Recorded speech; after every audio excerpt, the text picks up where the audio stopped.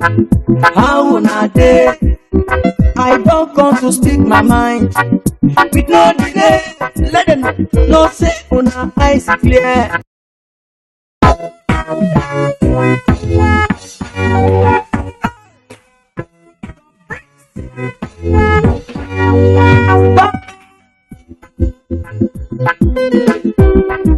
Oh na na na na na na na na na na na na na na. Watch out.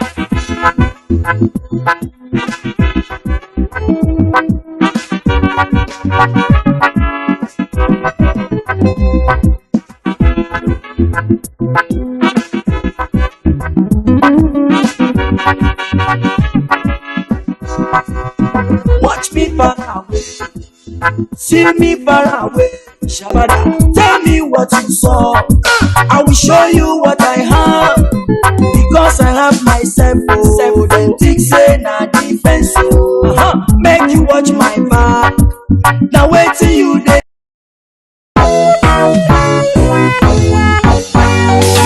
Hey, the bricks.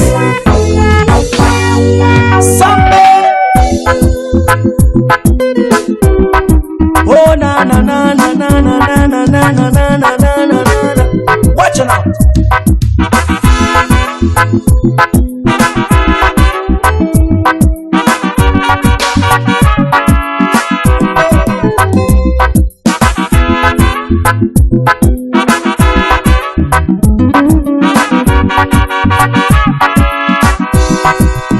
Watch me far away, see me far away. Shabada, tell me what you saw.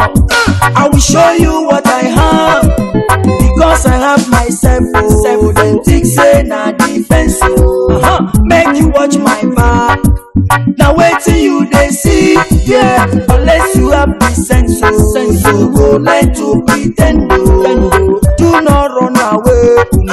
Kind of sober than you. That is why I say. That is why I say. That is why I talk. That is why I say. That is why I say. That is why I am.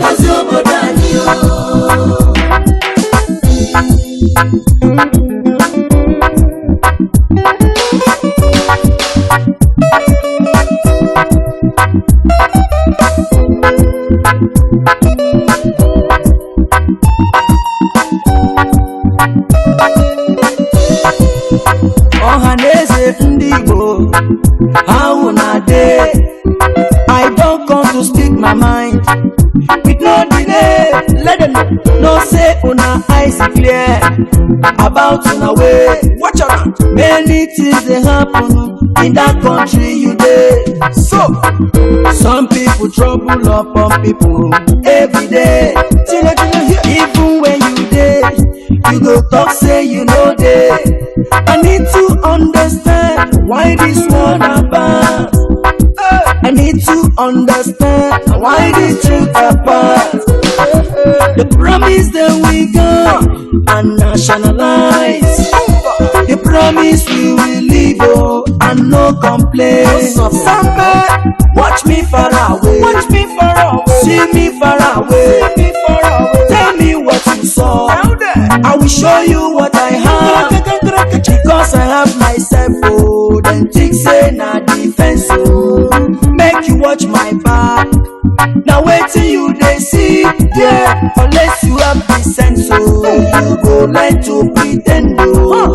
Do not run away. Kind of sober than you. That is why I say. That is why I say. That is why I talk.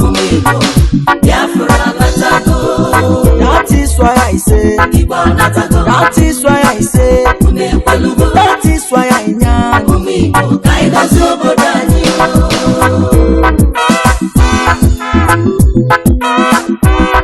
Samada, cha cha cha, kick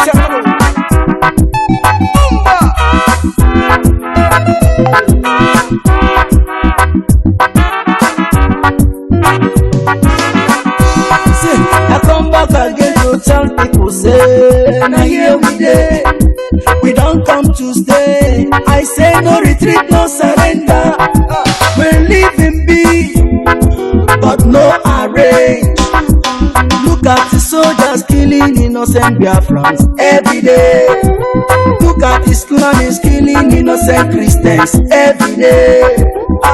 It depends me, yo. It depends me, yo. It depends me, yo. Chukwuoki kobiama, matoranyo se yemaka, matoranyo se yemaka. I know ginaka, that is why I say, that is why I talk, that is why I know, that is why I say, that is why I talk, that is why I know.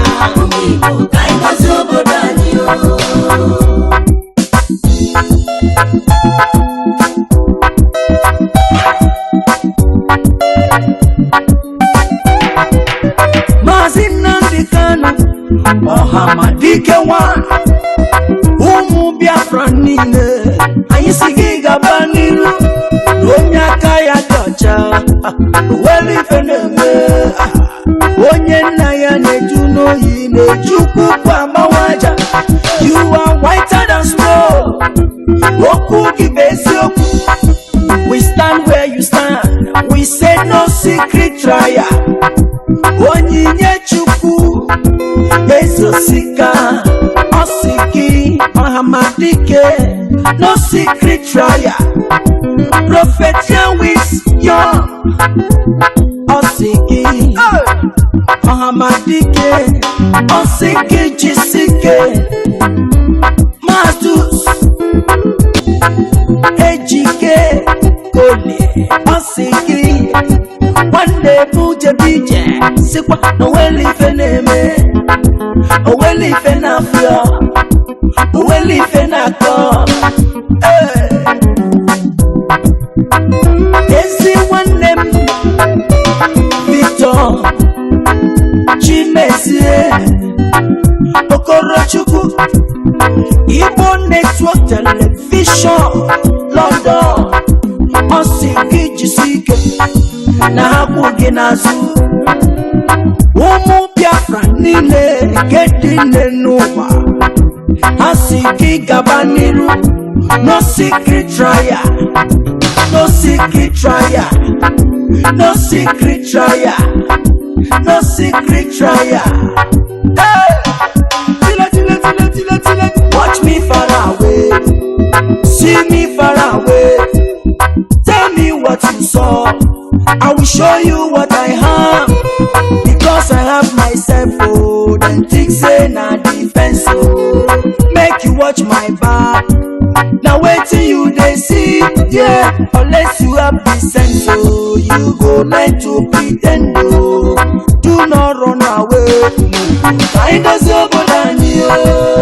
That is why I say. That is why I say. That is why I talk. That is why I say. That is why I say. That is why I know. That is why I say. That is why I say. That is why I talk. That is why I say. That is why I say. That is why I know. Obodo kenenu Kanu, Nnamdi Kanu, Nnamdi Kanu, Amadike. Kanyi kenebenu Kanu, Nnamdi Kanu, Nnamdi Kanu, Amadike. Amadike Biafra, Nnamdi Kanu, Nnamdi Kanu, Amadike. Ikabugondi Nnamdi Kanu, Nnamdi Kanu, Amadike.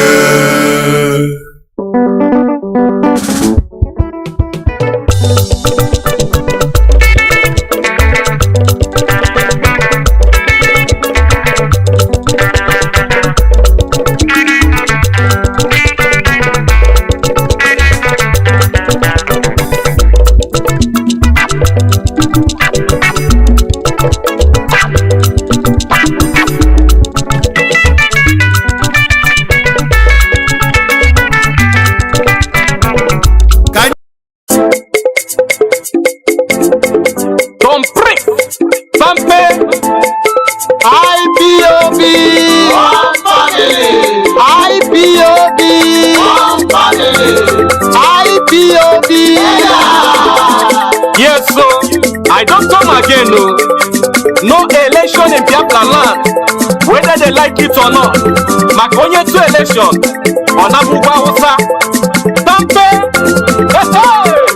Biafra nine, onye tobo to na Abuja Hausa. No election, onye tobo to na we say. No election, onye tobo to na Abuja Hausa. Wali Igbo nine, onye tobo to na Abuja Hausa. Anụrụ mere ntị, onye tobo to na Abuja Hausa. Ekwuru mere ọnụ, onye tobo to na we say. No election, onye tobo to na Abuja Hausa. No election, onye tobo to na Abuja Hausa. Ọkwa nwata chọba nke ya, ọbụla ajọ nwa. Sokwu anyị kwuru n'ọnụ na ndị izu ji na-agbagharaghara. Nigeria nọrọ n'ọgbaghara. Anyị chọrọ nke anyị. No referendum, no referendum, no election in all Biafra land. Maka onye tụọ vootu na Abuja Hausa. Ọsụ unu bụ anyị, unu bụzi anyị no election. Onye tụọ vootu na Abuja Hausa. No election. Onye tụọ vootu na Wise. No election. Onye tụọ vootu na Abuja Hausa. Wali Igbo niile. Onye tụọ vootu na Abuja Hausa. Anụrụ mere ntị. Onye tụọ vootu na Abuja Hausa. Ekwuru mere ọnụ. Onye tụọ vootu na Wise. No election. Onye tụọ vootu na Abuja Hausa. No election. Onye tụọ vootu na Abuja Hausa. Sampe gwage ntị ka ngwa unu. Ọkwa maka na onye isi anyị bụ Mazi Nnamdi Kanu siri onye atụ na vootu ka ndị isi niile ji na-agbagharaghara. Ndị ọha na eze ndị Igbo, ndị okenye alụrụ ala ha wee fụ eziokwu ha ga-ekwu a na-egbudi ya iru na maka ego ndị zu. Ndị ọchịchị anyị bụ ndị a si lekọtawa anyị wee dara anyị wee na-egbu ka ọkụkọ maka na anyị na-ekpere Chukwu okike abịa ma ihe mmadụ onye tụọ vootu ọ na Abuja Hausa. Onye tụọ vootu na Abuja Hausa. No election. Onye tụọ vootu na Wise. No election. Onye tụọ vootu na Abuja Hausa. Wali Igbo niile. Onye tụọ vootu na Abuja Hausa. Anụrụ mere ntị. Onye tụọ vootu na Abuja Hausa. Ekwuru mere ọnụ. Onye tụọ vootu na Wise. No election. Onye tụọ vootu na Abuja Hausa. No election. Onye tụọ vootu na Abuja Hausa. Ọkwa si n'ọsọ chụba nwata ọ naba be ya maka na udene ka nke ọbụla ọgwụ. Gee ntị ka m kwunu.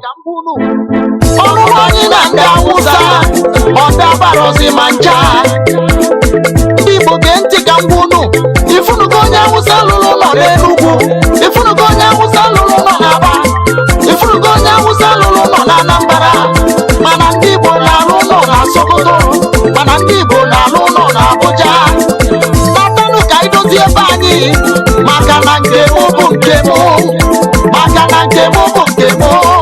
Onye ọsọ chụbalụ ya na-ababe ya. Ka anyị dozie ebe anyị. Anyị na ndị Awụsa bụrụ ofu. Ndị na-enwe ọgụ n'igbu mmadụ. Anyị na ha bụrụ ofu. Maka onye tụọ vootu na Abuja Hausa.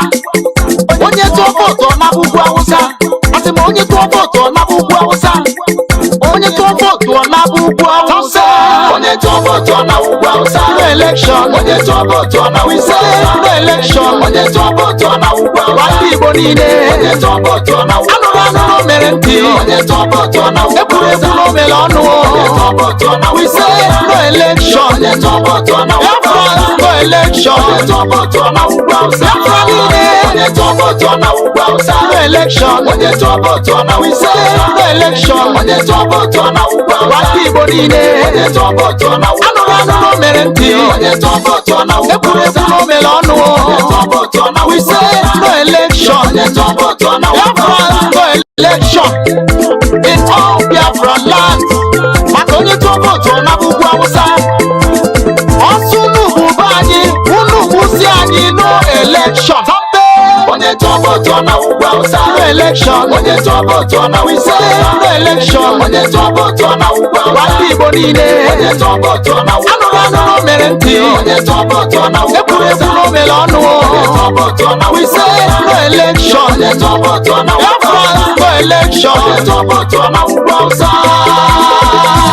Sampe gwage ntị ka ngwa unu. Ọkwa maka na onye isi anyị bụ Mazi Nnamdi Kanu siri onye atụ na vootu ka ndị isi niile ji na-agbagharaghara. Ndị ọha na eze ndị Igbo, ndị okenye alụrụ ala ha wee fụ eziokwu ha ga-ekwu a na-egbudi ya iru na maka ego ndị zu.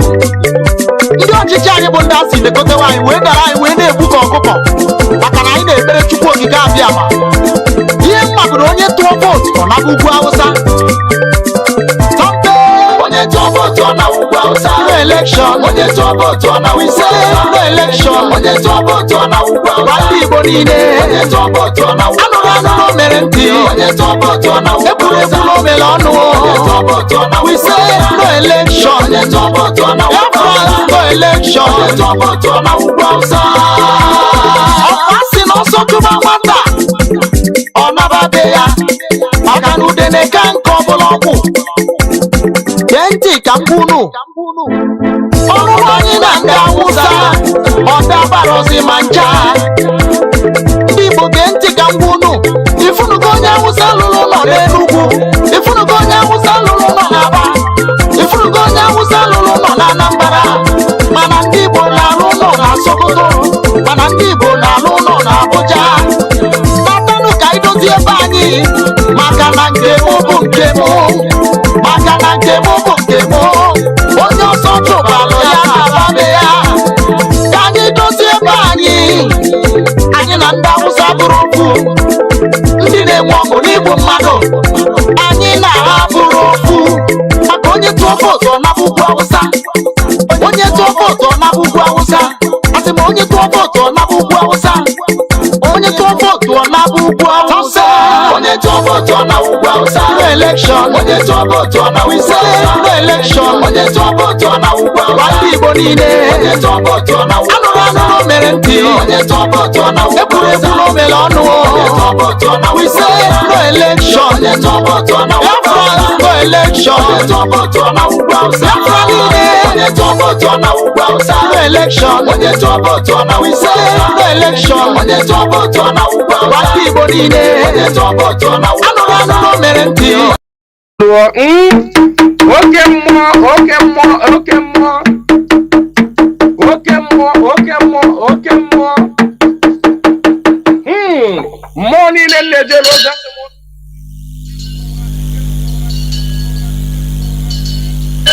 asị m n'ọnwa unu nwoke bụ nwa eze Chukwu bụ ụzọ mba aka ji ọfọ Igbo ọzọ eme nte eme ime ọsị m nọ ya nọ n'etiti unu taa ọsọ unu binye enu n'oge akara aka eluo mmụọ nna nna anyị ochie asị m gị binye mmụọ na-afụ na ife afụ na nzuzo asị m gị binye oke ọfọ ji eje ọgụ asị m unu binye ọfọ ndị Igbo niile asị m gị binye ọfọ ndị mmiri asị m gị binye ọfọ ndị ikuku asị m gị binye eze nwaanyị osimiri asị m gị binye eze nwaanyị nwaanyị na-ebe asị m gị binye eze nwaanyị idodi ikwu na-eme asị m gị binye eze nwaanyị amambara asị m gị binye eze nwaanyị osimiri nji aba asị m gị binye eze nwaanyị ala Igbo niile asị m gị binye eze nwaanyị ọgba asị m gị binye eze nwaanyị anike wawa asị m gị binye oke arụsị na n'ike ojuru nwaanyị aga anị asị m gị binye n'oge akara aka eluo igirigi ọgụ mmụọ asị m na gboo dike mbọsị ihe ike mere ọ ga-achọkwa nwa dike asị m dododo unu binye unu bịa tara ọjị na chijiri eji efụla asị m unu binye unu bịa tara ọjị na chijiri eji efụla nna nna anyị ochie mmụọ niile nwụrụ anwụ ka anyị dị ndụ mmụọ niile nwụrụ anwụ ka ụmụ Igbo dị ndụ mmụọ niile nwụrụ anwụ ka Mazi Nnamdi Kanu dị ndụ mmụọ niile nwụrụ anwụ ka ụmụ Biafra dị ndụ asị m unu binye n'oge akara aka eluo asị m na gboo dike mbọsị ihe ike mere ọ ga-achọ nwa dike ọ sị na mberede nyiri dike na mberede ka o ji ama nwa dike ọya ka m ji akpọ unu n'isi ọhamadike bụ Mazi Nnamdi Kanu ya ọ bụ Mazi Nnamdi Kanu otu mkpụrụ anya ji isi ụgwọ otu ọnụ na-ekwuchitere mba niile ụkpaka na-agba n'udu mmiri na-agba n'oge nke ya asị m unu binye n'isi ya nye ogologo ndụ na-arụ isi ike napụta ya na eke napụta ya na orie napụta ya na afọ napụta ya na nkwọ asị m na ahịa akara aka anaghị eri nwa ngwụrọ na ahịa akara aka agaghị eri Mazi Nnamdi Kanu asị m unu ga-anapụta Nnamdi Kanu na eke napụta ya na orie napụta ya na afọ napụta ya na nkwọ asị m mee ka ọnụ niile kwụrụ njọ n'isi atụgharịa kwụ mma ka ọnụ kọrọ ogiri ọnụ kọrọ ogiri lachaa Chukwu okike abịa ma onye jiri mmiri siri ike kpọọ aja were aja siri ike kpọọ mmadụ asị m na taata bụ ụbọchị eke n'ala Igbo asị m na eke ga-eketara Nnamdi Kanu ndụ eke ga-eketara ya nwere onwe oke ga-eketara ya ndụ oke ga-eketara ya Biafra oke ga-eketara ya nwere onwe oke ga-ekegburu ya ndị iro kegburu ya ajọ mmadụ na ajọ mmụọ. Asị m na mbọsọ ga-apụta ekwensu ga-anọ n'ụra, ndị ilu ya ga-anọ n'ụla. Ọkwa na ekwe osu. Asị m gịnị bụ ekwensu? Asị m na mbọsọ ga-apụta ya bụ ndị ilo ga-anọ n'ụra. Ọha bụ ndị ọha nwa bụ ekwensu. Asị m na ha ncha ga-anọ n'ụra. Na Nnamdi Kanu ga-apụta n'ike na ebube. Nnamdi Kanu ga-apụta n'ike na ebube. Asị m na ọnụ kwụrụ njọ n'isi ya ga-atụgharịkwọ mma. Asị m ọbịa igbu Nnamdi Kanu bụ onwe ya. Onye si na Nnamdi Kanu agaghị adị ndụ, onye a ga-eji anazere mmiri. Onye si na Nnamdi Kanu agaghị apụta, onye a ga-eji anazere mmiri. Ọnụ niile kwọrọ ogiri ọnụ ga-akọrọ ogiri lacha. Osisi abụla oturu ga-emeche wee kwele. Onye asị na Nnamdi Kanu aga-apụta, asị m na ọnụ ahụ iji wee kwuo ya na ike ejikwa ya wee kwugharịa mma n'isi ya. Asị m na ya bụ onye ahụ na-atụ maazị Nnamdi Kanu aka, asị m aka gị ga-akpọnwụ. Osisi ahụ fụrụ Nnamdi Kanu wee tọọ nkwe, asị m ikuku futuo gị. Anya ọbụla fụrụ Nnamdi Kanu kwawa akwa alịla, asị m alịla akọrọ ya n'anya. Onye fụrụ Nnamdi Kanu cheta ihe gburu nwa ya, ihe gburu nwa ya gbuo ya, maka na ọ bụrụ ya gburu nwa gị. Chukwu okike abịa ma asị m na belede nyiri dike belede ka o ji amawa dike. Asị m na okirikiri ka a na-agba ukwu ose, ọ dadị ukwu ose enu. Na okirikiri ka ndị iro ga-agba Nnamdi Kanu mana ha ama mkpata ya aka. Ọ sị na nkirikiri ka ọ na-ekiri odido jiri odido enyi ozu. Na ọkwanụ nkirikiri ka ndị iro ga na-ekiri ya mana ha ama afụ ya anya. Asị m na eje anabụ isi ije. Asị na Nnamdi Kanu ga-eje na ọ ga-ana. Asị m na inye anaghị eri ọba maka na inye na ọba bụ nwanne. Inye agaghị eri Nnamdi Kanu maka na ọ bụ nwa iyi. Asị na Nnamdi Kanu ga-adị ka echiri echi anaghị agwụ agwụ. Maka na ije ejere bụ ije mmiri, ọ bụla eje nkụ. Asị na ya bụ ije ga-abụ ije mmeri. Asị m na ọ ga-anata n'udo. Asị m na ọ ga-abata sirili welere. Asị m na unu ga-aga kpọnatara anyị Nnamdi Kanu. Asị m unu ga-akpọnatara anyị Nnamdi Kanu. Ga-akpọnatara anyị Nnamdi Kanu. Ga tụnye ugo, ga nye ya mmeri, ga nye ya mmeri, ga nye ya mmeri. Tụnye ugo n'elu ugo, nye ike n'elu ike, nye ya ndụ n'elu ndụ.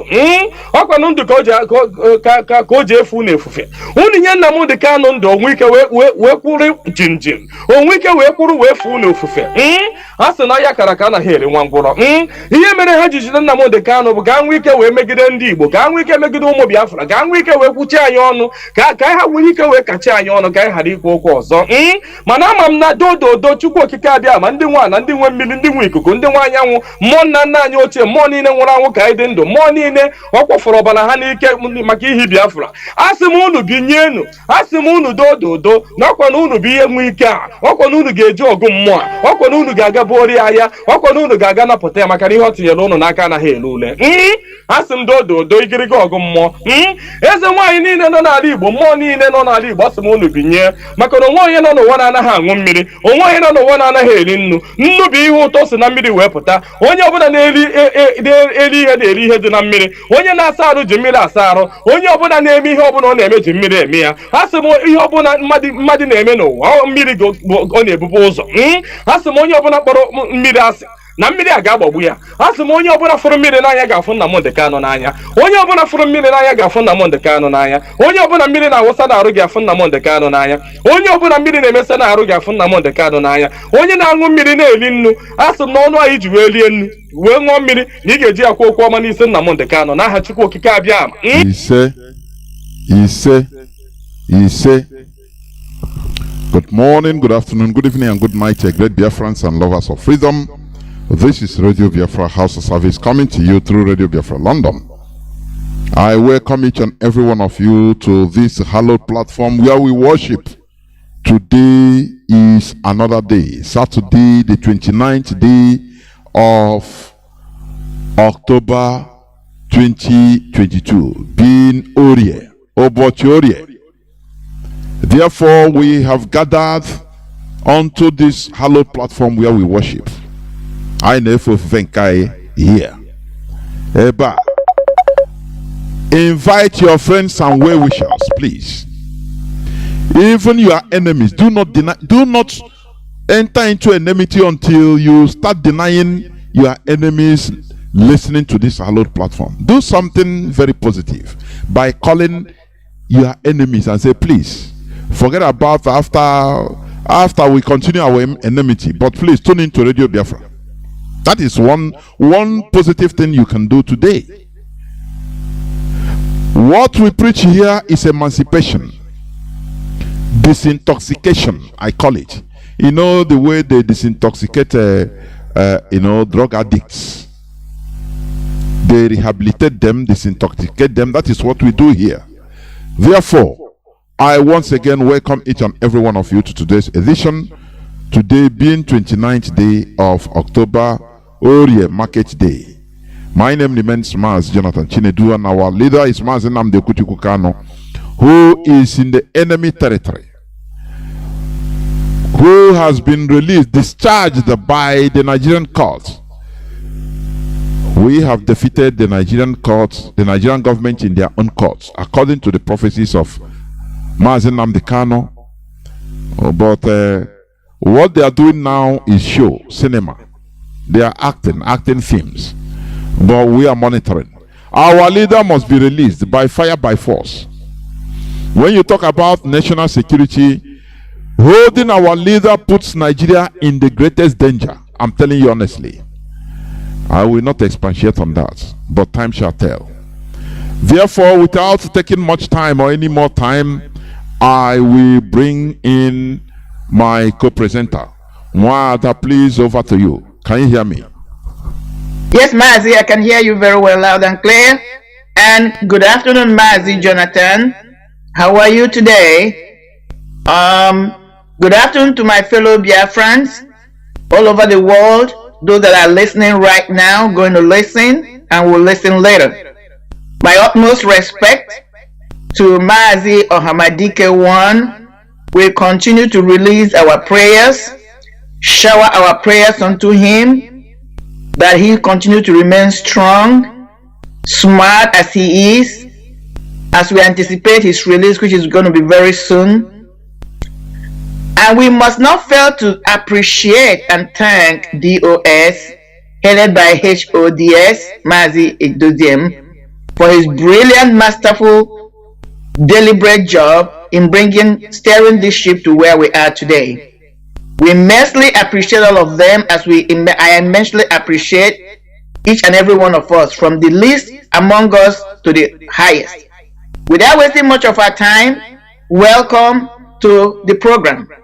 My names are Marien, Haider. Thank you for listening as we yield back and as Mazi Jonathan begin to unpack the Pandora box we have today. God bless you all. Thank you very much. We must continue because we don't have anything like reverse gear or stopping. If we stop, we are all finished. What are we stopping for? Our life depends on what we are doing. That is why we must continue what we are doing. I once again welcome each and every one of you. Today is Saturday, Obochorie, the 29th day of October 2022.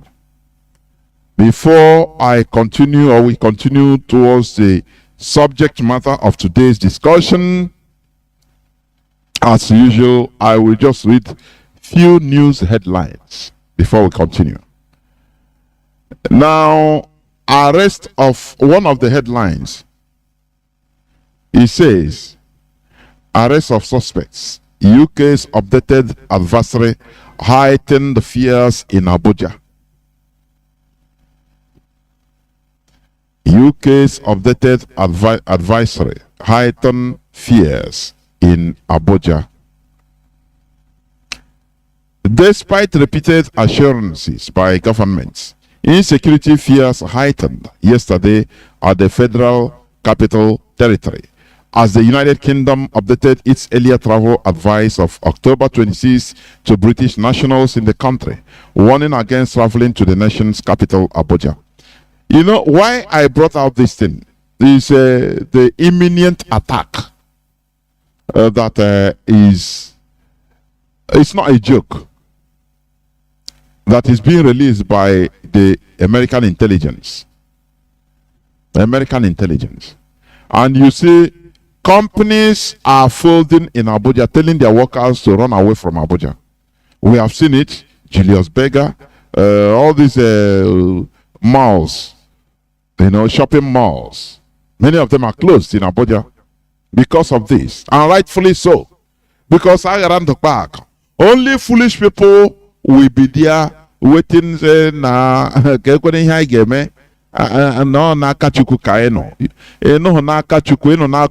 let me tell you, you die stupidly, it is your choice.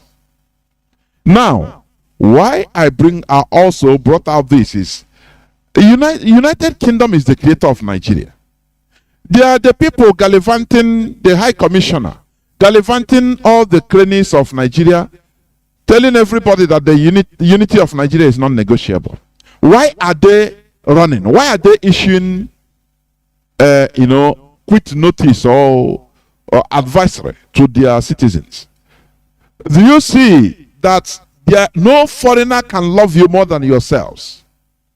That is why we have to take the bull by the horn, because anything that happens in that place, foreigners will run away.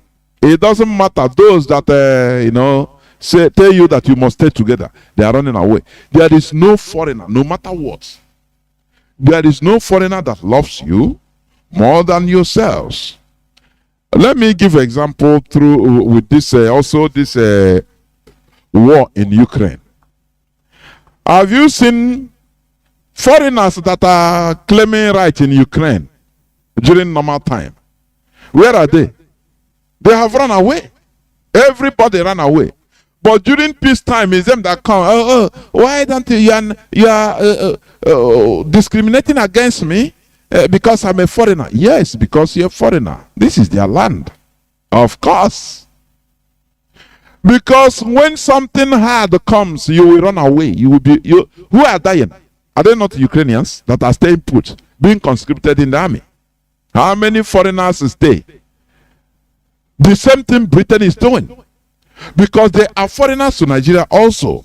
Only that Nigerians are being deceived by Britain every time coming to teach people, the people that unfortunately found themselves in that enclave called Nigeria, that their unity, they must stay together. But today, they are telling their citizens, be careful, run away from Abuja. Who is going to suffer it today? Is it not the same Nigerians they're forced to live the type of life they themselves, Britain wants them to live, instead of living their original lives? Because originally, no person is a Nigerian. Do you understand that? Nobody is a Nigerian. It is just a description, a nigger area of darkness. People, unfortunately, even the sons of light that we are, Biafrans, unfortunately found ourselves, due to our errors and most other issues, made us to find ourselves in this mess. Today, if Abuja today is being taken or is being attacked, it is the people that are going to be killed. It is the indigenous population that are going to be killed, that are going to suffer the consequences. But tomorrow, when they will still come out, the unity of Nigeria is not negotiable. Yes, they will bring their army. Britain will bring their army to defend the shell, to protect the shell because they are not going to leave. Even if they run away from Abuja, they are not going to leave. Shell is there. I saw the other day, I think they say Shell made to their shame, Shell made a profit of, I think, whether a quarter, this second quarter, I don't know, third quarter, of either $7 or $9 billion only in the quarter. Say the highest. I say, why wouldn't they make a profit? Whereas they are stealing. They are stealing our crude oil every day. And I'm here.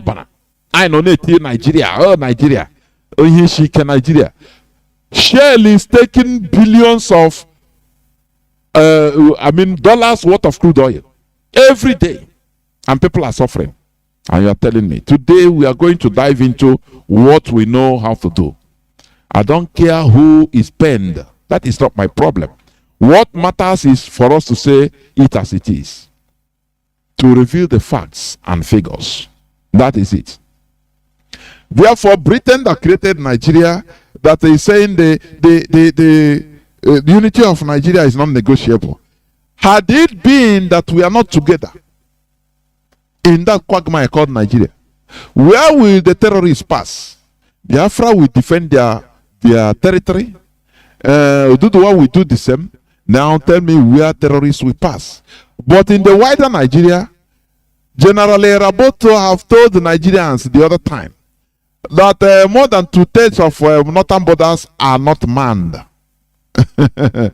Because we are Nigeria, so they allow terrorists to enter as at will. If you understand? Because we are one Nigeria. But if we have our different nations, everybody will be conscious of our collective security. Our borders will be manned, and we shall protect our borders, our frontiers.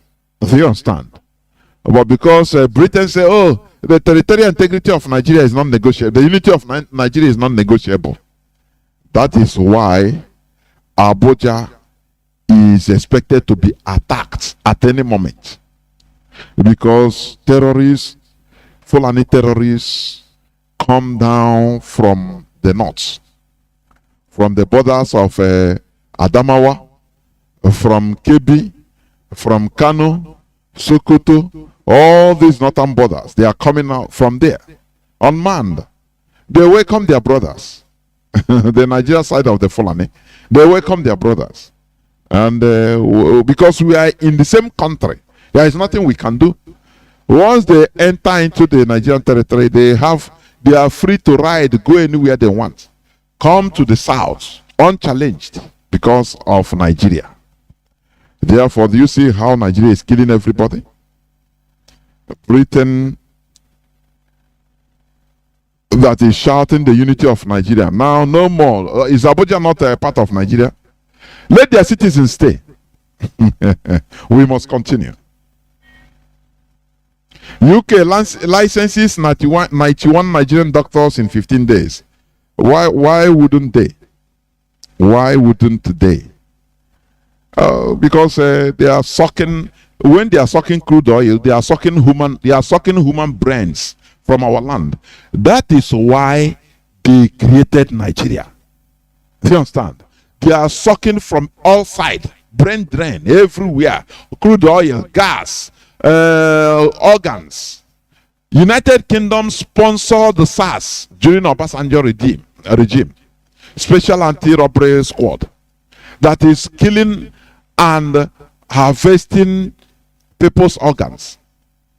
Have you forgotten the 7,000 and something? Is it 200 and something male organs, penis, that we are seeing in containers in China, coming from Nigeria, fresh ones, preserved well. These are 7,000 plus people, mostly Biafrans, that have been killed and their organs are harvested. We hold Britain direct responsible for all these atrocities. We will never forget, because that is why they created Nigeria, so that they will be having all this cheap, everything cheap, labor cheap. It's a farmland. It's a farmland. You know, when you have, for example, a farmland, maybe there is fire in your farm. It's not as painful as when your own house is burning. Because if your house burns, you don't have any other place to go. You stay outside. You live on the streets. You sleep on the streets. But if your farm burns, anyway, you say, no problem. You can go to another farm. You understand? It's not as bad as your own house. That is what Britain is doing. Nigeria is one of their farms, one of their farmlands. So if it is burning, the only thing they will take precaution, stay safe. Many of them will get out. Now they continue. They continue urging everybody, Nigeria must be a country, this and that. But if, imagine that London is under terrorist threats. Imagine, just the whole world will be running hell. I say the whole world will be shaken. Imagine that they have intelligence that London, some terrorists wants to attack London, the metropolitan London. Imagine what there will be earthquake everywhere. Do you understand? Because it's their house. But their farmland is burning. So what would they do? They did what any other person can do or should do. Say, please, our citizens run away, take a refuge because there is power. There is a fire in the mountain in our farmland. So once everything stabilized, now you can come back because it's your farm. That is what we are suffering.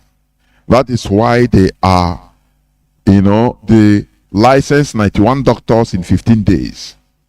They are sucking crude oil, sucking the brain, our brains, sucking everything suckable, turning our land into desolate places. Do you understand? Look at the destruction, environmental degradation and destruction in our land, in our coastal area. Just look at it. Something that it will not take less than 70 to 100 years of real rigorous cleaning or cleansing. That they are doing it is in their farmland. Nigeria is their farmland. But we must continue because we have to let them understand that we are human beings like them. That we should cease to be their farmland. That is what is expected of us to do as human beings. And that is why we are doing what we are doing. That is why IPOB is championing this balkanization, the destruction of this farm, so that indigenous people will be saved, lives will be saved. That is the only thing that we are doing. Nothing more. Even our ordinary Almajiri's life will be saved. They stop dying unnecessary deaths, avoidable deaths. Almajiris that are moving around, eating filthy food like pigs, wearing rags as clothes. All of them is among the people that we are trying to deliver. We must continue. There is one news I see here also. I want to read it. Alleged, let me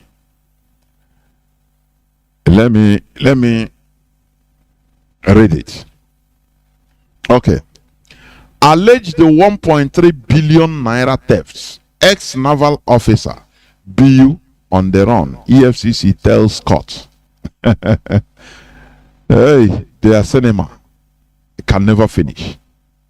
The Economic and Financial Crimes Commission, EFCC, has told the Federal High Court in Abuja that a former naval chief, Rear Admiral Tahir Yusuf Biu, who allegedly stole 1.3 billion naira from the Nigerian Navy, is on the run and cannot be reached. You see it. They have covered him. He's a Fulani. They have covered him. Imagine it's an Igbo man. They will know where he is. Direct. You remember when they were smoking out Okoro Hausa like a rabbit, and he turned to a prayer warrior immediately. My God, Jesus, into your hand I commit me. Oh, they are coming. My Jesus, they are coming. But they go to court when they all of them they are together. They'll go and say, my Lord, the suspect has absconded. Finish. And the man is there. Do you understand? Do you know one thing? Let me tell you. Do you know the Fulani? They can use any passport, West African passport. They can change to any West African, even East African, Central African passports if they want. That is why people don't understand the mess we are in. That is why a Fulani man with Nigerian, as a Nigerian, will still, immediately he will change passport and become a Niger from Niger or Chadian, and answer another name. What will you do? He said, no, simply it's not him. And they know. What will you do? It is the indigenous people in Nigeria that are that are fools. I'm telling you. Otherwise, they would have joined hands together with Biafrans in order to fight this menace. The Fulani, they are a menace. I'm telling you. Let me also remind you. Let me also remind you of this news. I think it was 2021 or 2020. And listen, 1/3. Let me see the date. I think it was 2021. Abubakar Hima. Abubakar Hima is 1/3. It's a notice. Even his face is there. Abubakar Hima is 1/3 in a case of criminal conspiracy, contract scam, misappropriation of public funds, money laundering and fraud to the tune of over $394 million, 9.3 million pounds, and 369 million naira. The suspect, who is the chief executive officer of Associated Equipment International, SAI, is alleged to have received the sum for the purchase of equipment for the Nigerian military. You see it? And the man is from Niger. The man is from Niger. Have you forgotten? The thing came out, I think it was 2 years back. Where is him? Do you see how they are mesmerizing the brains of every indigenous population in Nigeria?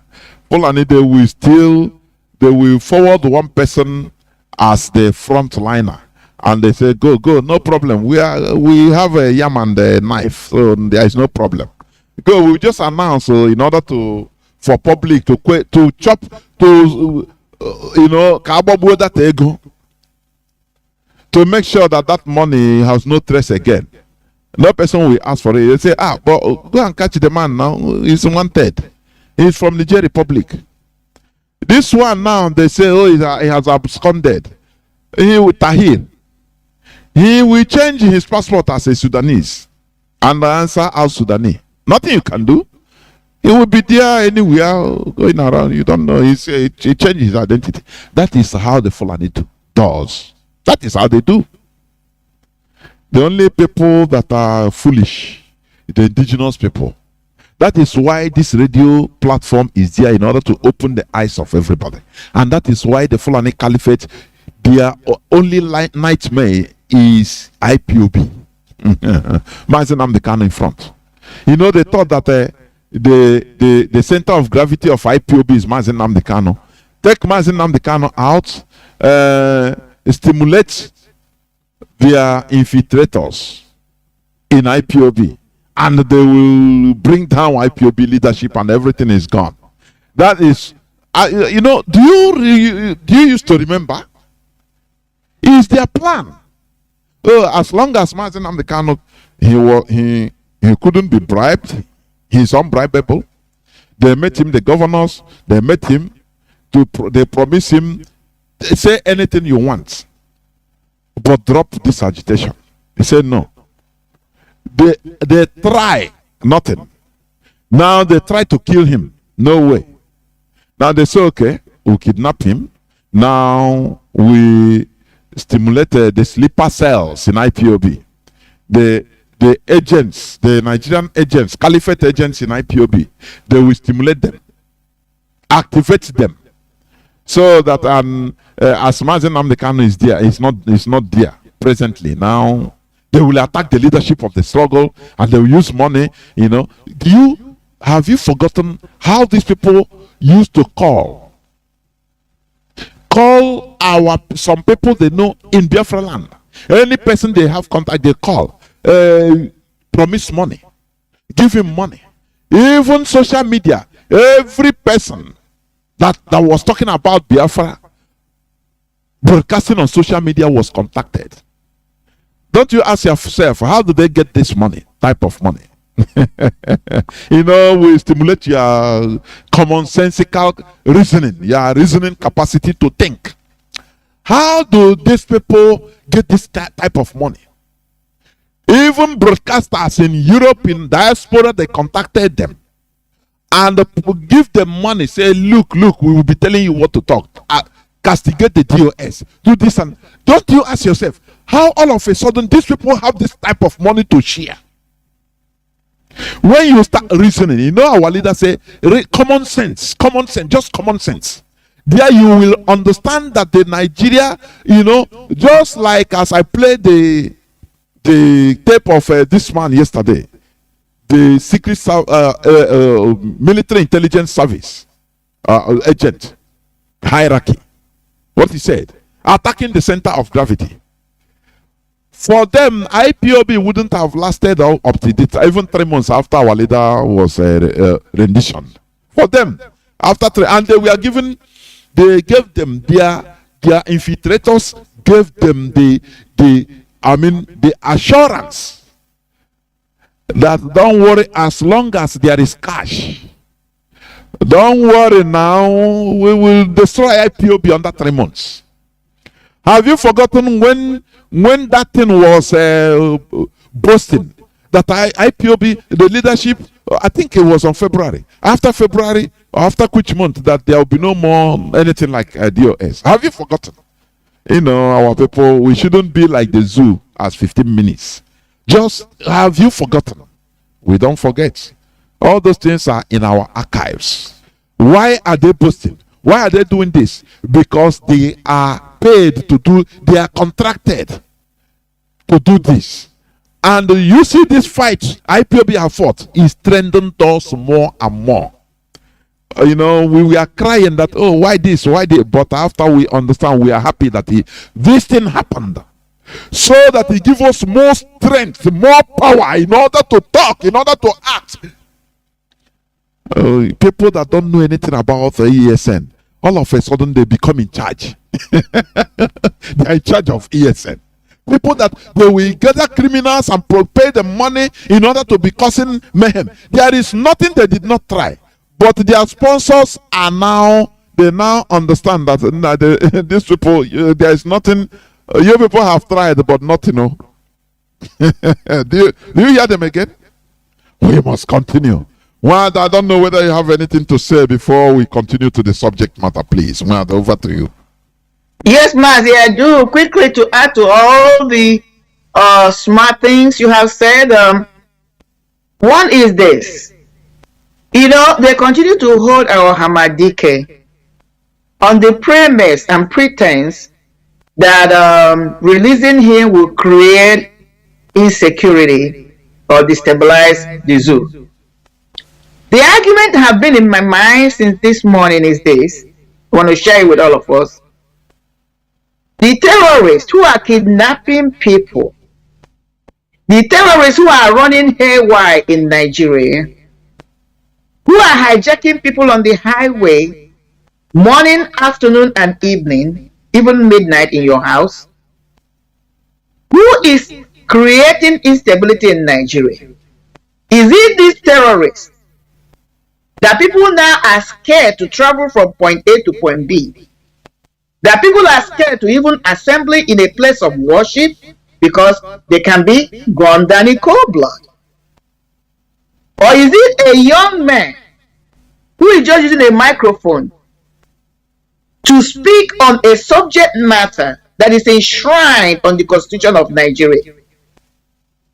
Whom should people be afraid of? This is a poignant question I would like the zoo and all those gullibles who are following them, who are trying to make argument for them to answer this. I hope they will be able to answer these questions. I believe they will not. Now, on the subject matter of Britain, like you rightly said, Mazi, you can only protect what belongs to you. Britain, like you said, Nigeria is their farmland. Yes, they will tell you raise the terrorists are alive. But now they are moving away. But are the same people have been waiting to hear from Catriona Lang, whatever her name is, to come and make a public statement about this terrorist alert. No. What did she do? She has now, rightfully of course, protected her own persons. Can people now see that even when you have a citizenship of a country, it's not the same thing when you are, that is when you are naturalized as a citizen. It doesn't carry the same weight as when you are a naturally born indigent. Just what you explained about Ukraine, the war that is going on there. Can our people wake up to understand that we as indigenous people of Biafra, indigenous people of Nigeria, that location, whether it's Oduduwa, whether it's Arewa, whether it's Biafra, should be the one that will stand up and defend our territory to our own benefit, not allowing foreigners in the persons of Fulanis coming in and destabilizing us, creating confusion among us, making us not to see each other as friends, enemies, and friends, brothers, and co-existors, but trying to use us to work against ourselves as enemies. Meanwhile, they are ravaging our land. Talking about a Fulani man being a global citizenship or having a global citizenship, one of them made that statement, and that's what you reference, Mazi. They don't even need to change their names, Mazi. I'm going to add to that. I agree with you. They can honestly change their names wherever location they are. They don't really have to change their names. Why am I saying this? Because as you were speaking, there's a thought that came through my thought process. We have to think deeper. You know, when these people are not just playing on a local stage, which is Nigeria as a location. These guys, what the game they're playing is international, especially Africa, in African context, international game. What do I mean? I can remember and I recall vividly, it wasn't too long ago, they come up with what they call ECOWAS passport. I can guarantee you that if we dig into this, the people that came up with the idea of having a passport they call ECOWAS passport, which enables anyone that has it to travel across West Africa without check or freely. It has to emanate, originated from the Fulanis, whether the ones based in Nigeria, based everywhere, because they work in cohoot as a group. Because with that passport, you can run across West Africa unchecked. But you know, like they always do, just like the program you did yesterday, I listened. These people will present to you something, an agenda, and they present it from the perspective you will buy it and swallow it hook, line, and sinker, thinking that the projection of that idea is for your own benefit. And that's how they have been getting our people. Unless you're a critical thinker or somebody who thinks outside the box, then you can take a deep breath and think about it, and then you begin to realize that the agenda was not even for your own benefit, but they are fronting it, giving you that side that you think that might be beneficial to you, to rope you in and then go for the kill. That's the same thing that I've done with our politicians. I will make you the president. I will give you this position. And the person will be jubilating and gallivanting. But you don't know that trying to use that particular position of promise to rope you in and then use you as an object or as a person to destroy not just you, but your own community and whatever you think you believe in. This is their game. ECOWAS passport, I can tell us now that, I just thought about it when you began to speak, has nothing to do for the free movement of the right people or the true Africans who want to move from point A to point B. It was solely instituted, carried out for the benefit of the Fulanis, giving them a legitimate freedom movement to continue, so that they can be able to do what they're doing now. Now, one thing people must understand, and I'm talking to the whole Africa, especially West Africa in particular, what is happening to Nigeria is strategic. They have their sight on Nigeria, not just because of the oil or the things we have. Nigeria is strategically placed geographically, if you pay attention. If these guys are able to have their way and subdue that location, then it will be easy for them to fight the whole of West Africa from that point of view. One, will have the resources. Nigeria, like I said, geographically strategically situated, and then you have the manpower. So the people that are playing this game is both international and local. The hegemonies of the Fulanis, the cabals, and Saudi Arabia, because if they can insert their presence in Nigeria, not only would they politically disseminate the rest of West Africa, but when it comes to like warfare, they can use it to destabilize the interest of both the stupid Britain that is supporting them and America. I hope they go back and think. Because what is happening now is somebody that can have that geographical footprint in Africa, they can use it to not only check Russia, but I'm not going to go too much into the political thinking I'm having. But Africa is so strategic right now. Needs to, everybody, these world powers want to have a foothold. And Nigeria is one of the strategic position place you can have your foothold. You can be able to do a lot of damage to Africa. That is why Africa must rise up. They should stop seeing this fight of Biafra as a Biafran thing. After all, I remember when I was in a school, I contributed money to Mandela's quest for South African freedom. That is why when I see things that is happening in South Africa, I'm not exonerating that some of our people that go there and begin to misbehave. But South Africans should understand that the freedom they're enjoying so far, whether it is absolute, whether it is half measured, the rest of Africa, especially Nigeria, especially the Biafrans, contributed immensely, not only financially, in every ramification to the release and freedom of Mandela. So they must understand that. So what we are doing now, I'm calling on every West African government.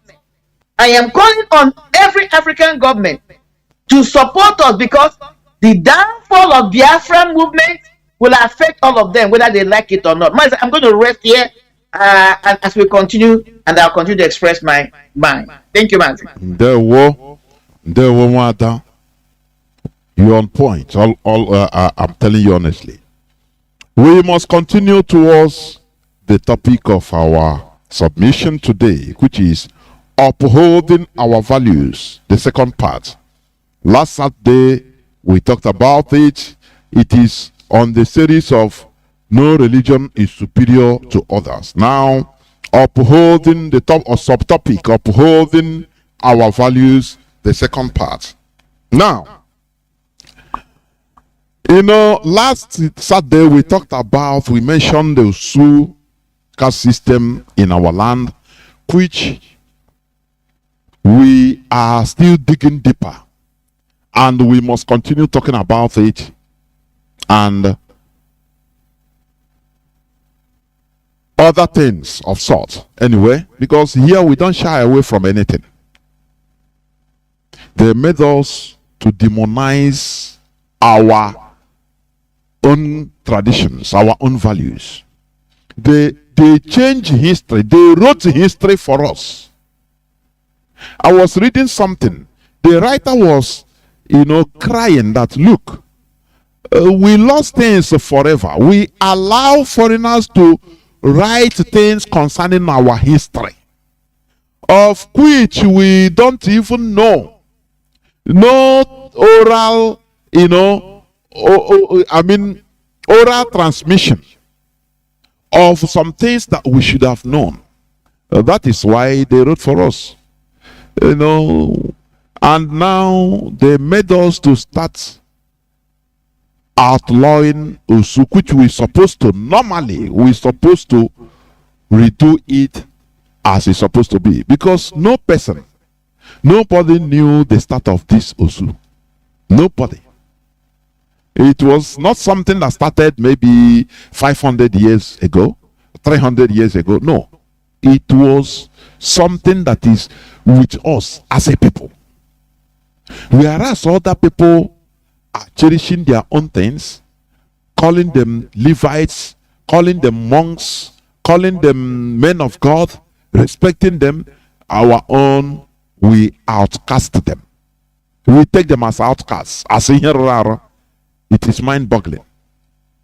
And people that are made to deny themselves, what else can't you, that is why, do you see, anything we are reading, anything mainstream thing that we have been going on since, we have been told that is how it is. Let me tell you, we need to question everything.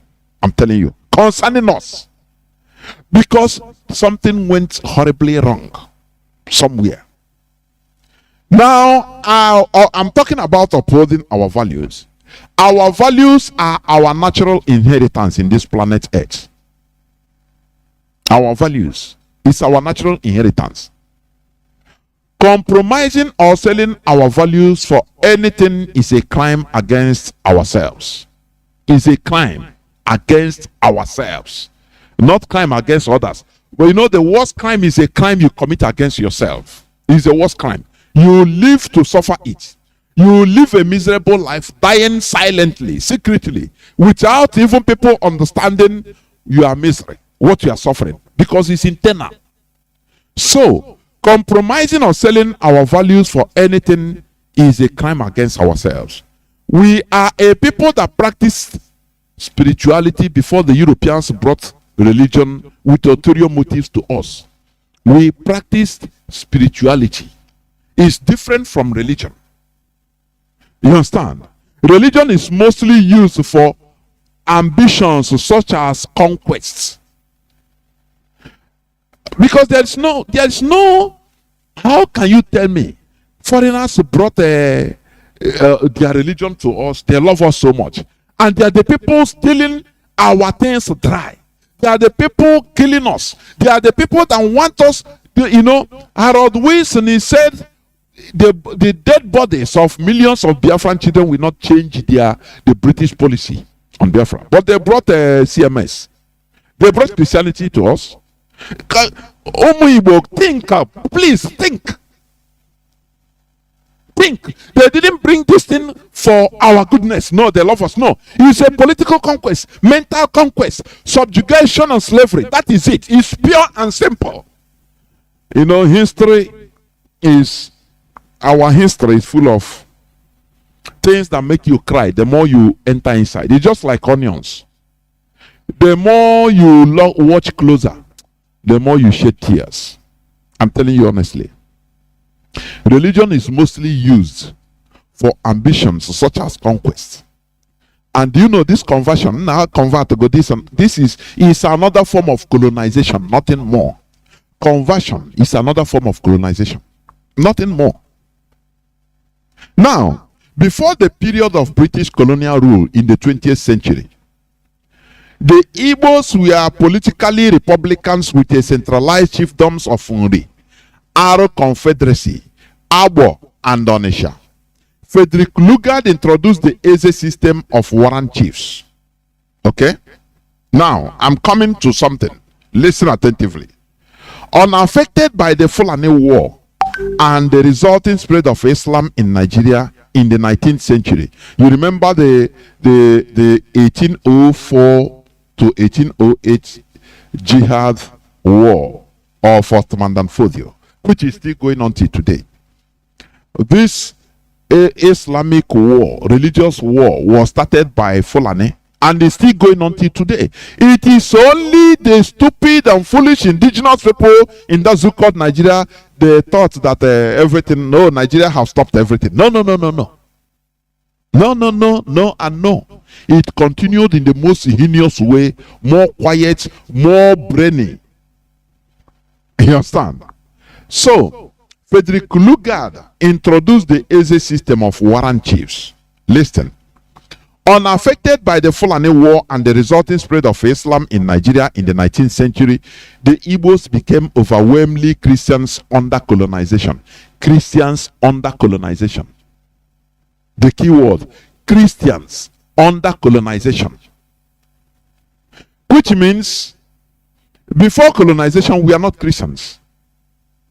We were colonized because we were softened by the ideology they brought to us. Divided and softened. That is the reality. I'm telling you today. Take it to the banks. On our okay, there were parts of British colonial territory, such as the Igbo region, which had no tradition of chieftaincy intuitions. The British appointed willing participants or collaborators and gave them warrants to act as local representatives of the British administration among their people. That is the warrant chief. You know, we talk about it every day, warrant chief. But have you taken your time to think about it? Listen, I want you to just think. Something today that we use as a, high status in our land, high social status in our land. I don't know how do I express this so that people understand. There's something I want to bring here. Something that people use money, millions of naira to buy. And the people that have the chieftaincy title are respected everywhere in Igbo land. But lo and behold, the origin is bad, is evil. Now, why can you also argue that, why can't we argue that the origin of the demonization of Osu is evil? I want people to understand this. This is something, I want you to be absorbing what I'm saying, just one by one, please. Listen, today, in Igbo land, in Biafra land, if for you to have a higher status or to be regarded as high in status, as a man of the people, you have to buy your chieftaincy title. Agone Chamber 1. Or 2. Or 1. There is no 2 anyway. And today is a common thing. People respect it. Even if you don't have chieftaincy title, people relegate you now. Now, but when you study the origin of this, you understand that it is evil. It is meant for saboteurs, compromise the people that work with the British. And today we are eulogizing it. Today we are following it. Oh, Chineke, how can I put it out so that people will understand this? How then? Mazi, you're making progress. I'm hearing it. If I can understand you, I don't know whether you can explain it further. It's inside me. I don't know how to bring it out. I want people to understand. If we can be made to be praising today, saboteurs, the people that made us to fall, now that lineage of action of status is still there. People are buying it with millions of naira and being praised everywhere in our land. Now I'm asking, why shouldn't we argue that this also that we have been made to demonize their outcasts, their this and that? Why shouldn't we argue that this thing, it is not after all as they told us? That is what I want to bring out. I want people to think. It needs profound thinking. There are people today that are even they want this December they will buy chieftaincy title. But do you know the origin of chieftaincy title? Warrant chiefs, those that are willing to collaborate with the British in order to subjugate us. This is what we celebrate today. This is what we celebrate today as one. Chief this and that. One chamber 1. I'm gonna be 2. This and that 1. This is what we cherish today. But originally, the source of it, the origin of it is evil. People should think that we are put into the wrong path. Pursuing shadows, I'm telling you, in this life, we have problems. And we need to dig more deeper into things that concerns us. Things that concern us, I'm telling you. Now, let me continue. As I was saying, there were parts of British colonial territories, such as the Igbo region, which had no traditional or no tradition of chieftaincy intuitions. The British appointed willing participants or collaborators. He call it collaborators. These are saboteurs, and gave them warrants to act as local representatives of the British administration among their people.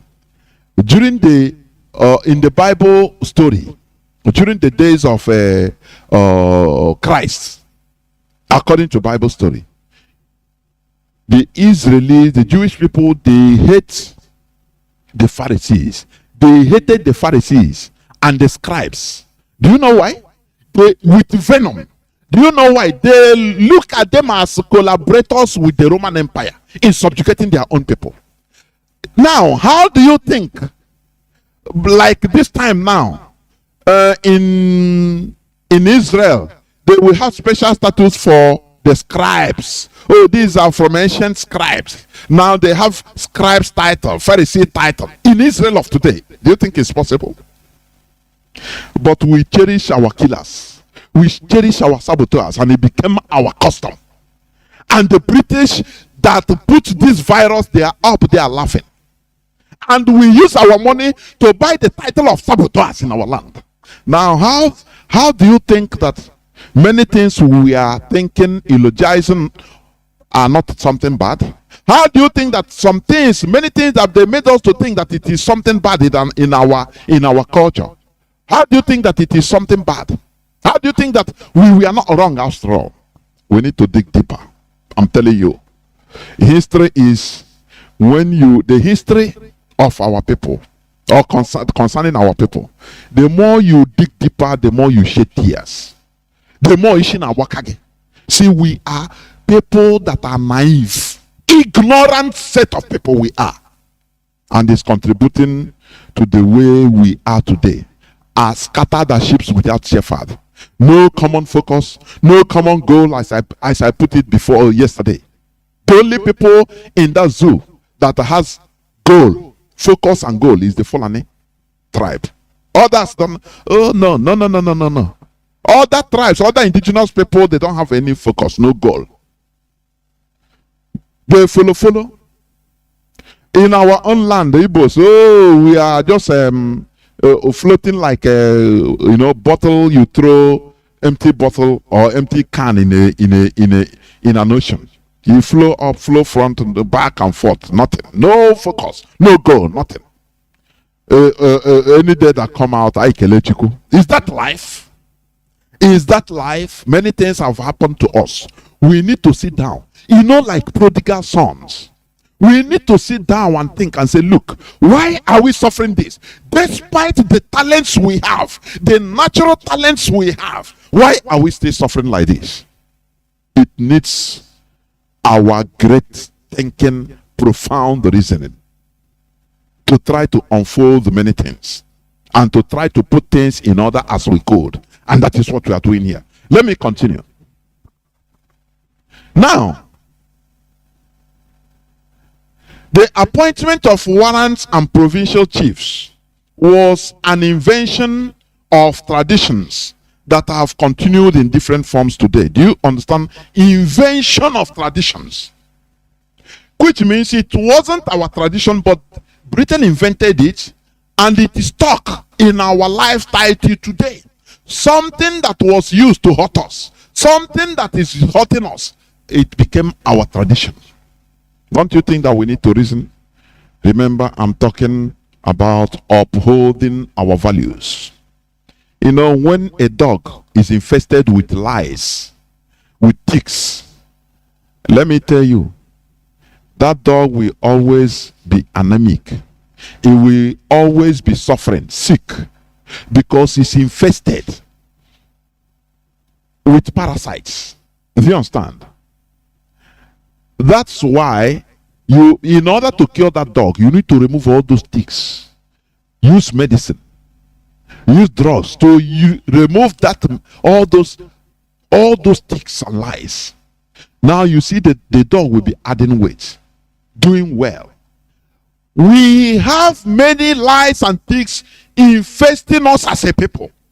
That is why we are suffering, running from pillar to post without making no progress. I'm talking as a people. I'm telling you honestly. That is what we are unfolding here. The question remains, why did the British appoint these saboteur collaborators as warrant chiefs? But they say that there was an absence of leaders in Igbo land, which is a pure lie from pit of hell. That is what they told us. They change history, honestly. Here, they change history to their benefit. They justified the appointment of saboteurs as our representatives because they say, so how can you govern people without having a leader? But it's a lie from the pit of hell. I will tell you as I go on. Now,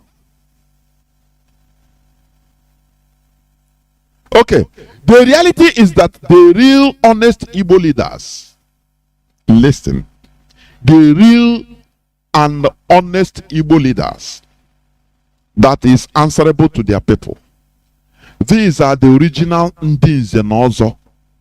Is a kind of also cult in our land. Zenozo. Before you achieve Zenozo, you must be, there are things you have to do. You must be an upright man. Do you understand? These people refused to collaborate with the British. And they were either killed, sold into slavery, or relegated to the background. I think that this is one of the main reasons why the British did not promote our Zenozo court system. Rather, they promoted the Ogboni. That is my own assertion. Because this original Zenozo we have, these are the people from there. You have our leaders. You have Igbo real leader at that time. From Zenozo. Because before you become Zeozo, you hold the title. You will never lie. Lie will not come out from your mouth. It's a cult. Do you understand? But they refuse to be compromised. Now, Britain, what they did, they go and start recruiting miscreants in our land, saboteurs, collaborators, empower them in our land to be the heads, give them warrants. That is the warrant chief you are dying to be. That is what it means. You understand me?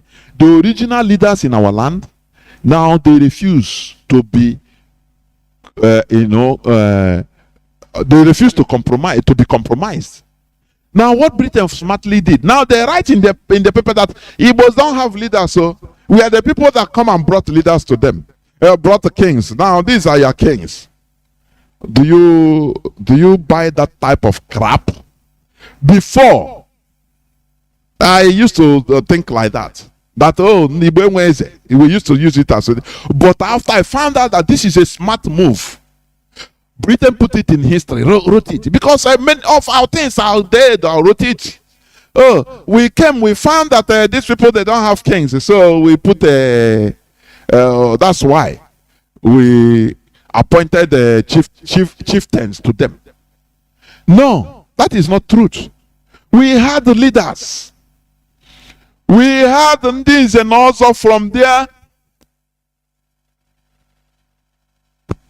From there emerges the kings, our original kings. But they were uncompromisable. That is the reason why Britain now bypassed them and now give power to criminals and name them their chieftains. You know, the same way the Ofolane Caliphate is doing today in our land. As one of our brothers rightly said yesterday, those they put as governors in our land, just watch them. These are criminals, pure criminals. Now they bypass. You bring out good people, they say no. When the people bring out from them, from the people, they bring out, say, look, this is who that we want to represent us. The caliphate will say no, they will smash him.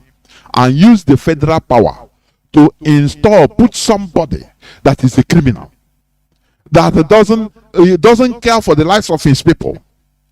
Somebody maybe that go 419 in Lagos, like Hope Uzodinma, Ikegweya. People that you can twist anyhow and they accept because of their political interest. Criminals, in short.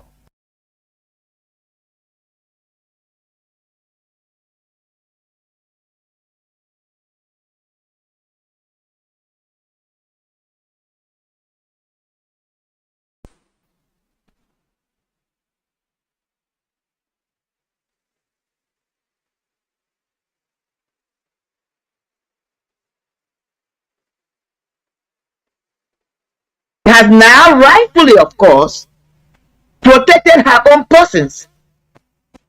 Can people now see that even when you have a citizenship of a country, it's not the same thing when you are, that is when you are naturalized as a citizen. It doesn't carry the same weight as when you are a naturally born indigene. Just what you explained about Ukraine, the war that is going on there. Can our people wake up to understand that we as indigenous people of Biafra, indigenous people of Nigeria, that location, whether it's Oduduwa, whether it's Arewa, whether it's Biafra, should be the one that will stand up and defend our territory to our own benefit, not allowing foreigners in the persons of Fulanis coming in and destabilizing us, creating confusion among us, making us not to see each other as friends, enemies, and friends, brothers, and co-evictors, but trying to use us to work against ourselves as enemies. Meanwhile, they are ravaging our land. Talking about a Fulani man being a global citizenship or having a global citizenship, one of them made that statement, and that's what you reverence, Mazi. They don't even need to change their names, Mazi. I'm going to add to that. I agree with you. They cannot change their names wherever location they are. They don't really have to change their names. Why am I saying this? Because as you were speaking, there's a thought that came through my thought process. We have to think deeper. You know, when these people are not just playing on a local stage, which is Nigeria as a location. These guys, the game they're playing is international, especially Africa, in African context. International game. What do I mean? I can remember and I recall vividly, it wasn't too long ago, they come up with what they call ECOWAS passport. I can guarantee you that if we dig into this, the people that came up with the idea of having a passport they call ECOWAS passport, which enables anyone that has it to travel across West Africa without check or freely. It has to originated from the Fulanis, whether the ones based in Nigeria, based everywhere, because they work in cohoot as a group. Because with that passport, you can run across West Africa unchecked. But you know, like they always do, just like the program you did yesterday, I listened. These people will present to you something, an agenda, and they present it from the perspective you will buy it and swallow it hook, line, and sinker, thinking that the projection of that idea is for your own benefit. And that's how they have been getting our people. Unless you're a critical thinker or somebody who thinks outside the box, then you can take a deep breath and think about it, and then you begin to realize that the agenda was not even for your own benefit, but they are fronting it, giving you that side that you think that might be beneficial to you, to rope you in and then go for the kill. That's the same thing that I've done with our politicians. I will make you the president. I will give you this position. And the person will be jubilating and gallivanting. But you don't know that trying to use that particular position of promise to rope you in and then use you as an object or as a person to destroy not just you, but your own community and whatever you think you believe in. This is the again. ECOWAS passport, I can tell us now that, I just thought about it when you began to speak, has nothing to do for the free movement of the right people or the true Africans who want to move from point A to point B. It was solely instituted, carried out for the benefit of the Fulanis, giving them a legitimate freedom movement to continue, so that they can be able to do what they're doing now. Now, one thing people must understand, and I'm talking to the whole Africa, especially West Africa in particular, what is happening to Nigeria is strategic.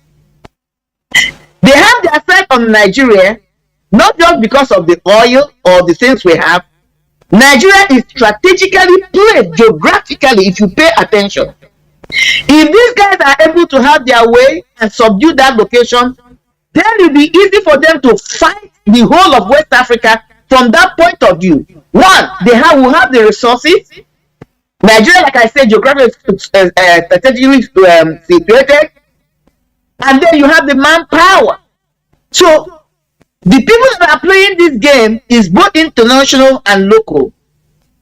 The hegemonies of the Fulanis, the cabals, and Saudi Arabia, because if they can insert their presence in Nigeria, not only would they politically disseminate the rest of West Africa, but when it comes to like warfare, they can use it to destabilize the interest of both the stupid Britain that is supporting them and America. I hope they go back and think. Because what is happening now is somebody that can have that geographical footprint in Africa, they can use it to not only check Russia, I'm not going to go too much into the political thinking I'm having, but Africa is so strategic right now. Need to, everybody, these world powers want to have a foothold, and Nigeria is one of the strategic place you can have your foothold. You can be able to do a lot of damage to Africa. That is why Africa must rise up. They should stop seeing this fight of Biafra as a Biafran thing. After all, I remember when I was in a school, I contributed money to Mandela's quest for South African freedom. That is why when I see things that is happening in South Africa, I'm not already that some of our people that go there and begin to misbehave. But South Africans should understand that the freedom they're enjoying so far, whether it is absolute, whether it is half measured, the rest of Africa, especially Nigeria, especially the Biafrans, contributed immensely, not only financially, in every ramification to the release and freedom of Mandela. So they must understand that. So what we are doing now, I am calling on every West African government. I am calling on every African government to support us, because the downfall of Biafra movement will affect all of them, whether they like it or not. I'm going to rest here and as we continue, and I'll continue to express my mind. Thank you, Mazi. You're on point. I'm telling you honestly. We must continue towards the topic of our submission today, which is upholding our values. The second part. Last Saturday, we talked about it. It is on the series of no religion is superior to others. Now, upholding the top or subtopic. So we must continue. I think my voice is coming out. Yes, it's coming out loud and clear. I am sorry for the interruption. It's something that I need to regulate. I will do it. It will be next week. It's lack of time. We must continue. So I was saying, talking about the topic upholding our values. We must continue upholding our values. I gave example how this warrant chief, saboteurs, that is what it means. Saboteurs that sabotaged our collective interests as a people. Now, that line is what we cherish today. Why can't we question everything? Because we are made to cherish our killers. You understand me? That is the line of my argument. This is and also this and also the pure people, the pure leaders, elders in our land, they refuse to compromise. And the British people, I mean the British, what they did smartly, they say, okay, if you can't do it, if you cannot serve us, our interest first before your people, we will have some people among you that will do the same thing for almost free. Is it not the type of character that is still going on in our land today? Is it not? That is why I'm saying that we need to go profoundly, dig more deeper on this issue of Osu. What they made us to demonize, know that there is something there. It is not something they tell us. It is not true. We need to investigate on our own, because no person can do it for us. It is only us that can do it for ourselves in the right way. You understand? As I was saying, the reality is that the real honest Igbo leaders, the original Ndis and also, refused to collaborate with the British, and they were either killed, sold into slavery, or relegated to the background. I think that this is one of the main reasons why the British did not promote our Nze and also court system. Rather, they promoted the Yoruba Ogboni, which is what is here now after today, the Ogboni. And they put out this lie, Igbo is a lie, to make it look that we are structureless, primitive people saved by the colonizing Britain. Do you understand? That we are structureless, that we don't have kings, we don't have leaders. It is them that came and gathered us together as a people, and it is a lie from the pit of hell. Because if we are not structured as they lied, how were our ancestors able to resist the then British army for 31 good years, from 1883 to 1914? How? If we were structureless, how were we able to resist them? Through the Kumeko warriors. How? Please. I want people to think. I want people to think. They tell you that when Royal Niger Company came and they negotiated with Obong of Calabar and this and that of Aro, but they told us that we didn't have Ibwenweze. It is them that structured us and put us as a people, gather us together. But they negotiated with some of our leaders at the early time of their arrival to do business. How, sometimes I feel ashamed. I say, even without IPOB, we wouldn't have been thinking, including me. We wouldn't have been thinking something, something as so conspicuous lie as this. Oh, we didn't have leaders. We were structureless, primitive hunter-gatherers. Okay. Until Britain came, and now they structured us and put to warrant chiefs. Oh, that is when we were. That is life from the pit of hell. But they tell you, Royal Niger Company, they came, they negotiated with some kings, and it is some of our king, our leaders, that gave them place to stay to do business. They were doing business with some of our kings. Now, but they tell you, we didn't have king. Well, how do you compare these two things? How? I tell you how. I ask how. Now, let me go to the brief history of Christianity in Igbo land, please. Just brief. Note, Christianity was first introduced in Igbo land 165 years ago when it formally came to Onitsha on the 27th day of July, 1857. Remember, amalgamation started 1914. Remember, these people, they came with this religion to soften us, to destroy us, divide us, so that they can be able to colonize us. Do you see the idea?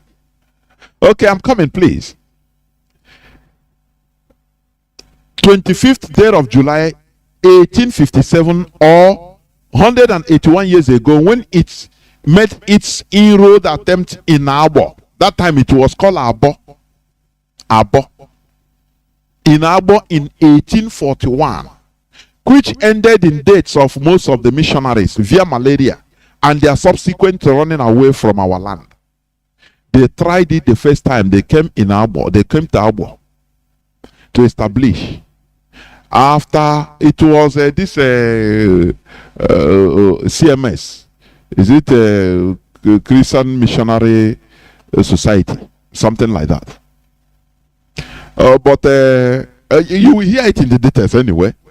A man called Thomas Fowler Buxton was unquestionably the chief genius behind the phenomena we know today as Christianization of the Igbo. Thomas Fowler Buxton. He was a British businessman and ideologue. You know ideologue? Somebody that creates ideology. He makes you, tricks you to accept his ideology.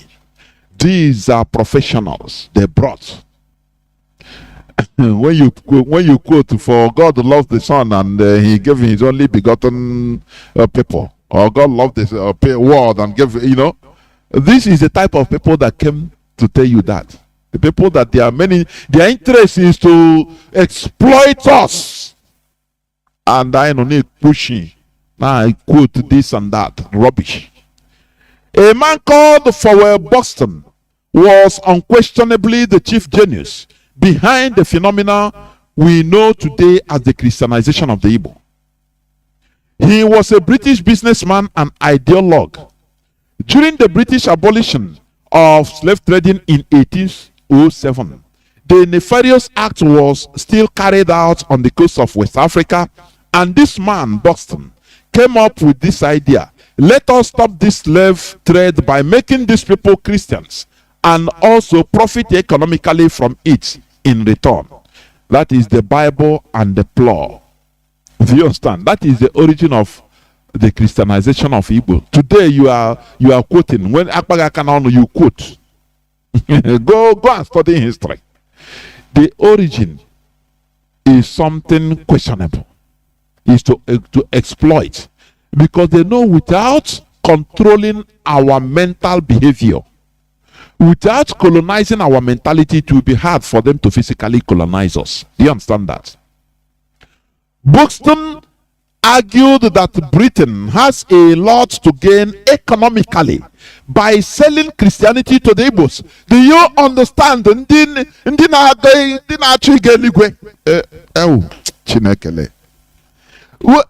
They planned this. That is why at the beginning I said religion is mostly used for ambitions such as conquest. Conversion is another form of colonization, or is a form of colonization. Let me put it right.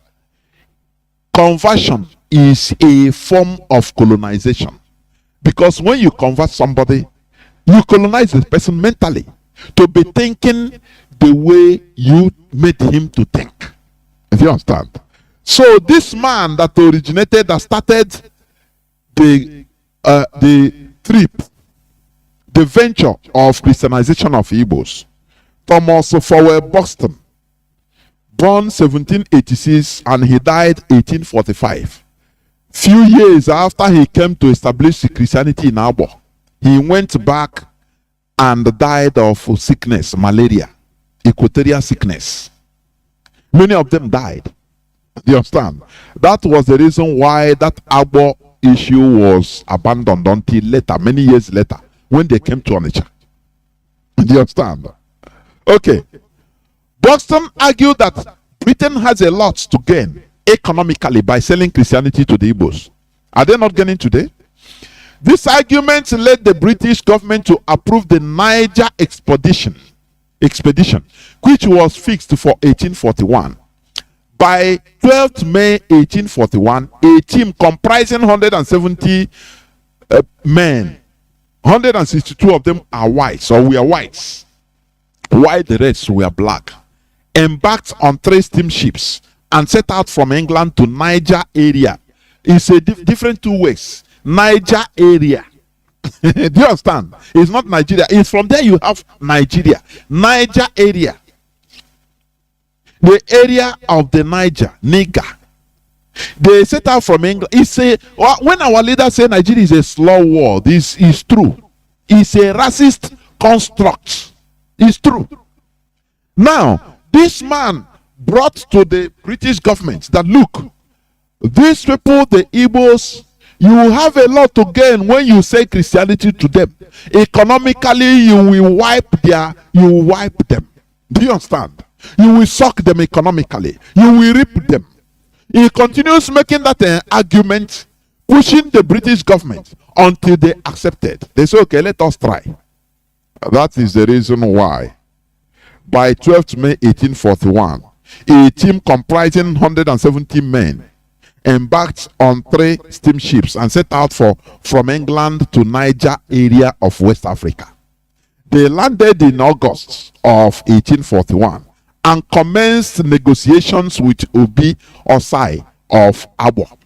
But they said Igbos don't have king. But they commenced negotiations with Obi Osai of Abo.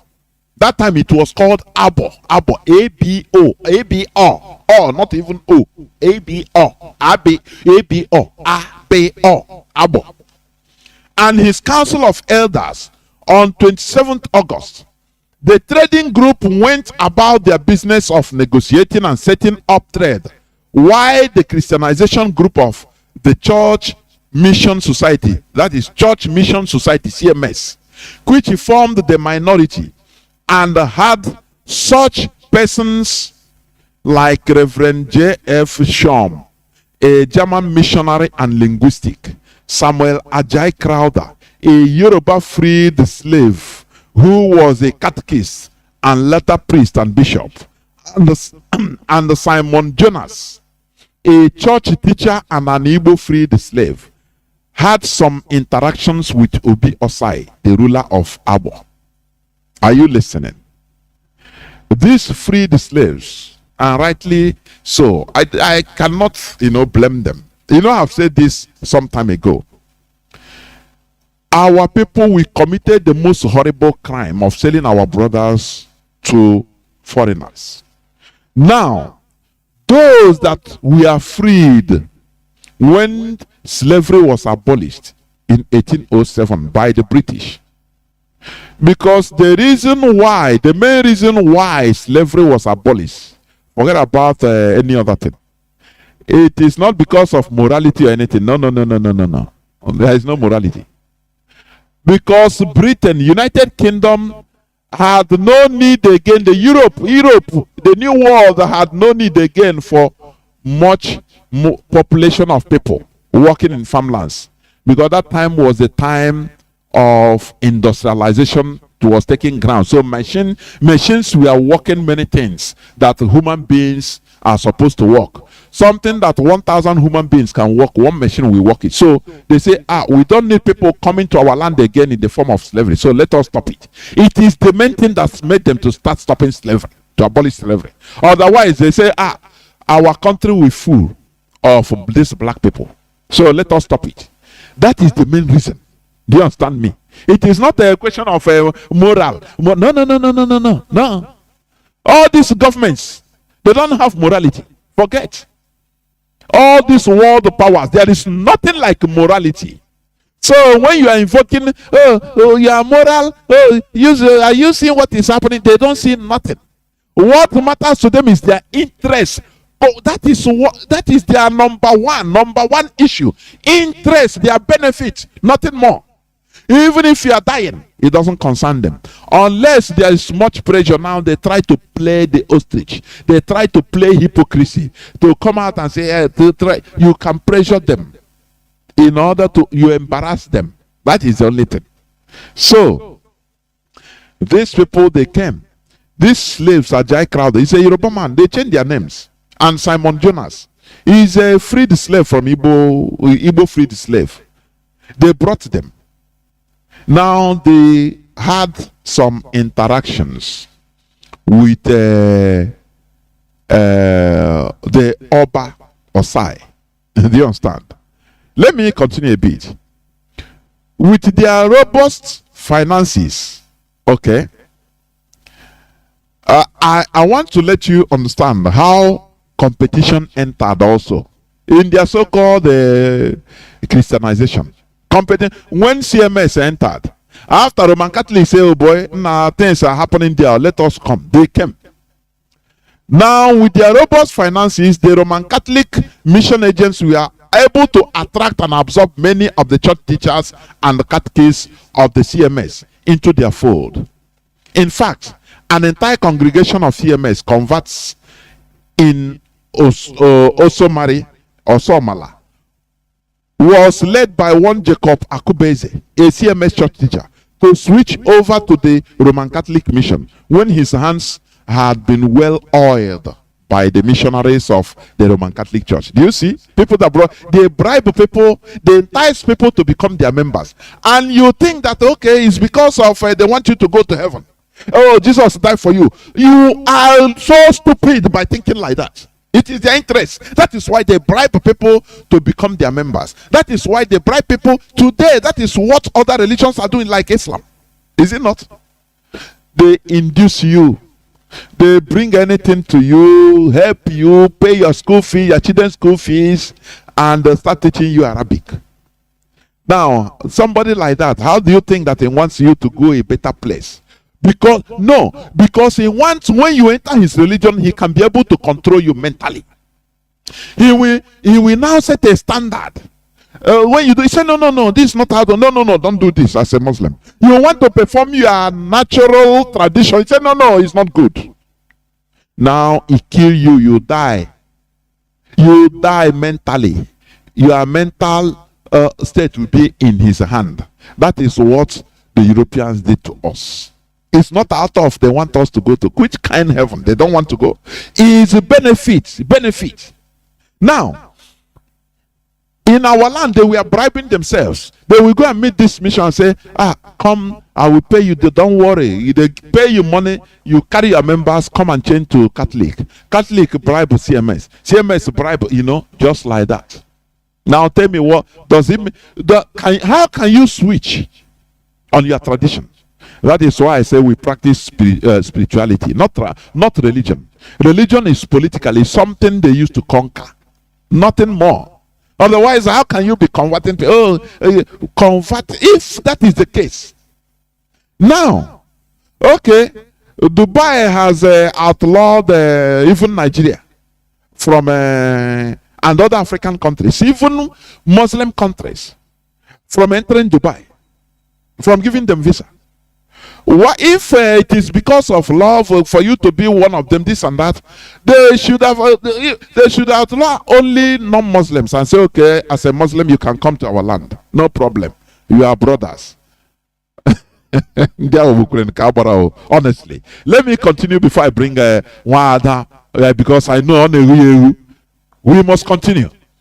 Now, another method deployed by missionaries of Roman Catholic mission in winning many converts within a short time was the purchase of slaves, which they extensively embarked on before they changed strategy by seeking out noble men they considered seducible. One of such men was, his name is Idigo of Agleri, who received the seductive gift of a horse from them as a support for his other ambition. That time, the time and also before a child girls, they know the type of woman being you are. That is our cult. That is our tradition. But they came, they demonized everything. Itigo fell completely flat for it. He broke the laws of his clan, and for fear of attack from his clansmen, who warned him not to entertain the strange religion among them, ran away. The man ran away. Because his clan, the lord of the clan in also say, you will never enter into change into this strange religion, because we don't know what it is. You must stand with the truth always. And for fear that he will be killed, he ran away. That is how our people were before. That is how to maintain law and order. If you ever go against selling our people, selling the oath you took, our people will come after you. And the man ran away. Okay. With the Roman Catholic mission support, Idigo went and founded a Christian village with his large family in an occupied land within Aguleri in 1890. It was from among his Christian village that the first Catholics and early educated people in Aguleri were drawn. Do you understand it? He ran away. He was bribed to change from CMS from Catholic to CMS, or from CMS to Catholic, but he ran away after receiving bribe, and as also he compromised. They need to kill him. Now he run far and established in an occupied land, established a Christian village supported by the British. Do you see how they softened us? They divided us, waiting for direct colonization. They started by colonizing our brains little by little. Little by little, softening us, little by little. The 1880s were to be the beginning of the fierce competition, rivalry, and political maneuvering between the CMS and Roman Catholic churches that established their enterprises in Igbo land. All in the battle for the mind and material resources of the Igbo through Christianization. So, you see, what you think about our being Christianized or our embracing Christianity or people that brought Christianity, after all, is not the reality. It's what illusion they put on your presence. Oh, we want you to go to heaven. They print Bible and give you. If you open mouth, they send you thousands of Bible. I could remember when if you write any slightest letter, they send you containers of Bible. All we are saying is for us to go back and start profound researches about many things that we should know about our custom. Some things that they made us to demonize, whereas it is the right thing for us. They made us to demonize it in order for us to continue fighting with ourselves. You know, when you are fighting with your shadow, it's you that we tire. We fight with ourselves. Do you see it? One other, please, before I continue, kindly come in. One other, please. Can you hear? Mazi, you have unleashed a whole lot. Let me see how much of them I can be able to recap. What I would like to do is to highlight as much as I can recall right now, because it's a whole lot you just unpacked. Mazi, to start with, one of the things you just said now that caught my attention is this.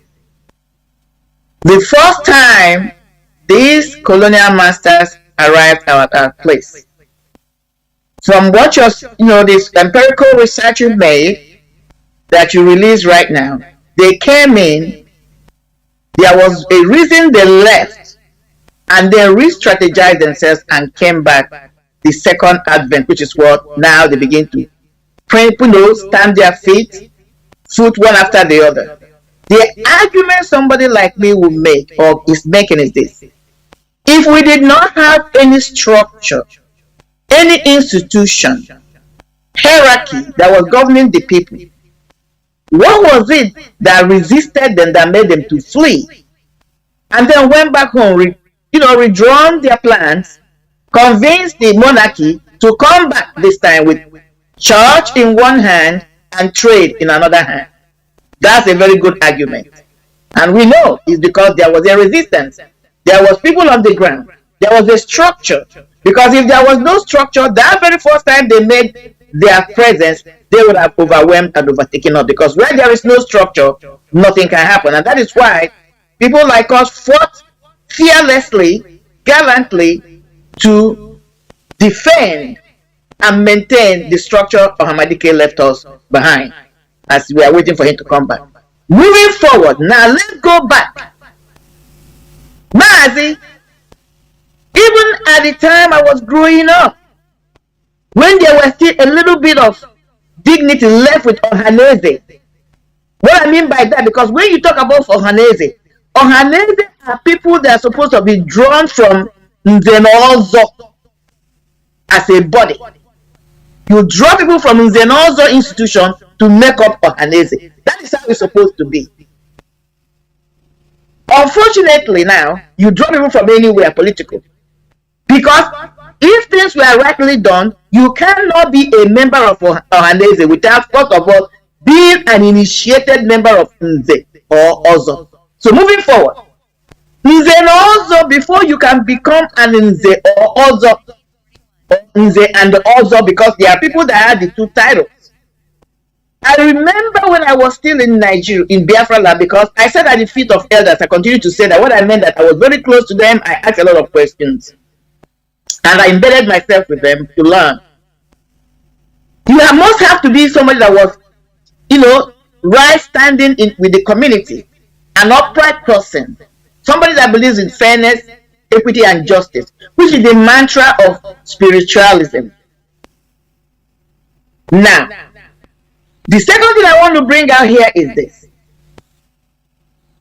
When these people came, like they rightly understood from the letter or one of the things you read out, don't go to these people preaching to them about spiritualism. They're already aware of it. What our ancestors practiced was spiritualism, not religiosity. I have continued to make this argument. There's a huge gap. There's a huge chaos. There's a huge breach between spiritualism and religiosity. Spiritualism is strictly guided or guarded by principles, by laws. If you violate them, then I will deal with you. All the ancestors, all our elders have to do is to invoke, remind the Allah that you have been corrupted or somebody has done arrow. Allah will take care. And that is when the offer will come out. Our elders will come out with the offers and invite in that individual before Elunala and let them take their course or cut it. So now, let us see what's beginning to happen. I'm going to use an analogy because as you're talking, this came to my head to use this analogy to bring to us what happened to us. As a mother, when I was nursing my daughter, there were times she would want breast, and I wasn't in the mood to breastfeed her. What do? I will use what is called pacifier to take her attention away from the real food she wants to take, which was my breast. Distract her while she's busy with the pacifier, thinking is the same thing. I will go and do whatever I needed to do before I come back to her. In this case, I will come back to her. Religion to us was a pacifier. When they came in and realized that what we had was spiritualism, with that spiritualism, if we are left with it, we'll continue to go our way. There was no way they were going to conquer us. What did they do? You can call it generic, you can call it fake, any way you want to qualify it. But I'm using the analogy of pacifier today to bring to us that which looks like, felt like, felt like, but if you had looked deeply inside, was not the same thing. Why am I making this argument? Because when you violate Anna, and awareness come out in their purity, that is indiche, and leave their fault, things will begin to happen.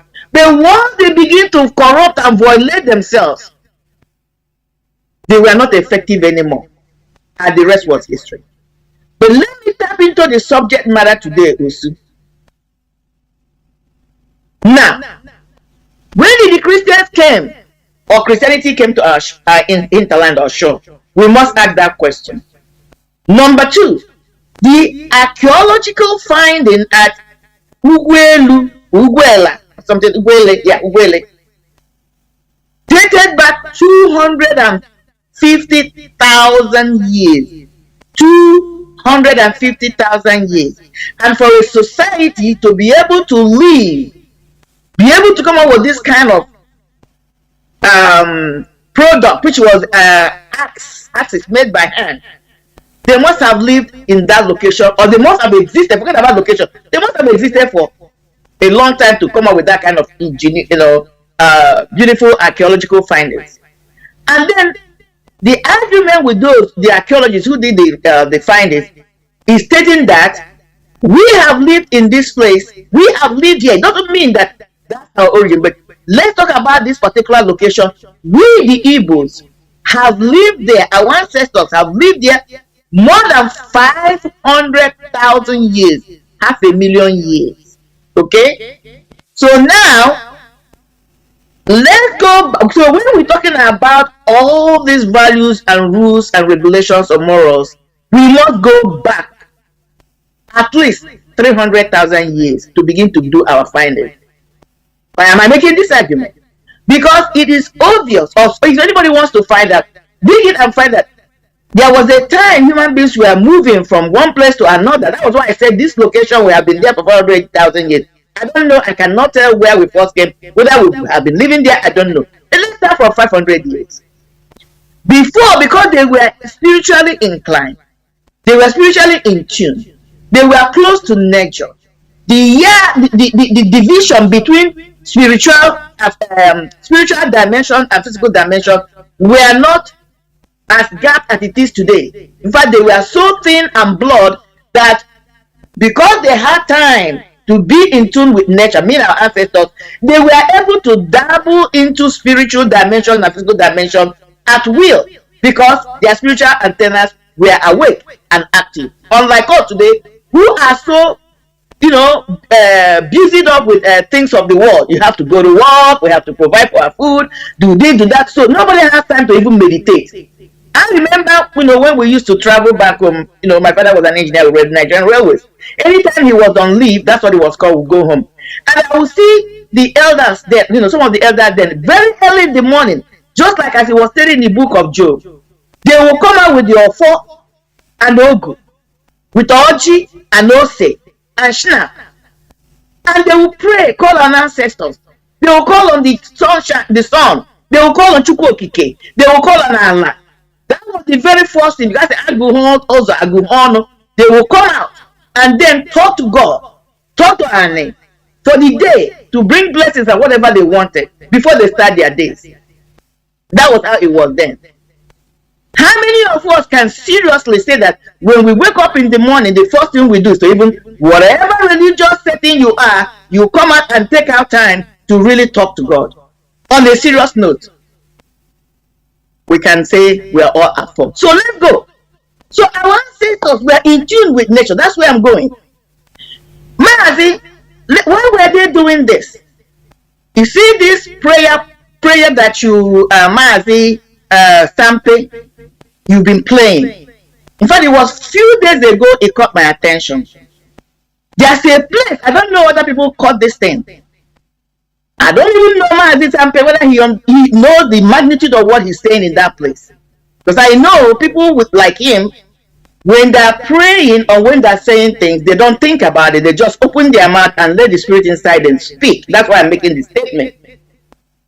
This place caught my attention where he says, everything in life was made from water, and that even sand was constituted from strong, solid water, and from sand human being was created. That place is so powerful. I'm not going to dabble strongly into it, but I'm trying to bring something why our ancestors so much has to respect Ani, because I'm going to the origin of Ozu, Ani, and Elu and Chuku. Now, what he's saying there is, this is a knowledge I came into many years ago, and I would like some of us, if they like, they can go to Google, Google and research on it. When a certain vibration is played, is based on the frequency, because everything in life is frequency. Even we, as a human being, to be solid, there's a frequency that made us to be solid. There's a frequency of, a vibration you will play on this water, collected water. You see, it will start forming into crystals and different shapes and sizes. I'm not teaching that now because that's something I taught many years ago. So that's what my brother was invoking there. When that frequency came, the water, which was the origin of creation, began to solidify part of it, where God wanted it to solidify, and became sand or whatever. From there, it began to solidify. From sand or clay or whatever you call it, because the all sand, humans were created. So that is why you cannot do anything in life, as far as spiritualism is concerned, without involving water and land. Let's go to Osu. Again, like I said, what they did was they gave us pacifier and took the real thing. That's what they did. They are doing it today. Just like what is happening in our presence today. Look at how the Fulanis are bastardizing their judicial system. That was what they did to us. Before our own eyes unfolding. Because they continue with what they are doing with their judicial system, a time will come. Nobody will see the judicial system as a place where people can have, common man can have justice. People begin to look at it as a corrupt system. Instead of glorifying the judicial system, instead of praising the judicial system, instead of bringing adoration and adulation to judicial system, that is a place somebody can go and then justice will be delivered. You now begin to see it as something of evil, as something of devilish. Now, it will come to a point where when you see anybody that is attached or involved with judicial system, you begin to rain abuses on them. Because, of course, majority carries the vote. That's what happened to our caste system. That's what happened to our Osu system. What am I saying? In the olden days, if you can go back, that's why I invoked 300,000 years. Every society, when they were migrating, moving from even what we call the first wave, because according to history and evolution and archaeology, human beings started from Africa to migrate towards even what we call the West today, every other part of the world. Before that little gap where they have the Suez Canal, before it was closed. Okay. Now, what I'm saying here is this. Before they settled, because they were people that were involved and immersed in spirituality, and at that time, these two dimensions, the spiritual dimension and physical dimension, were so blood that you could transition from one to another. However it's done, I'm not going there right now. You have to consult the oracles, the deity of that particular place, that particular environment you want to settle, whether it's going to be okay for you or not, whether it's going to bless you, whether it's going to be a cost, this thing to you. So that is where the Osu system begins to take place. When the people arrive at a particular location, they will consult the oracle. Can we settle here? Can we stay here? Even people and individual people, persons, when they were buying a land, they have to appease, make sure that the spirit, because every square inch of this physical, and just like in the spiritual realm, have a territorial spirit. You have to consult that territorial spirit. Can I settle here? Is that a good place for me? Can he bring me goodness, love? Can he bring me prosperity? Reproduction of children, having children. And then sometimes if the spirit might say, I need this to appease me for you to settle. This is where the Osu comes in. There are some people that are going to be in charge to perform those rituals. On the Osu thing now, we're talking about a scale, a community that have come to settle on a particular place. They have to consult the oracle. There are people whose job were to do what? Make sure that whatever the spirit required will be performed as described or prescribed to each letter, so that they can have peace and tranquility and harmony in that place. Sometimes when they're going to war, they have to consult the oracles. Do we go? Do we not? All these things are even in the Bible. There are people, if there are rituals that are supposed to be performed, they're going to perform them. So these people are supposed to be glorified. In fact, I believe there was a time they were seen as, like you evoke the word, the Levite, because they were the custodians of our deities, to make sure that the deities are being attended to. They were looked at the special breed. They were looked at the monarch today in Britain, because they were the ones that stood in gap between us, the physical and the spiritual. They were highly esteemed, just like the Levites say, they have between the spiritual realm. But I believe, just like I said, the pacifier, when these people begin to have contact with us, they study us, because that is one thing with the Western people, white man.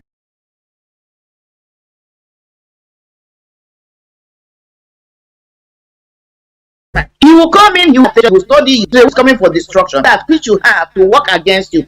That's what they did to us. So they begin to study and see that these are the pillars. If you can attack these pillars, turn them inwards to work against them, colonization of these people was going to be easy. So now what did they do?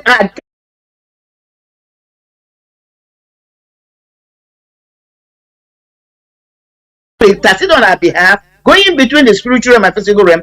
Instead of now them being esteemed on a higher platter, now they will now being looked upon as something negative, that is where the problem started.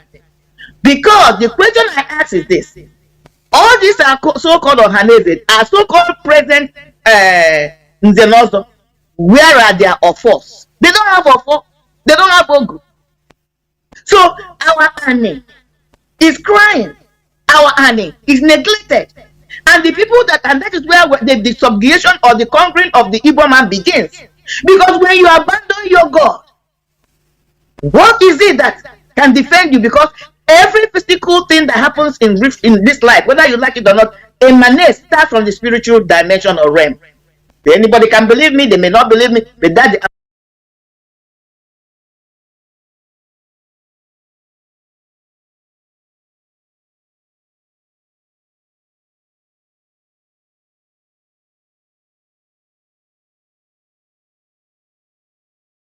absolute truth. So when our ancestors began to walk away from that protector, from that protection, like you asked a question, how come that our ancestors were able to hold these people at bay, fought them with bows and arrows and whatever other thing they used for 31 years and kept them at bay?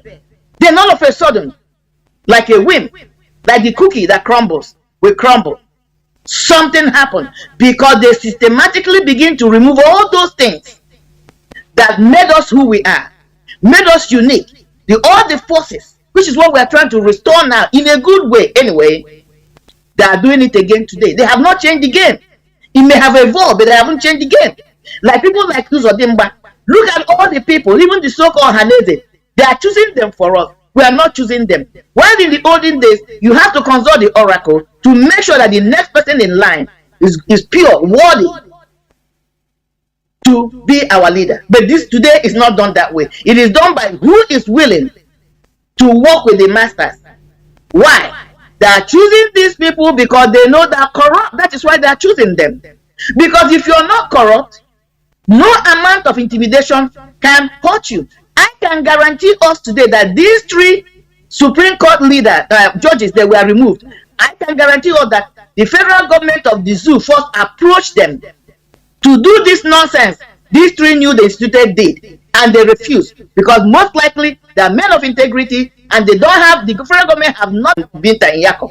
So what did they do? They found, if we is a society where you have investigative journalism, if you investigate these 3 judges that delivered this crazy thing they did on Friday or Thursday, you will find that federal government have something on them.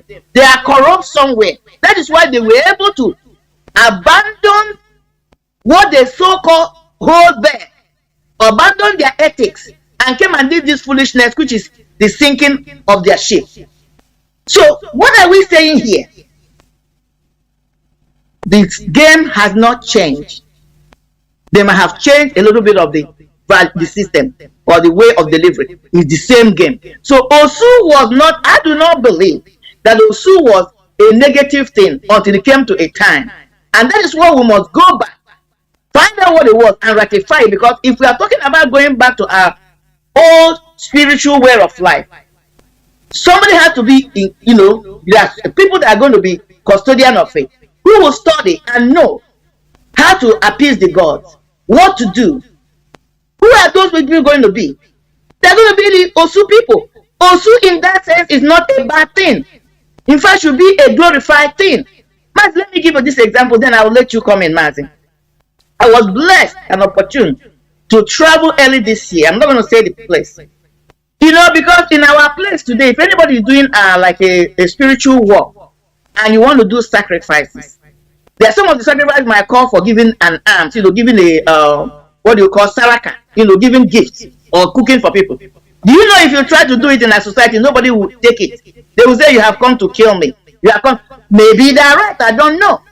But Mazi, this society I travel to is a prime thing for them to partake of the sacrifices you're doing to the gods. They look at themselves that they are helping humanity, they are helping you to achieve your purpose. They don't see it as a bad thing. Anytime a sacrifice is called, that people should come together, probably you cook for them or do whatever, they willingly and joyfully accept it. And those who get involved or participate in your sacrifices are seen as the good people and not the bad people. I'm going to stop here, Mazi. as you come in and take it from here. There were.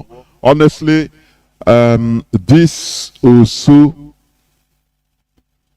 caste system in our land, I am convinced beyond reasonable doubt, it is not a bad thing. It is not what it was purported to be. You know, one thing I believe, if this thing really is a bad thing, let me tell you, even Britain would have helped to promote it. They would have helped us even to promote it. But even 1956, the Eastern National Assembly, the senators in Enugu, they abrogated a law against any person, against Osu, or any person that is, demonizing Osu. They not any person that is demonizing Osu, against Osu, that Osu caste system, there is nothing that should be called Osu again. If before independence, Britain allowed something like this to be done, which means there is something there in that Osu. It should be highly researched, because there is something good there. They want us to demonize and with ignorance to thwart everything, to scatter it. Do you understand? That is one thing I see. Britain didn't colonize us because they love us. The Britain didn't colonize, Europeans in general didn't colonize Africa because they love Africa. No. It's because of something they will gain.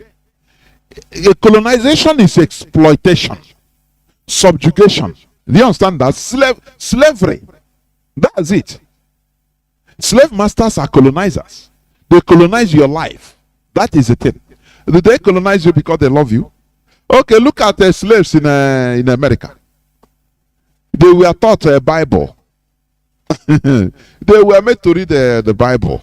Do you see it? Okay, do they love them? They love them, eh? That's why they want them to read the Bible and go to heaven. Can't you think? Religion is for subjugation. Is for colonization. Don't you understand that?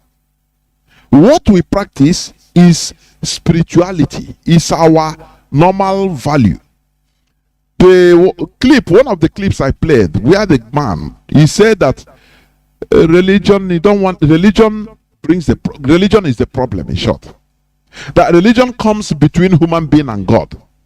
But spirituality is something that, is between you and God. It links us up with God. It links us up with God. It connects us back to God. Yes, direct. Is the things you need to do. You communicate with with God. That is it. But religion, when you want to do it, they say, no, it's not like that. We want to, you become our own face. Change the face, convert. Become our member. Do you see how Britain, this man, what is his name? The man that brought Christianity, or the idea of Christianity into Igbo land. Buxton, Thomas Fowell Buxton, Buxton, Thomas, Fowel Buxton, Fowell Buxton. He is the person that brought this idea, pushed the British government that there are many things to gain in Igbo land. If they are Christianized, they will gain many things economically. Do you understand? That they will get many things economically. Are they not gaining? That's what I'm asking. So they didn't do it come and bring Christianity because they want you to be good human beings. No, we are good human beings. We are good people. It's not because of that. They want to take charge of your mentality first, your psyche. Colonize you, now tell you what you say that is bad in our custom. They say no, that is devilish. Those people that are saying that thing is bad, that they are devil. Don't mind them. Create a katakata in our land, so that if you sleep with the wife of your brother Under our law, there are things you have to do, or you'll be punished until you do that thing. But the Christianity, they'll bring it, they say, no, just confess your sin to Reverend Father. You know, if it's Catholic. Do that and all sins are forgiven. Don't worry, he's forgiven. Your penance is pray Ekerem Maria 50 times and it's finished. Now, the custodians of our law and culture, you demonize them. You call them, they are the devils. Whereas you are the devil, you with those that are in charge of the religion you are. Do you see how they destroyed our land? With this, we become Obed-Edom to them, servants of Edom. We became their servants. We became, listening to them every day we go. They are the teachers now, our masters. They are the people now to tell us something that is good and bad for us to do. Do you see how smart it is? Do you see how smart they are? Now, something that is good for us, they say, no, don't mind. It's very bad. Don't do it. And something that is bad for us, they say, do it. It is a Bible acknowledges it. Do it. Do you see how they destroy our land? That is what we are talking about today. So that you come back, your senses will come back. I am very happy the response. People are in our land. People are turning back. No matter how imperfect. This Christian religion, in our land, it started with benefit. What Britain can get in our land. That is why today, why you a member of a church is for them to dry you, promising you, blessing in Nigeria, blessing that doesn't come, promising you miracle money. You enter into an airport in France and you come out in Germany, airport in Germany. Abracadabra. Heavy deception. And look at the people that are propagating all these things. Look at the Dadigios. Look at them. Can you compare them with their miserable followers? Can you compare them? They are living grand style. In a grand style. Moving with,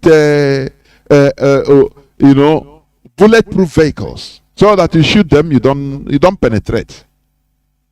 But they give you stickers and olive oil. Are you not supposed to be ashamed of yourself? Somebody controlling you mentally. That is what we preach here. Remember, these missionary enterprises were beneath the surface, capitalist ventures of Europe, for they were eventually going to recover in the distant future all they had spent in innumerable folds. Is what this, the purveyors of Christianity, that is what they told the Majesty, the Queen, that don't worry what you sacrifice today, that you are going to gain in the future. Is it not what they are going today? Are they not sucking our oil? Didn't they create us in one country and carry us and give deliver us to the hands of those that we didn't know? The caliphate jihadists that we didn't know. Today there is a pandemonium in Abuja. Why? Because we are in the same country. Is it not the same thing? Why they are sucking our oil? If we want to tell them, no, Kelem Maria, I know Kelem Maria. Our things are going. Can't we have prayer, for goodness sake? Can't we have prayer? Do you know that if it is in our original culture, there are things we invoke in our land of Chon also. Do you understand that? The same way our land fought for us without even us knowing. When Ottoman Danfodio and his army wanted to cross to come Benue to come to our land, they were attacked by Sesefly. And they were slaughtered by Sesefly bites. And they ran away. Now, many people will be, I used to say this, will be saying ignorantly that, oh, no, this Christianity brought education. There is lie from the pit of hell. What they did is very smart thing. They attached education. their education to Christianity at that time. Now missionary schools, they put it in a way, you know, it's too thin line. If you don't have brain, you cannot understand what they play there. Ask Japan. They try to do it in Japan. Japan filtered, you know, without knowing, you cannot filter it. Japan filtered it and removed the atom of missionary, the atom of their ideology, the atom of their religion, and they accepted their modern technology. Do you understand that? That is what happened. They attached this the same way they attached, you know, missionaries with their businessmen and they came to our land. Do you understand? And before, if you don't take time, you will not know. You will not understand. According to history, when they were negotiating with Oba, Obi Osai of Abo that time, he was excited. He was really excited. Why? Seeing the black people, among them are Samuel Ajay Crowther. And do you know why somebody like Samuel Ajay Crowther and the other one, Simon Jonas, who was an Igbo freed slave? I don't blame them. They were doing this out of a hatred of our people. Do you know why? Because they were sold into slavery. I don't blame them. And what we are suffering today as a people is because of the evil of selling our own brothers. I'm telling you this. Because the highest evil you can commit is to sell your brother to foreigners. That is sabotage. You know? And one of the reasons why the first church in Onitsha was able to hold, well, it's not because they were interested in the church. Listen. It is because of they want, what do you call it? Foreigners to support them. Do you understand? They want the foreigners to support them in order to fight against their neighbors. Obosi, Agulere, all those neighbors. Because they were having some problems with them. So they need the foreigners. They need any support they could get, whether foreign or local, in order to fight against all those their neighbors. That is why I have been saying this, that our problem is lack of enlightenment. Had it been our people were enlightened, they would have understood that there is no way a foreigner can help you kill your brother. It doesn't matter how, you know, animosity you have with your brother, or how their brother, what type of animosity you have against you. A foreigner, when he helps you to defeat your brother, you are also defeating yourself. That is the reality. He will subjugate you. That is the truth.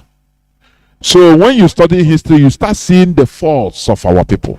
Samuel Ajay Crowther was a slave, freed slave from Yoruba land. His own people captured him when he was little and sent him, sold him. So when he was freed, that annoyance against his people, if you are in his shoe, you will do what he did. I don't blame him. Now he came back. When he was transported, they were transported back to Sierra Leone. He was contracted, he volunteered to even travel to go and start converting those evil people, evil-minded people, brothers and sisters that we have the mind to sell him. Do you see where things started falling apart? Do you see it? Do you see? That is the reality. It's not made up, it is reality. And the view of seeing black people among all those white people, and they were reading and writing white man's language, excited the Obi Osai. You understand? We have our own way of writing, but they say, these black people, so they can write a white people's language. He speak in Igbo for him, to him, speak Yoruba, and they speak in white man's tongue. He said, read it. He said, let us try. You know, our people love something foreign. We love it. That we love it too much to the detriment of our local issue, local thing. These are our problems. Mazi, quickly, even this place you're saying now, one can even argue that after during the negotiation and when it came to the signing of whatever document they signed, these are so-called brothers who came with the white people, most likely helped to marginalize us, because remember, they were brought by these white people. They were allegiance to them. So even they will misinterpret the document to our people, and our people will be like, okay, everything is fine. Meanwhile, that's not what they have told them to tell the white man. Like, for example, you can say, okay, we want you to come and trade. I'm giving an example. We were willing to trade with you, nothing more, nothing less. We're not giving an inch of our land. And then our so-called brother who was in between will say, oh, I've spoken to the Eze or the OB. The OB said, whatever you people say, we're in agreement. And question I ask, because he is the one going in between, and he who plays the piper dictates the tune. The white man was his where his allegiance lay, was the person he was going to pay allegiance to. And moreover, remember, they're coming from a place of distraught, anger, most likely, or probably revenge, because you were sold. And who knows the story the white people told them? Oh, they sold you because they say you're an outcast. Oh, they sold you because they say you're an Ohu. They sold you because they felt you're worthless. They didn't want to have anything to do with your ancestors. They didn't see you as human beings.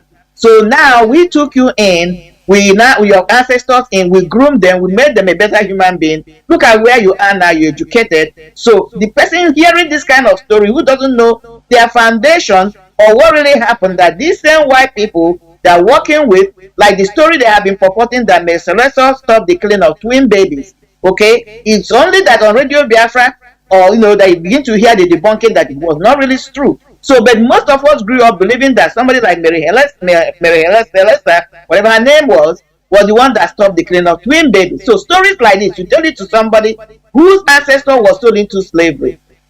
What do you think the person is going to do? If the person even coming from a good point of thinking, he will say, okay, let me come and right the wrong right. Okay? So the person might even think I'm coming to make what was wrong, make it right.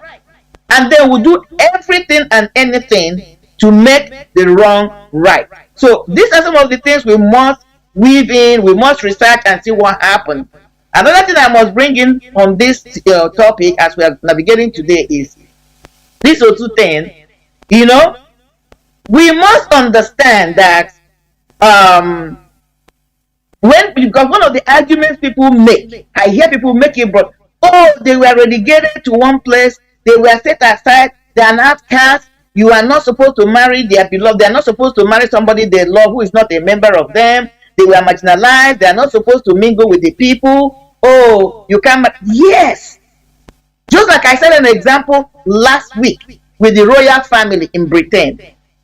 They are hemophilias. That's why they're beginning to want to marry outside America. There's a disease called hemophilia, which passes through maternal DNA. Okay, so what it means that when any little cut on them, they will bleed to death. Okay, so these things have been ravaging them because they continue to marry within themselves. They're scattered all over the globe. This royal family, when they started, you have some of them in Canada. It's still the same bloodline in Canada, wherever. So they were married within their blood system. And this hemophilia continued to, became a problem. That is why they begin to marry outside, like people like Marco and people like Kate, the wife of Philip. That's why they begin to marry. They want to dilute, change that. And that's why they're bringing the women who has a different bloodline to mix it up, so that they can begin to remove, bring some breed when you come into genetics, begin to produce some children that will not be 100% homophilic. That's what is happening there, but some people may not understand. So, but other than that, they have no intention of mixing with what they call the commoners. They are the royal bloodline. They want to preserve it, keep it pure. That was the story of the Osu. They were not asked to stay apart, stay on their own, because they were looked as bad omen, or bad luck, which is how they have been presented to us. And that's one of the deceptions. No, they were asked to stay, keep that bloodline pure, because when you come to spiritual things, it goes deeper into your bloodline. Okay, they didn't want this bloodline, these people whom have been sacrificed, who have been dedicated, which is the sacrifice there, not that they were killed. They have dedicated their life to the upkeep of the deities. Their bloodline to continue, just like the Levites, continue without any corruption from the regular. We are the commoners, they are the royalty. Because another thing I must bring in here, that when people are having relationships, having intercourse, that's one of the things that goes into a genetic and deeper level of one's being. It affects your DNA. So in the spiritual realm, it's even deeper. You know, so you can get some spiritual, let me leave it a bit. You can be corrupt spiritually when you're having sexual intercourse with somebody else, and that is one of the reasons it's considered like an immoral thing, because you must be sure of whomever you're doing it. You know, call it amuro. That's why people were asking questions. Do they have madness in their lineage? Because it's in your bloodline. Curses are in the bloodline. Blessings are in bloodline when it comes to spiritualism. So these people were set aside not because they were bad omen. I must, highlight this argument here. They were set aside because they were pure. They were clean. When it comes to the spirit of spiritualism, they were reserved so that they continue to produce their children who are going to continue to be pure and qualified to continue to carry out the services their ancestors were dedicated to. Because when you look on the reverse, the Osu, I would like anybody to go and do investigation. Osus do not really adhere to the laid down rules of the community. Osu, when can Osu emerald once somebody is an Osu, because they are the preservers of the law. That is why I started what Nigerian judicial system is doing now. They're supposed to be upright. They're supposed to be clean, pure. Stay away from politics. That's what the judicial system is supposed to do, so that they'll be able to be the ones to bring in or match that gap between the executive and the legislators. That's really the job of the Osu. That's the legislators. But now they're allowing themselves to be corrupted. That is the reason why Osu was set aside, to avoid spiritual corruption through marriages, through the bloodline. I must highlight this and say it. If anybody can find in the olden days where Osu was practiced, anytime you have heard that an Osu has violated rules and regulations or the laid down rules, you can never find it, because they were supposed to be clean, pure, purified, qualified. They are both. So they were the superior being. They were the superior breed. We were the commoners. We must see it from this point of view for us to begin to have a clear and conscious decision, argument or discussions, and they are not being to dedicate this argument and arrive to the right answer. They were the hybrid. They were the special people. They were set aside to avoid corruption. They were not set aside because they were bad luck or omen or evil, as have been purported. I needed to bring this in mind. There were, before I open the lines, I want people to understand that, remember, the physical colonization by Britain did not come until they used this Christianization to divide and soften us into weakness. The first physical colonization was not there until they used this their ideology they brought to us in the name of religion, in order to weaken us, to soften us, to make us controllable. Because anything you do, you see, you go and make confession. You must tell your father. You must tell your spiritual father.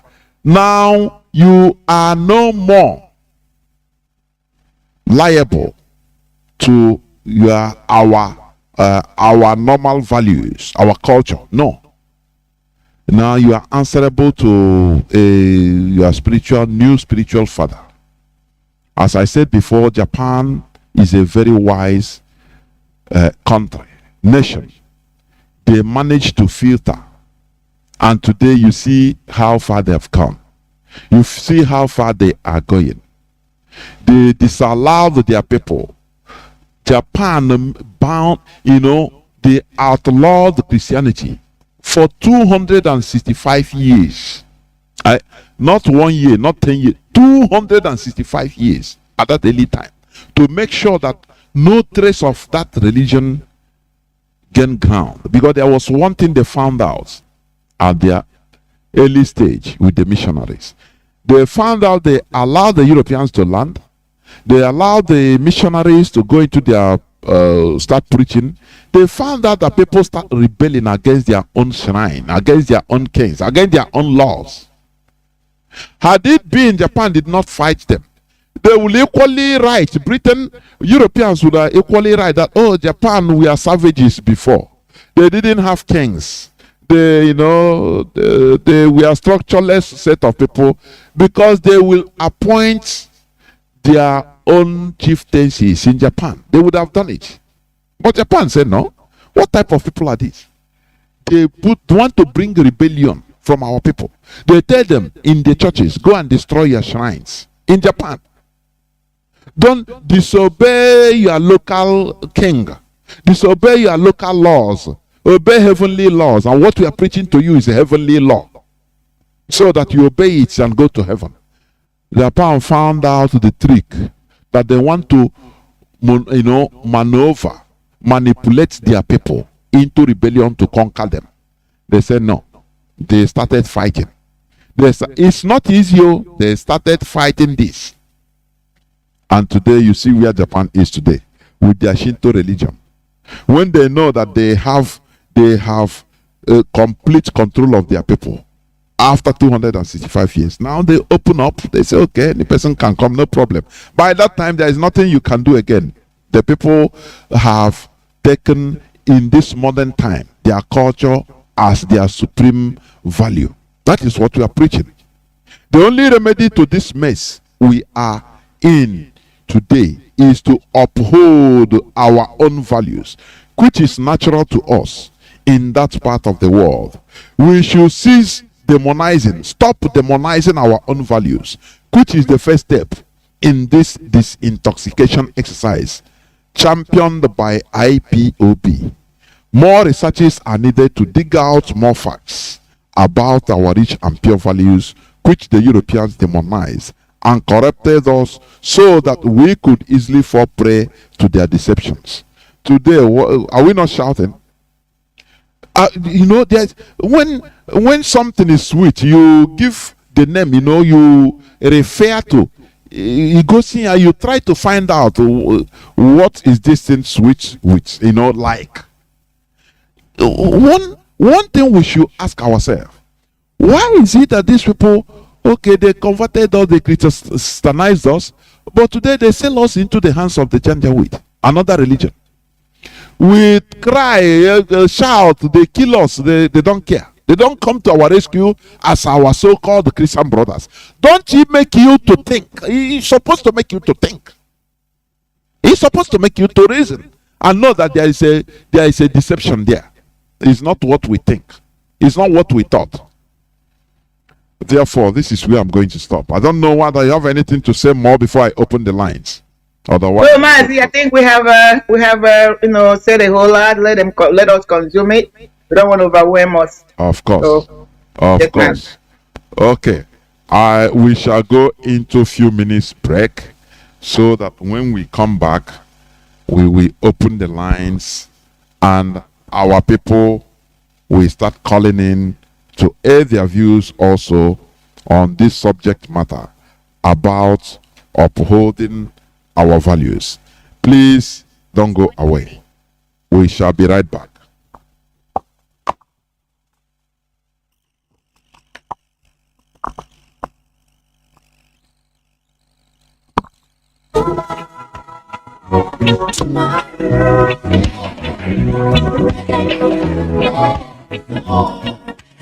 We, the indigenous people of Biafra, ably led by Saint Mazi Nnamdi Kanu, humbly called on traditional rulers, aka Ndeze, Town Union,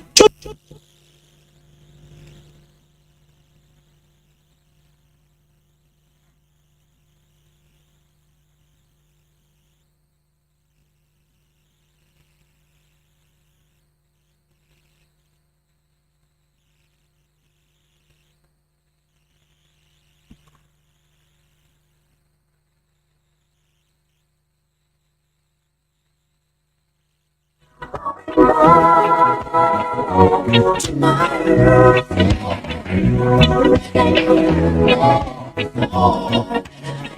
the indigenous people of Biafra, ably led by Saint Mazi Nnamdi Kanu, humbly call on traditional rulers, aka Ndeze, town union, churches, villages, kindreds, Ndiamala, and all paternal and maternal homes to abeg hear our voice and hear our cry in this request to please do the needful now before it is too late. We dey ask all the people involved to abeg try and bury all the corpses wey scatter all over Biafra land. For this one, they should say it dey bring us spiritual and physical problem, and now we dey suffer we no know. When you know the root cause of the sickness, the treatment now don dey easy. Abeg my people, now we don sabi the cause of the sickness. IPOB don come with the solution. the research wey you do show say some dead body don dey up to 1 year, 3 years, 5 years, and the death count na human being we go bury or na firewood. Everybody wey this one concern, we IPOB dey beg una abeg make una do something o, because anybody wey in person start the journey, when e never reach the destination, im heart no go come down. As we never bury our people, our heart never come down. All the obnoxious high burial demands, competitions, effigy from churches, Ndiamala, Omona, in-laws, maternal and paternal homes, why they cause this delay and wahala for our people. Abeg, make una try do something. Now all these things they cause, then they build mortuary, like say then they build Joint, church, filling station everywhere for Biafra land. Abeg, mortuary, na factory, na children's amusement park. Oh, no. A stitch in time saves 9. We dey call therefore say make everybody try for 3 days when your person kaput, make una bury am. After una go do the ceremony, una go do the effigy wey follow am. churches, traditional rulers, and other people that matters.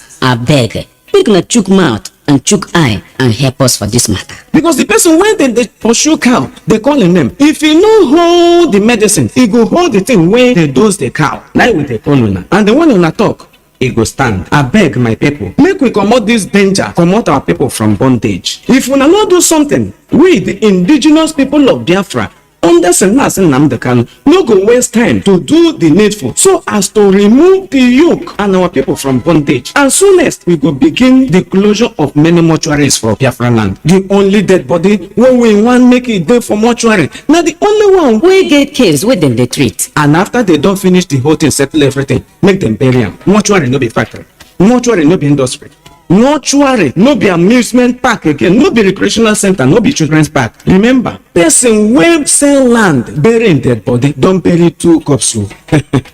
Shey you never know. Na we be the owners of the land, and we don tell una the time to cleanse our land na now. Make una do the needful. Our land go dey calm and our ancestors go happy wherever dem dey. Na the indigenous people of Biafra under Saint Mazi Nnamdi Kanu dey bring una this message. Please, our heart dey bleed to save our people.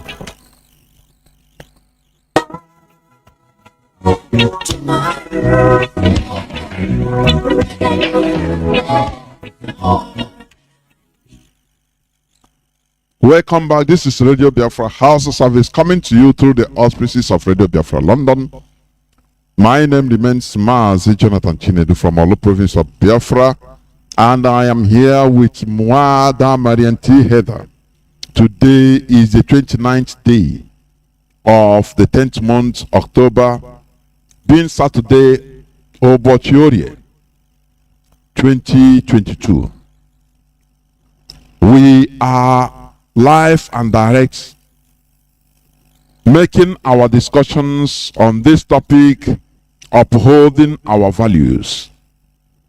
Our lines are now open, but please know that on Monday, being the 31st, I will be here with Mazi Sanworu on an interactive session by 7 p.m. Please do not miss that program. We shall be live as usual. Prepare your reasonable questions and ask, please, because we must continue pushing on. What we are doing is freedom fighting, and we will never stop until we get our freedom. That is the goal that we set.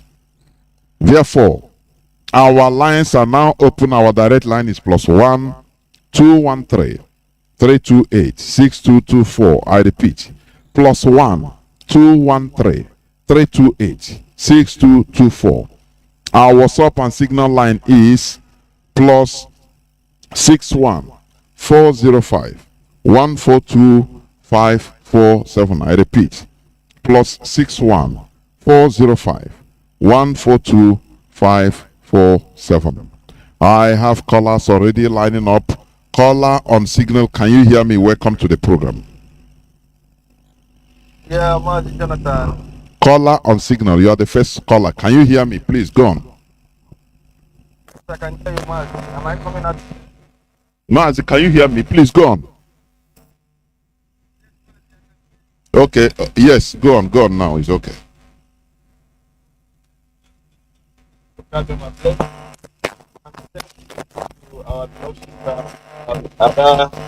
Marien for taking us every Saturday concerning the foreign religion they brought to us in the name of trying to bring us at the right track. While we are on the right track, they just came to deceive us. May Chukwu continue to guide and protect our leader, Martin Nnamdi, please, in his infinite goodness and mercy, release him so fast to rejoin us, despite the conspiracy. Come out with good health, body, mind, and soul. Together, all of us must continue to fight until Biafra is being restored. My brother Mazi Jonathan, fellow Biafrans, my name is Mazi Akas. I'm calling from Austria. And by the special grace of Eze Chukwu Kabiama, I am serving the indigenous people of Biafra Austria family as national PRO.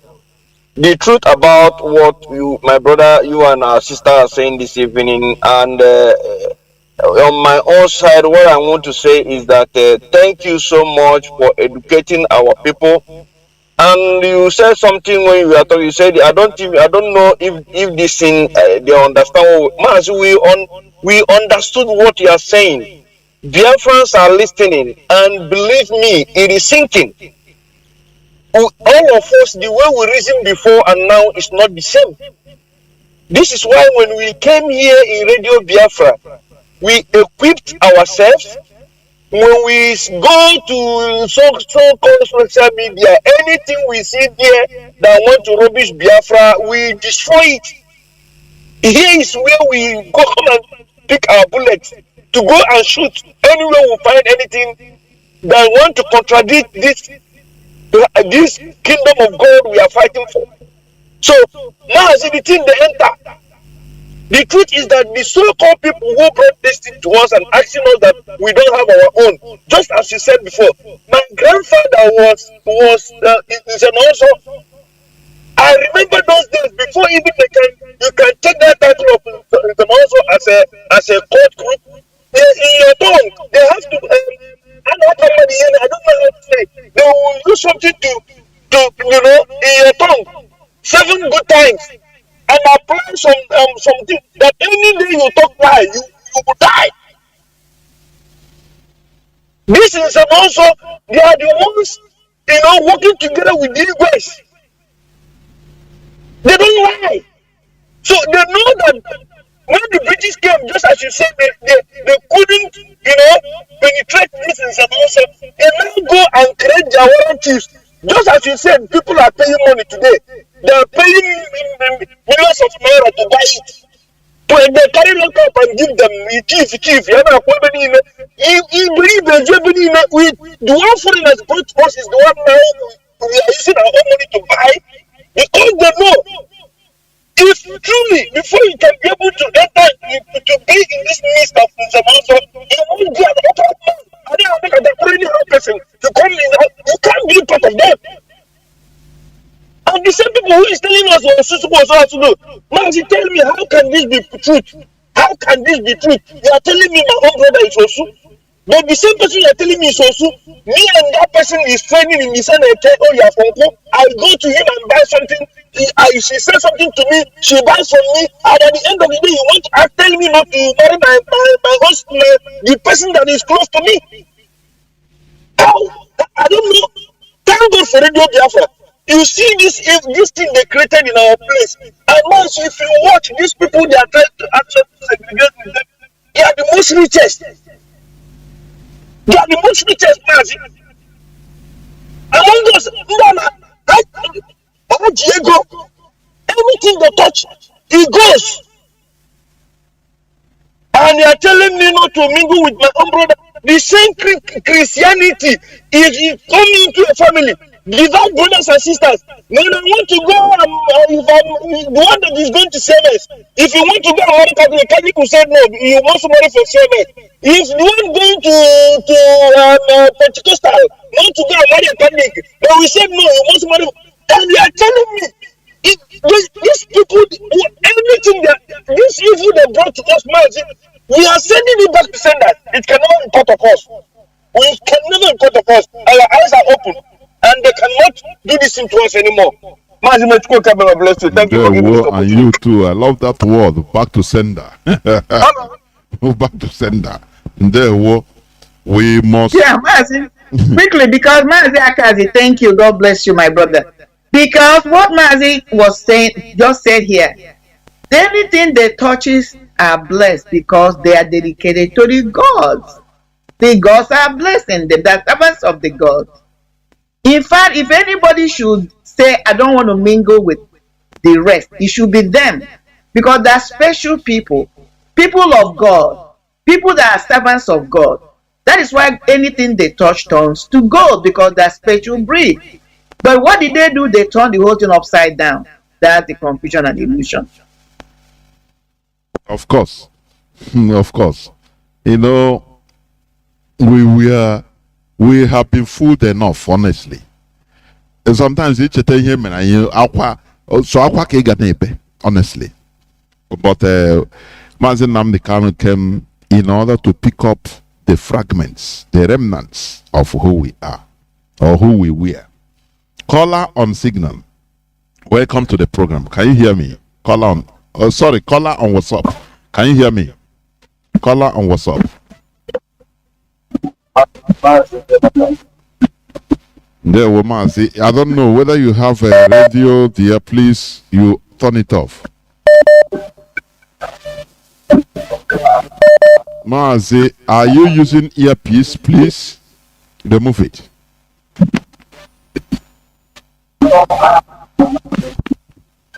So our sister Mada, good evening, ma'am. This topic that you and Mazi is creating this evening is fantastic. Is fantabulous. Because when we are to talk about Mazi, are you hearing me, sir? Hearing you, not only me, the whole world. Thank you.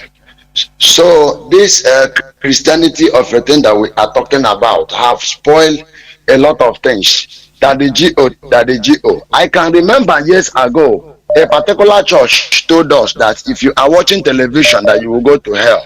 As I'm talking to you now, the same church are watching television right there in their churches.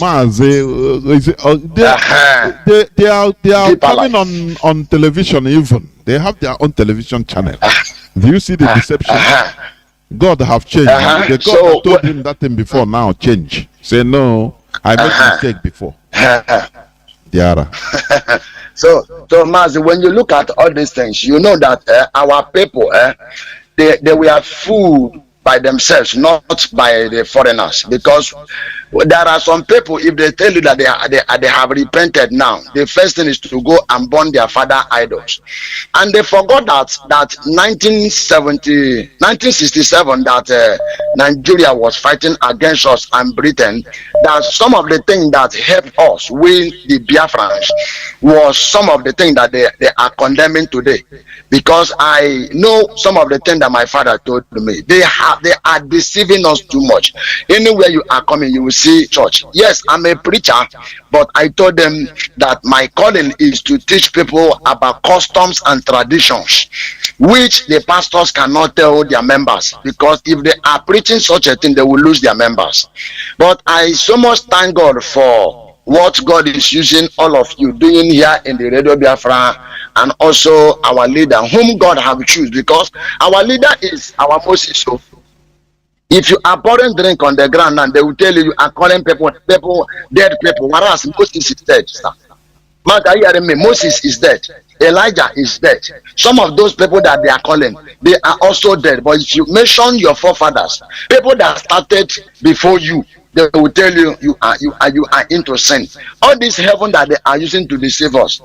How convinced are we that there is something like that? Because they have discovered, they study we African and know that once you mention heaven, forget it. That this person will follow you like a goat. They will not drag, they will follow you. That is our problem. But I thank God for all these teachings, because God has said it in a way that our people shall be saved, and nothing more. Nothing more. Some of them that have been prophesying, God said to me, Nigeria should be one. Rubbish. Some of them that are saying that trash, where are they? Some of them, where were they when their church collapsed and killed so many people? This one that just happened in Suleiman, that gunmen was the people that attack the convoy. Okay, people that are teaching you that God will protect you, but they are protecting themselves with gun, with security. So what is this? What are they showing us? So that the same God that can protect us cannot protect them. Mazi, it's time for God to judge all this rubbish that have been happening in our land. Mazi, may Chukwu Kikabiama bless you, bless Wanda and every member of Ipob. Shalom, sir. There, well, thank you. There, well, let me try to pick this caller on direct line. No, I don't know why. Go, sir. Coming in on direct line, I want to pick it. Caller on signal. Can you hear me? Welcome to the program. Caller on signal. Mazi, Jonathan. Good evening, sir. There, well. Mazi, my name is Mazi Fanny. I'm calling from my location. Madam, good evening, my greeting from you. Good evening, sir. Mazi. All right. Mazi Jonathan, first of all, I thank our leader, Mazi Nnamdi, the man who saw tomorrow, who give us this radio station for we to, be educative and they know what you're supposed to know. I thank our leader. If not our leader, and the Dedo Biafra, by now, everybody, if you come to our land, you will see church will overcome the people. Church will dies. Then we beat church. Church will not come plenty past people. Mazi, the question we should ask, I always ask people is, okay, many churches are in every street. What is the difference? What the difference is the church making? What positive difference? Is it reducing crime? The answer is no. Is it building up anything good for the society? The answer is no. Instead, it's bringing more evil, wicked character, every type of bad in our land, and we continue cherishing it because of emotion. We need to say it as it is. Mazi, go on, please. That is it, Mazi. What you said is true. In this program, religion matters. When I called last time, I told you that I could remember the time that I was despising my ancestors. I was talking a lot of evil thing against my ancestors due to the deceive of these men of God called, what am I going to call them? People that claim that they are men of God. Because what they taught us in the church, that our ancestors are this, are evil, are that, are this. Mazi, if I want to pray, I will start sending Holy Ghost fire against my ancestors. I will start saying all lot of evil things against my ancestors. But Mazi, in this program, I come up here and apologize to my ancestors. And since that time, I apologize to my ancestors that I'm sorry that white people makes me to turn against them. Mazi, something is moving well in my life. A lot of things have changed in my life, financially and other things. In my business is moving fine. But I'm telling you the fact. In fact, let me just. If you're a member of this great family, and you don't devote your time to listen to this Edo Biafra for you to learn something, you are not worthy to be called one of us in this great family. You are not worthy to be a one of us. Because if you claim that you are one of us, you can never come and sit down and listen to this good orientation, good message that coming out from Radio Biafra. Mazi, that person is not worthy to become a one of us. Let me stop here. I greet you people. Continue this good work. We are going to send our own Bible to those white people to read. And we are going to do it when Biafran come. Because they have deceived us. They are going to read about our own very soon. Thank you, Maz. Let me stop from here. You people are trying. He say to that. He say. Well, I love that, honestly. We carry our own, we go and start preaching to them. That they should accept our own after all. That this is all those things they are doing, they are sinners, of course. Caller on direct line, can you hear me? Caller on direct line, can you hear me? Please go on. Please go on. Welcome to the program. Yeah, fine. Thank you so much, sir. For the fact that I am blessed to be a member of IBOB, I want to use the opportunity to thank you and thank Mommy out there. Daddy, Mazi, Nnamdi, Kanu, Ogatregi, maybe. Nirogi, Ganacho, Mahaganado. Okay. Sir, I want to say something quickly. Mommy, if you are listening to me, this question is belonging to two of you, please. You said something when you were trying to make an analysis of how, where, and how human being, migrated from. You said the human race migrated from Africa. I don't know if it was what she said, if I had it right or what. You did. She said that human beings, migrated from Africa. Now, Uncle, on your own side, you said that there is one small boy that was born in 1756 who brought Christianity to Africa. I don't know, before I start making my questions or maybe my presentation fine. No, is it what two of you said? No, I don't know. No, listen, I talked about the origin of the Christianization of Igbo. One man that pushed the idea of Christianizing Igbos. No. Let us be factual and real. He's whether he's stupid, he's a man, and he did something. That's it. Today, only his idea and his action made our people to be misbehaving. So he did something. That's it. His name is Thomas Fowell Buxton. That's it. From 1786 to 1845. That is the reality. Not to Africa, but to Igbo land. Go on, please. Okay. So what I'm trying to put in place here is this. I want to know the morality behind that man, from what my auntie said and what you also confirmed, that we, the Africans, or should I say the Igbos precisely, our grandfather have faced 500,000 on earth. And this young man came and introduced this Christianity. And all of a sudden, we are now fighting for what somebody who do not have a value system like us. We are fighting it with our blood, killing one another, disturbing all the residential areas in Biafra land, with die and go, and nobody wants to go deep to understand what these people are doing to us.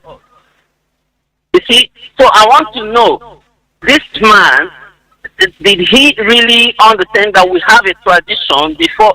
Do they came in conquest? Yes, I know it's conquest.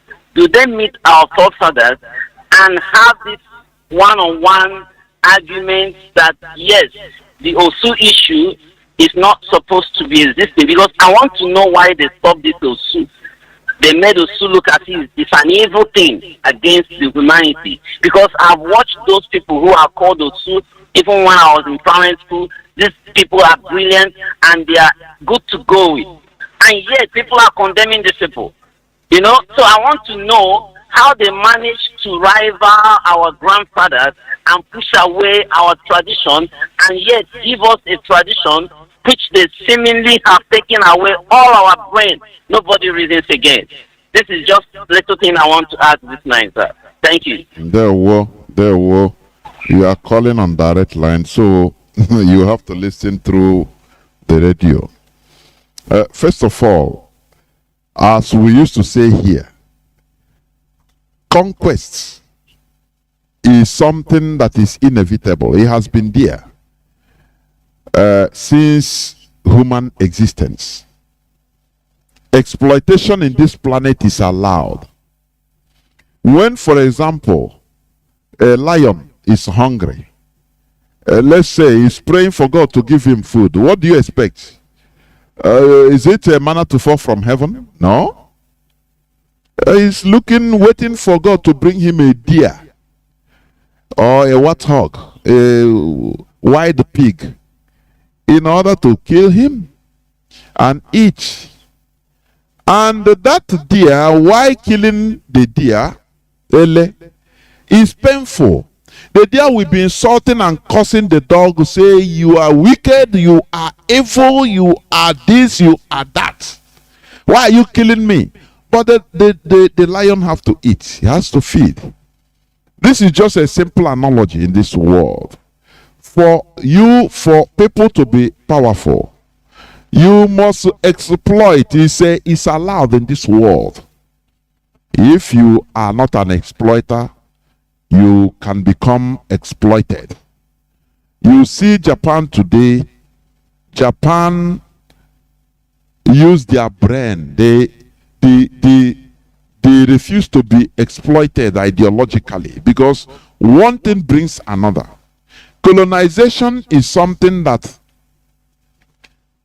it is not a one-day job. It is a process.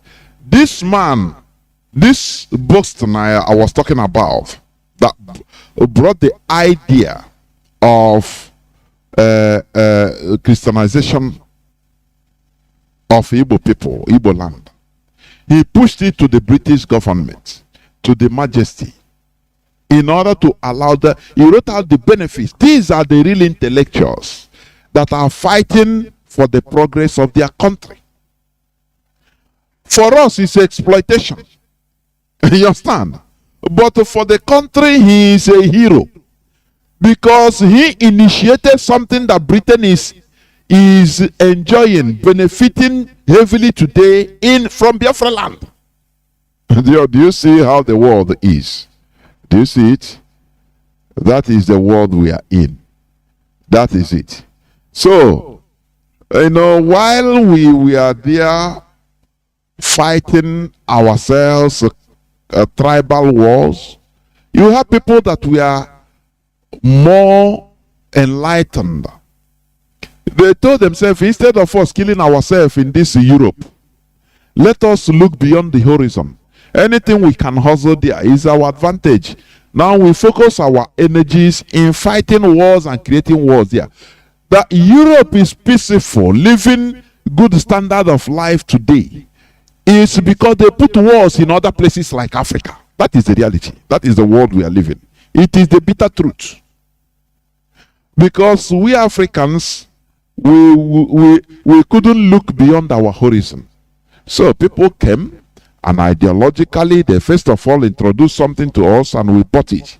And today we are fighting ourselves because of what foreigners introduced in our land. And they made us to demonize ourselves, fighting for ourselves. That is the reality.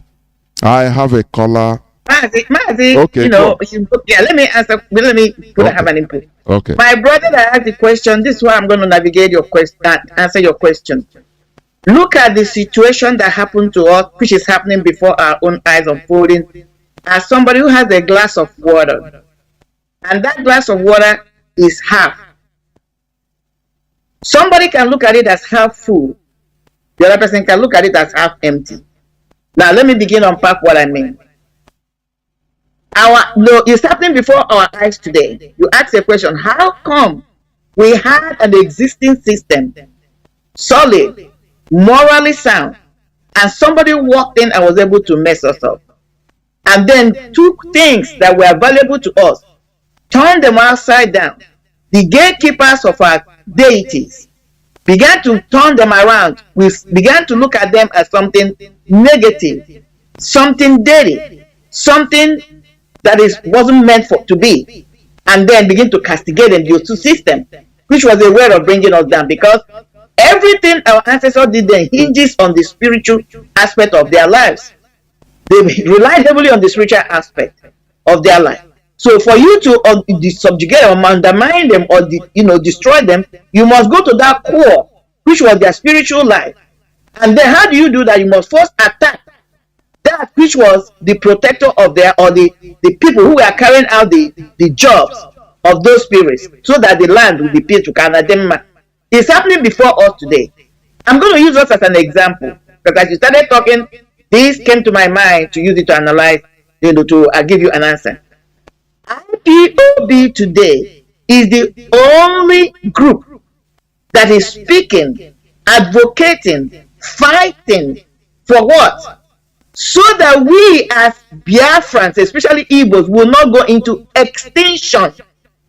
You can look at us today as those people set aside, created by Mazi Nnamdi Kanu, as he was being inspired.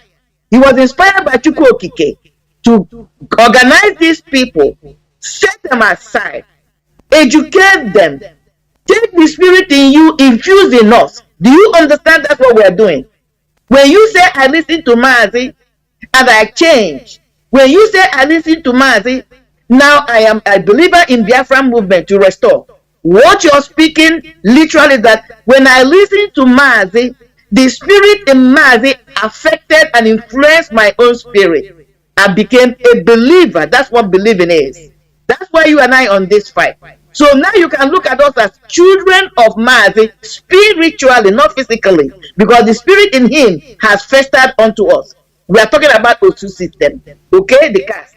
Now, look at how Nigeria is looking at us. The rest of the Nigeria, that's especially the Nigerian government. That's why I say the cup empty or is the cup full.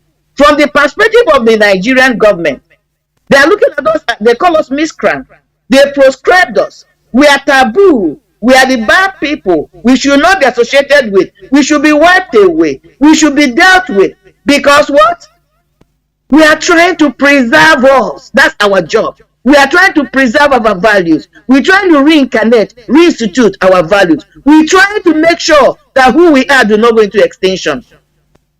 From our own perspective, we see ourselves as the special people, that royal group set aside. That is why we are trying to protect the institution, protect DOS. Nobody should come into it that are not worthy. You can use that one clean. We don't want to pollute the bloodline of this Biafran that has been this group of Ipob that have been set apart. The infiltrators, they are the commoners who want to come in and pollute the ideology. In this case, the bloodline is the ideology Mazi has sold into us. They are coming in to pollute the ideology so that they can destroy us, who are the forbearers, the protectors of our people as Biafrans and us as Igbos. That's the way we see ourselves. That's why we call ourselves Umu Chineke. That's why we say we are the true people, the righteous people before Chukwu. It doesn't mean that we are morally perfect. But the Biafra releases to his deed this race to protect Biafra to some people as the righteous one. Now, why is Nigeria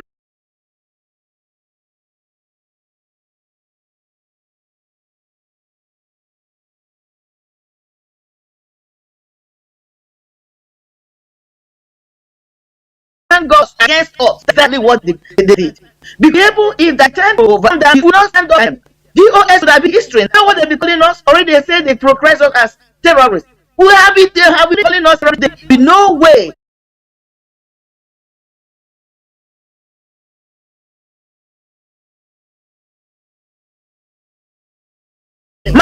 Because now, and when the history of retrospect, we are the righteous ones. That's how history goes. I think I answered. Caller or callers.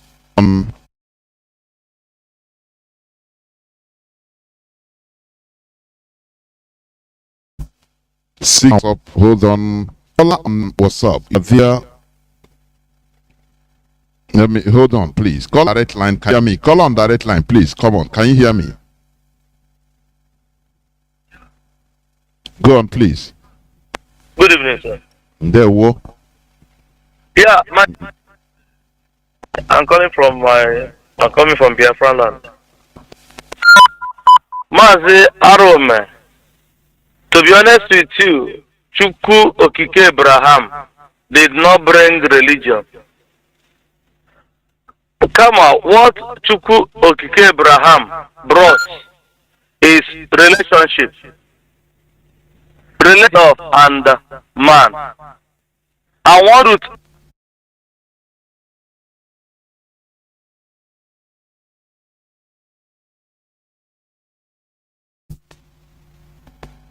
As happen, honestly. Cause can you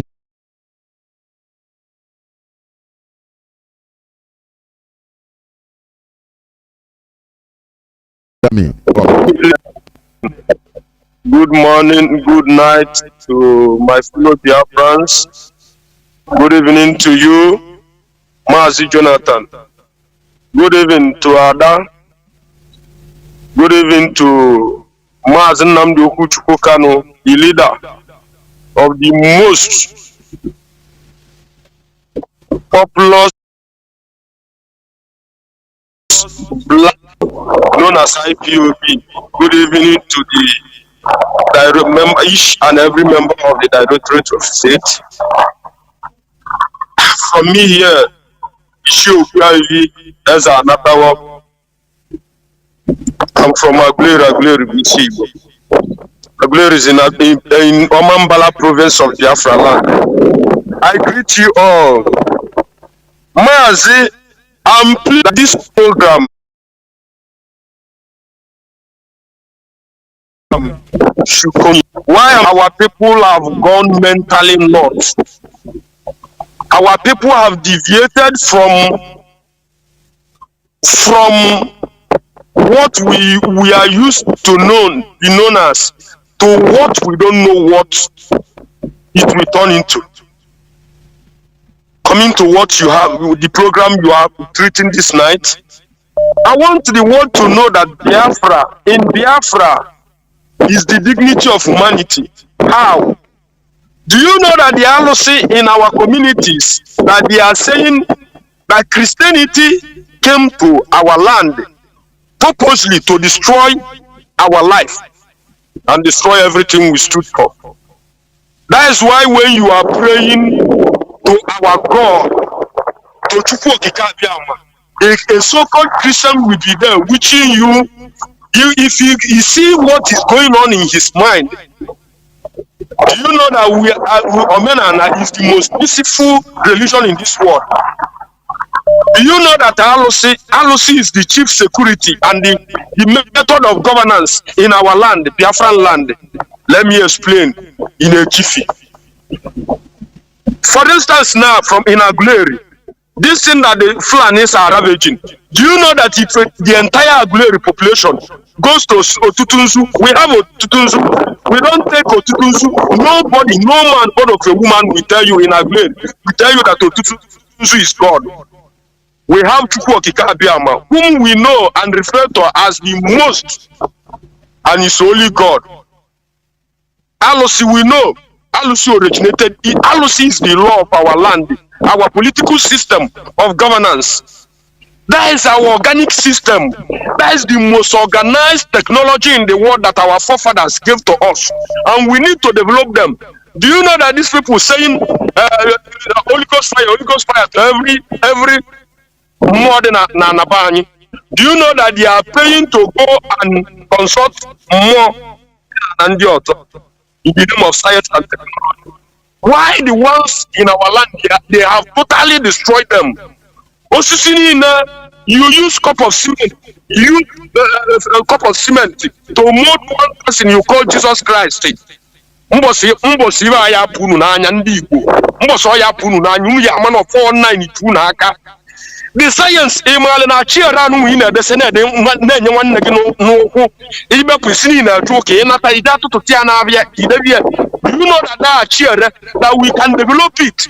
Anyị eji na alụ ndị ọcha ọrụ. Do you know that chiara na even a chiara na cause even na to kill chiara is also in that thing. Imana anyị develop here. Use one as a weapon of mass destruction and to control the world and tame the world. Because this world, you can't pretend. You can't blame Israel. We are not the same thing. We are born and brought up in that Alusi. Alusi is our system. Osukas or whatever. Osu, they are like the Levites. They are noble families. You are going to study. Father, don't you know the history of those people? Security what it means is that let the taboo go before every alusi in your community. There is something that happened that the alusi contains every information that we need to know about our forefathers. Do you know that we can, this witchcraft, that we can develop it to become the fastest network, the traveling network in the world? It's only in Biafra that we will recover what we have lost. Jesus Christ did everything. Jesus died for you. Christianity is the worst thing. We need to package it and take it back to the Europeans. Christianity does not come for our good. 1 million naira on the line. Jesus Christ, Holy Ghost fire. Before. Come to Amobu Gada Kuleri. I will give you 1 million naira. Perform. Kambuki. Onyori. Jesus and Holy Ghost fire does not do anything. The spirit serving you is your forefathers, ancestors. I have question for you, my brother. Can orange compare itself with Odala? Orange can always be orange, will always be orange. Odala will always be Odala. But our people wants to be like Ndiocha. Jesus will come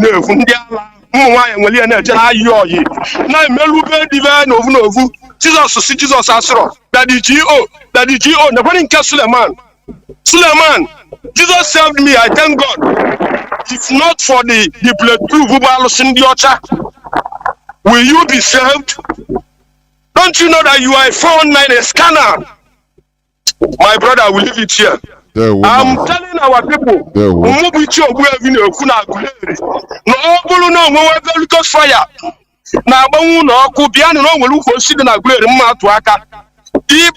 Fire we aba munyosi aboku nyegu 1 million naira mo bana emu yari oku nyemu 1 million ndi ori elileli to hell with you and Christianity and Jesus. Fuck you.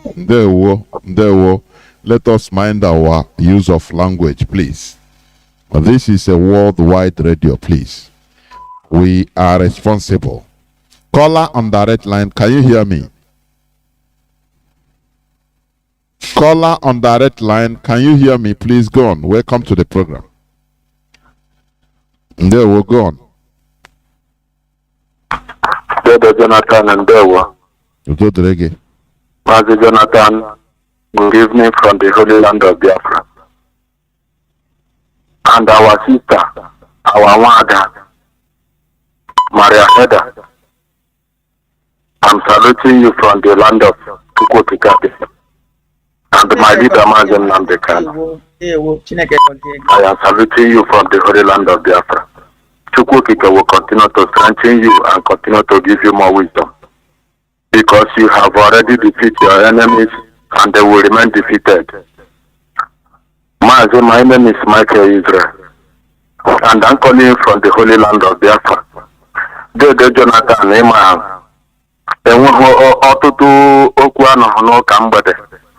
Because you have really lectured us enough tonight. You and Wanda, the star is shining everywhere, I'm telling you. You know, one of our brothers to speak on this platform, Mazi Jonathan, he told you that he's Mazi Akas. He told you that you should continue doing what you are doing because what you are doing is entering. What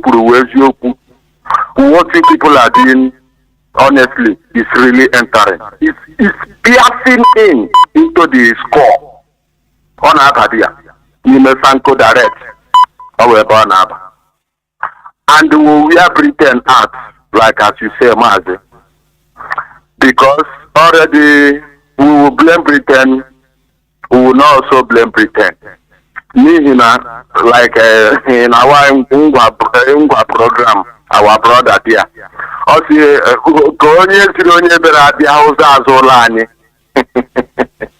the Jonathan, the foreigner who swam the backyard, and that is where the problem lies there, the Jonathan. But one thing that I know is that Mazi Nnamdi Kanu, Ipob, Chineke na God. The zoo is already done.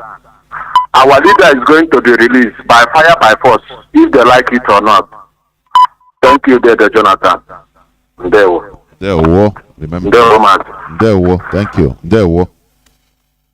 We must continue. We are gradually winding down towards the end of this program.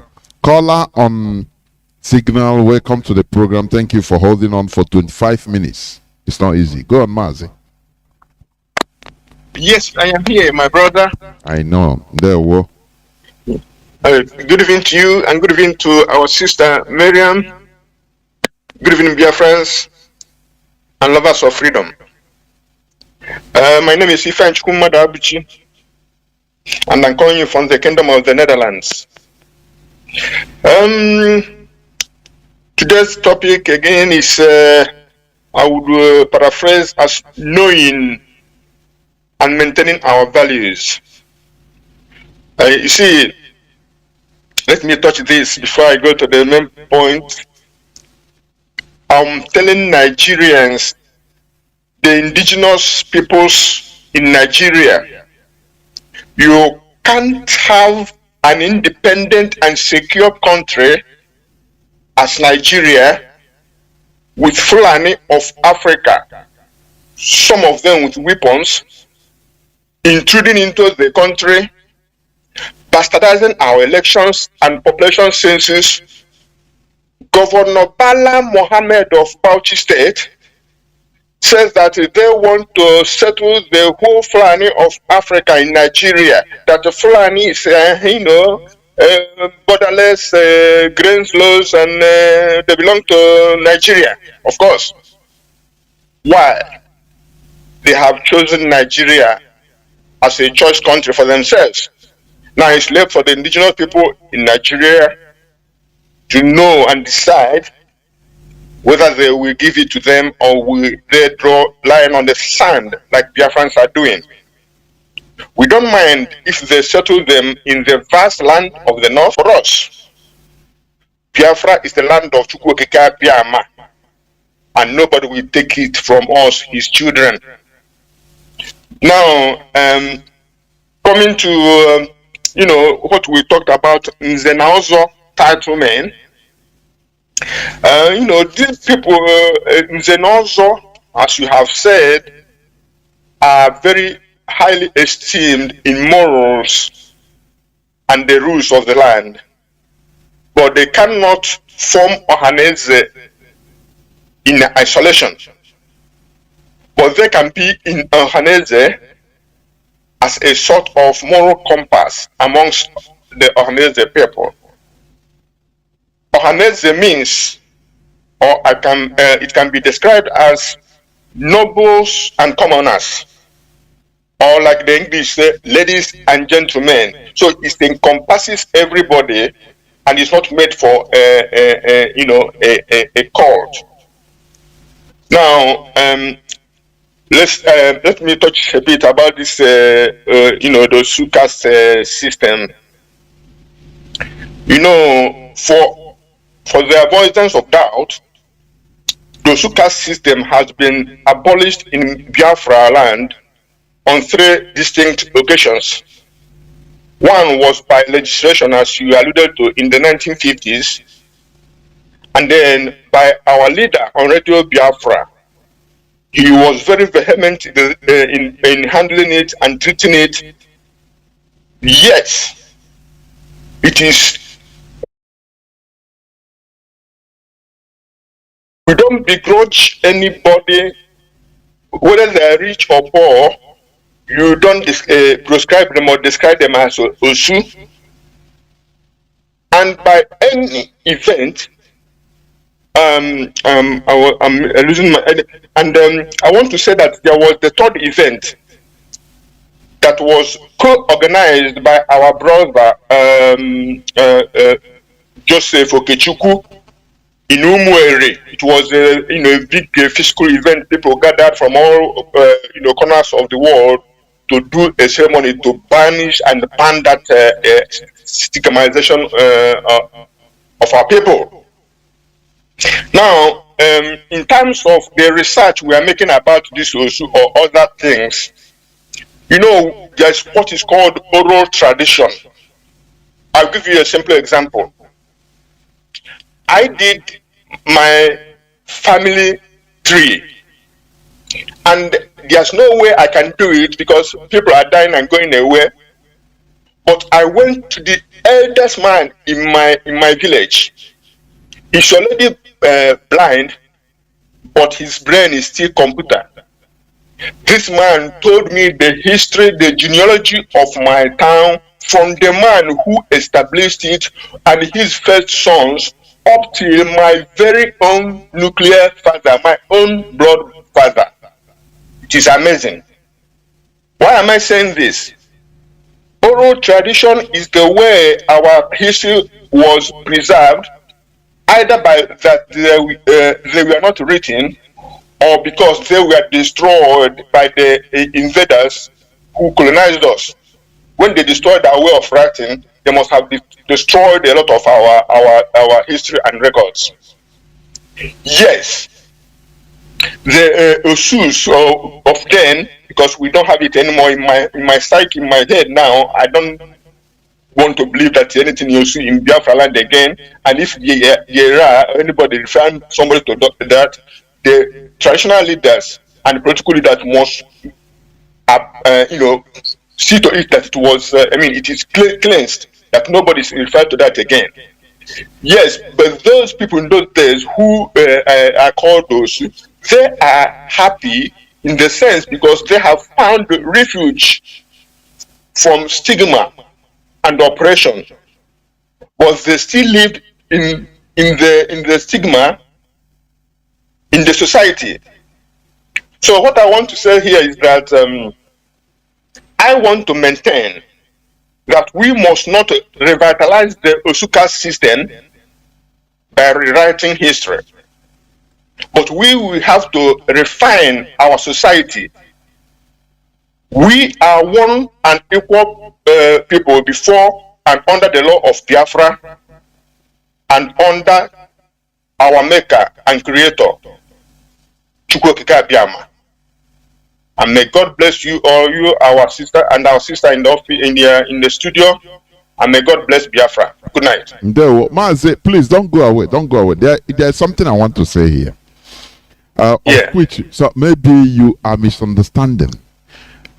What we are trying to do, as you said and as we have been saying, this Osu issue has been outlawed about 3 times, known times. And in many places, it's still ongoing. Now, what we are trying to do here is trying to steer more deeper researches. There are things you cannot remove or you cannot stop through sheer intimidation or power. No. You do something through education. Education. Fiat regulation. You can't do fiat regulation. Yes, or sheer intimidation or regulation. Hey, no, stop it. No.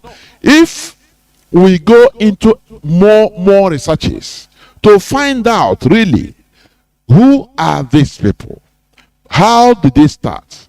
Is it really what we say they are, or is there something somewhere that we didn't understand? You understand? After all, every other country or many other countries have their traditional way of life, of which they have a set of people like that. I gave example the first time, like the Levites, which today in modern Israel, they are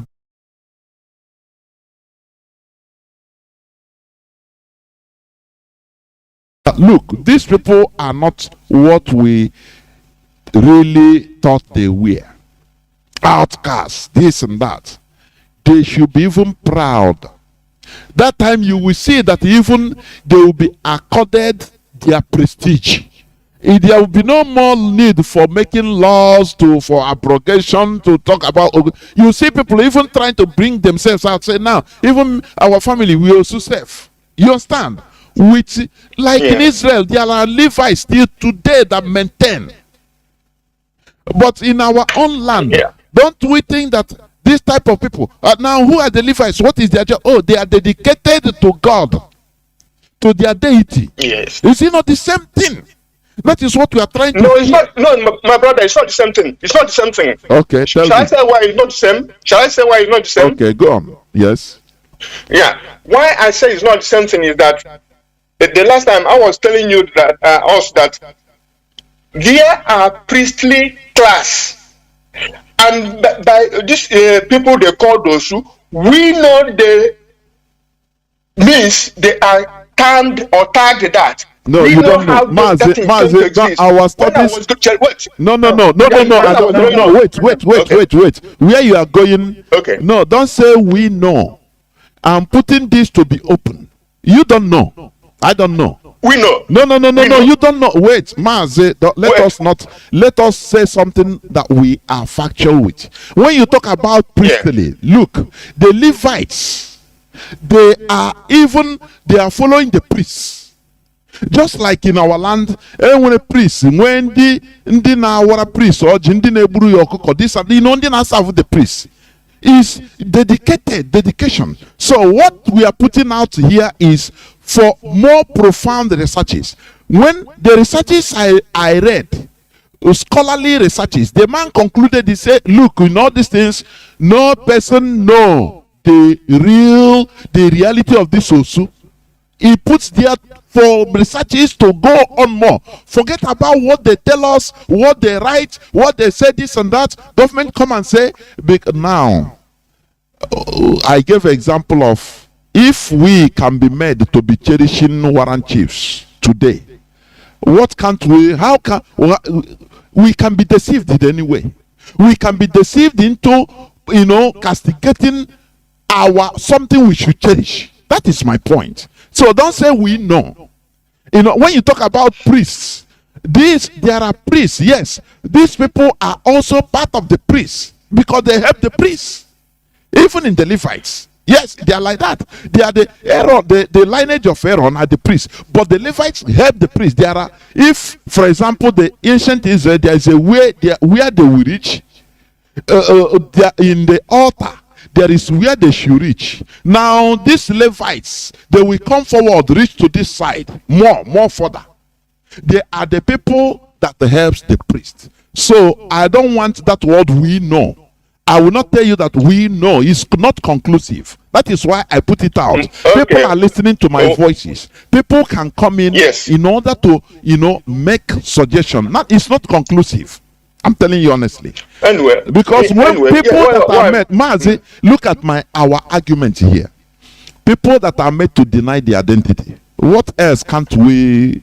Even sometimes I'm not even sure of anything we are doing. I'm telling you honestly. I mean, as a people, because of people that are made intimidated in order to deny their own identity. What else can't be possible? So when we make this. For example, this also, if we find out that it is not people, it is not what we thought. Now, these are people that are blessed. These are people that should be accorded this type of respect. With that education, I'm telling you, everything will die a natural death. And people, it will we follow its course, because the way you are going, you are still, discriminating that these people are this, although they are this, but let no person talk about it. It is not what I'm talking. No. Yeah, that is the point you are trying to make. Why I'm saying that is that when I was in my town growing up, I was involved with a lady, and somebody who want to contest the lady with me started spreading rumor that somebody who they call Osu has had a canal knowledge of that girl, and therefore I shouldn't be going with her. So I went into research and asking questions, and even confronted the girl, of which I regret today, knowing what I know, because she denied flatly that she had anything to do with him. And people in the area of that guy who was accused told me how that thing came into existence. Now, if Biafran kind of council of Biafra will come up and give those people a priestly status, that's fine. But mass servers are not priests. I want to bring out here. You are even promoting the discrimination of these people. Do you know what? Do you know? No. Mazi, let us be. When we talk, you are even promoting what I am not either for or against, but I want us to go more deep. Now, if we are able to find out that, look, these people is not what they are said to be, and these people are people that should be respected, dedicated to our deity, that should be respected, doing the work in our own local value, tradition. Now, even if somebody sleeps with if an Osu, so-called Osu, sleeps with a woman, do you think that somebody will take offense because of it? He will even like it. Do you see the point where we are going? You are with the what I know. I understand the point you are trying to make, that we should stop talking about it so that it will die a natural death. It cannot. It's impossible. Mazi, I would like to, because this our brother, this Mazi, he tried to say this the last time we had this. Yes, I know. And it's coming up here. But I want to ask him one or two questions, then I will make a statement. My brother, you try to invoke the priest. I want to ask you a question. When it comes to Christian religion, who are the priests? These priests, and can you explain to me what are their jobs? Quickly, please. Well, it goes without saying that priests are, especially in a Catholic setting, priests are very well learned in the theology, and then until that time they are ordained to become the priest of the church. And now, when you use the word prayer, my question is, what is their job? What is their real main job? Forget about it. When they qualify, what is their main job between human beings and God, the deity? What is their job? Well, the priests are the representative of Christ in the service of of the church.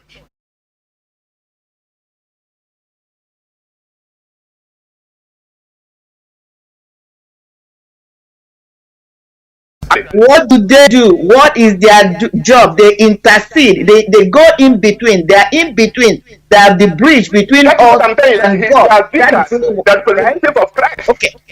So yes. The Levites, when you come to Torah, what is their job?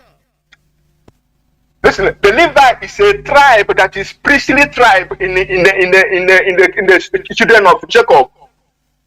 That is a priestly tribe. What is their job? I'm not asking the origin. The argument I'm making here, the same thing. They are the people set aside to do the spiritual work, intercede, go in between or connect, be the bridge between we, the common humans who have not qualified to have this ability to interact or intercede on our behalf with God.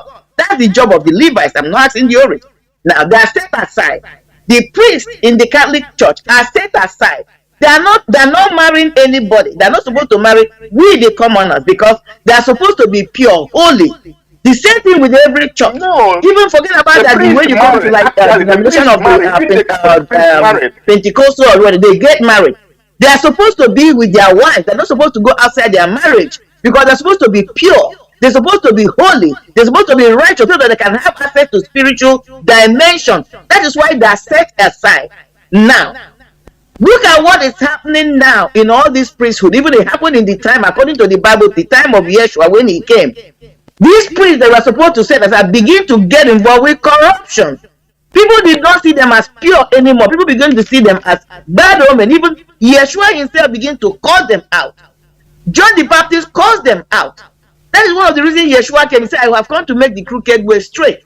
The argument I'm making here is this.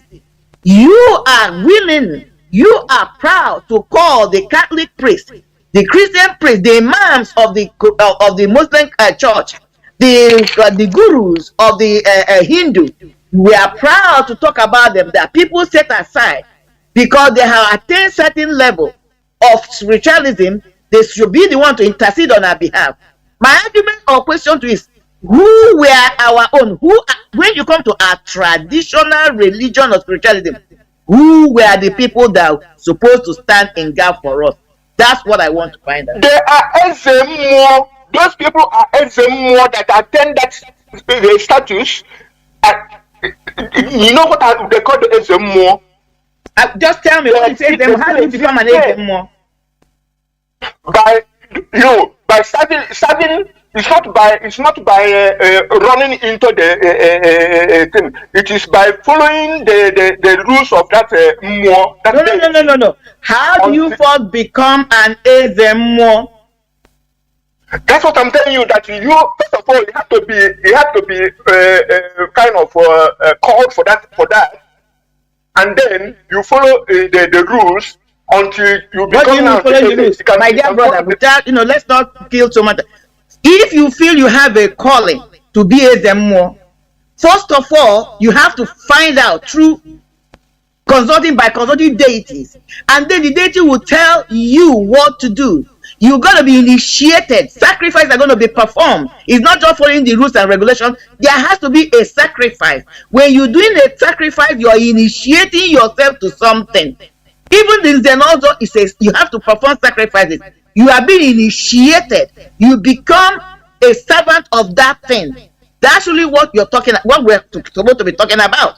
You just don't become an outcast because you want to be an outcast. No, you are dedicated. Rituals are performed on behalf of you so that the spirit, God can even accept you. It's not everybody that can even be accepted by the gods when you talk about sacrifice, but we are not teaching this now. All I'm trying to say is that we people are quick to cite other people's traditions and defend it, but when it comes to us, we can't even make a reasonable argument. That's why I'm asking the question. Before the Christianity came, our people practice what you call traditional religion, and their main thing hinges on Omenala.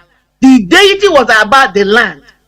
Even when I'm looking at Google, it said the origin of the Osuka system can be traced back to the era when the Igbo city states were managed by the laws of the earth, known as Ordinana. Okay, this is Google, known as Ordinana. Who were the custodians of this? Who were the ones that, if there was a ritual that's supposed to be performed, whether the people were going to war or anything, Ezemo has to be initiated. Ezemo cannot do everything. He has other people with him. I don't know when you use the word Ezemo. I don't know what you is a traditional healer or what. But these people were in my own place. I'm from Umunoha. In Mbitolu, we have the Osu of Igwe. We don't call them Osu. That particular village, that's small, we call them Umuoze like it. Even when we talk about Umunoha, Umunoha is supposed to be only 5 villages, but these people are treated as a separate village because they have a special job they're doing. You cannot go to Igwekala without going to these people. They are the ones that will perform the ritual. They will tell you what to do. We pay homage to them. We respect them. We hold them in high esteem. We don't see them as a taboo. We see them as the all-keepers. Can I come in here? There is something. Did we make a mistake somewhere? Instead of appreciating these people, somebody begin to turn it upside down because corruption came in. That's the thing we are trying to find out. Yeah. These are suppositions. We know how these things worked and how it until we say that that's why the British or the Europeans wanted to ban Osu, because they see it as oppressive to the people that were being stigmatized. No, And no, so no, we cannot- no. Mazi, no. Please don't go to what they tell you, please. You are just what you are speaking is just like the same thing like Mongo Park Discover River Niger. It's the same thing. There is no difference. You know there is a basic problem. I know what your problem is. You are still calling them outcasts. Either that is No. You use the word. Wait. Let me talk. You will talk. Now you use the word outcast several times when you are discussing with this with Wanda, and that is what we are trying to make sure that our people don't see them as outcasts. You can call this, wait now. You can call this maybe Christian monks, because there are monks. Let's not even talk about priests. There are monks. We have Christian monks. Go to monasteries, you see them. Go to Hindu temples, you see monks. They are respected as people of God, people dedicated to the service of their God. Now, I don't want to use this word when it comes to our own. We use the word outcast. Why? Why don't we call these people the monks, the outcast? That word shouldn't come to our dictionary. That is what I'm saying. Exactly. I never said they are outcasts. No, I'm you saying that mentioned it. Go and listen back. The chief priests. No, the chief priests are not outcasts. No, I'm not. That's what I said. Talking of the people Osu. I'm not. It's No, what I'm Osu talking about. I'm not talking cannot- about the word Osu, which we know. You understand? No, You Osu are is, still. Osu is Let's go on. no. Well, what I want to say here is that Osuka's system have been abolished. We, if we want to make research and know or accord them a position, it's fine by me, by Council of Biafra, saying that. But what we understand as Osu today has been abolished, should be abolished. We should be equal before the law and before God. That's what I'm arguing. Anything somebody telling me that Osu is a priestly class, I'm telling you that SMOs are those who were the priestly class before them. Then Osu follow them because they belong to the deity the SMOs serve. That's what I'm saying. You're coming back to square one. They belong to the deity, the OSM WhatsApp. What are you talking about? Back to square one, 180 degrees. Let's move on, Mazi. Let's move on, please.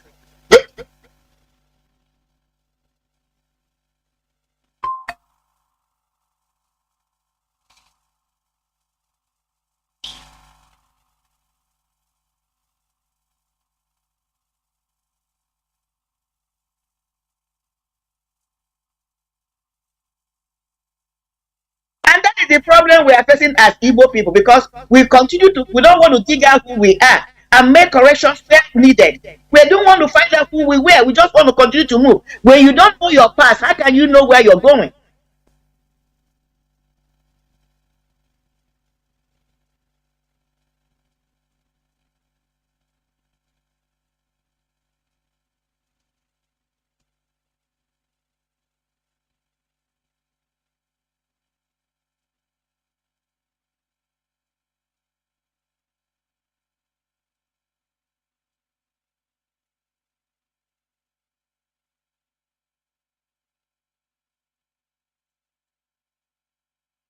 The Biafran genocide, right? Biafran genocide, Mazi. That's the same thing.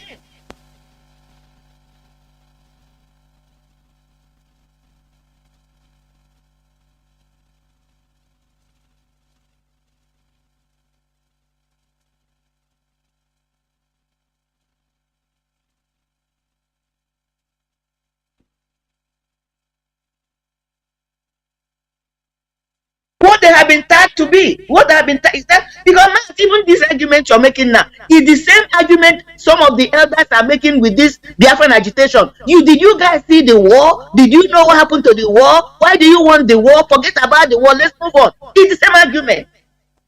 Just keep quiet. Oh, keep quiet. Don't talk. Let everything die a natural death. So why is Mazi or Hamadike going back and talking about the Biafran war? Why do you talk about the genocide? Oh, that's why they remove history in a whole country, so that we will not know our past. Because if you don't know your past, you can't know where you're going. It's the same argument my brother is trying to make, and that's why we're saying no. He's talking about Christianity, all this.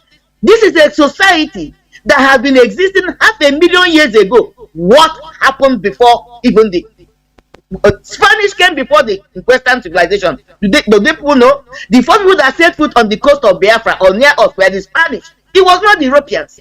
The Europeans followed the Spanish. Nobody's talking about that era. Nobody's talking about 200,000 years. We just want to start at the middle when the Christian or the Western came. This is the thing I don't understand. Why is it we don't want to find out who we were? Whether we're going to make use of it or not, let us write up the story, because the victor, when he writes the story, would write it to benefit him. He will not write it to benefit you, the conqueror, the conquered one, I meant to say. When you have in a war, whoever comes out victorious will write the story to benefit him or her. They're not going to write it to benefit you. They're not going to tell you the atrocity or how the way they use in manipulating and conquering you. They're not going to write that. They're going to present themselves as the right people who came to and delivered you or did whatever to make you a better person. We want to find out who were we, and we continue to claim we are Ndibo. How old are you then? How is it that people that just started yesterday is coming to influence us and tell us who we were, and we are supposed to be Ndibo is not willing to find out who we really were? So how can we be Ndibo? These are the arguments. Of course, Wada, you know, this thing is something ingrained. It's not easy to remove some certain things from the way we reason. It's not easy, because if we can, talk about others in a eulogizing way, praises. Oh, these people, they are priests, they are mass servers, they are, we respect them. But when it comes to our own, we say no, it's abolished. Don't talk about them. Because we were made to castigate them, call them outcasts. Now, okay, because of that, owing to that, you don't talk about them, is abolished, stop. No, that is not a solution to a problem of a people. It's not a solution. The solution is to dig out, to find out the reality about them.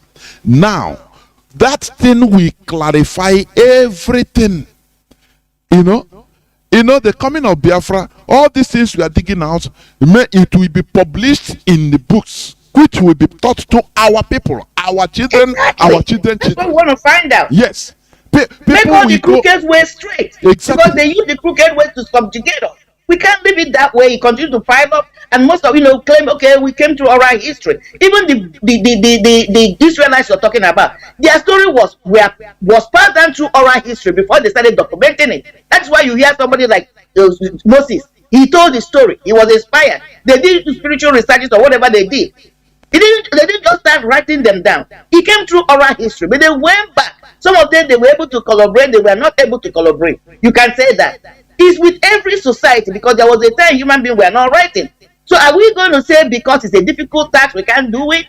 That is the problem we have. We don't want to engage on hard things. We want to get things that are already made. We want another people to define who we are, tell us our story. How can we do that?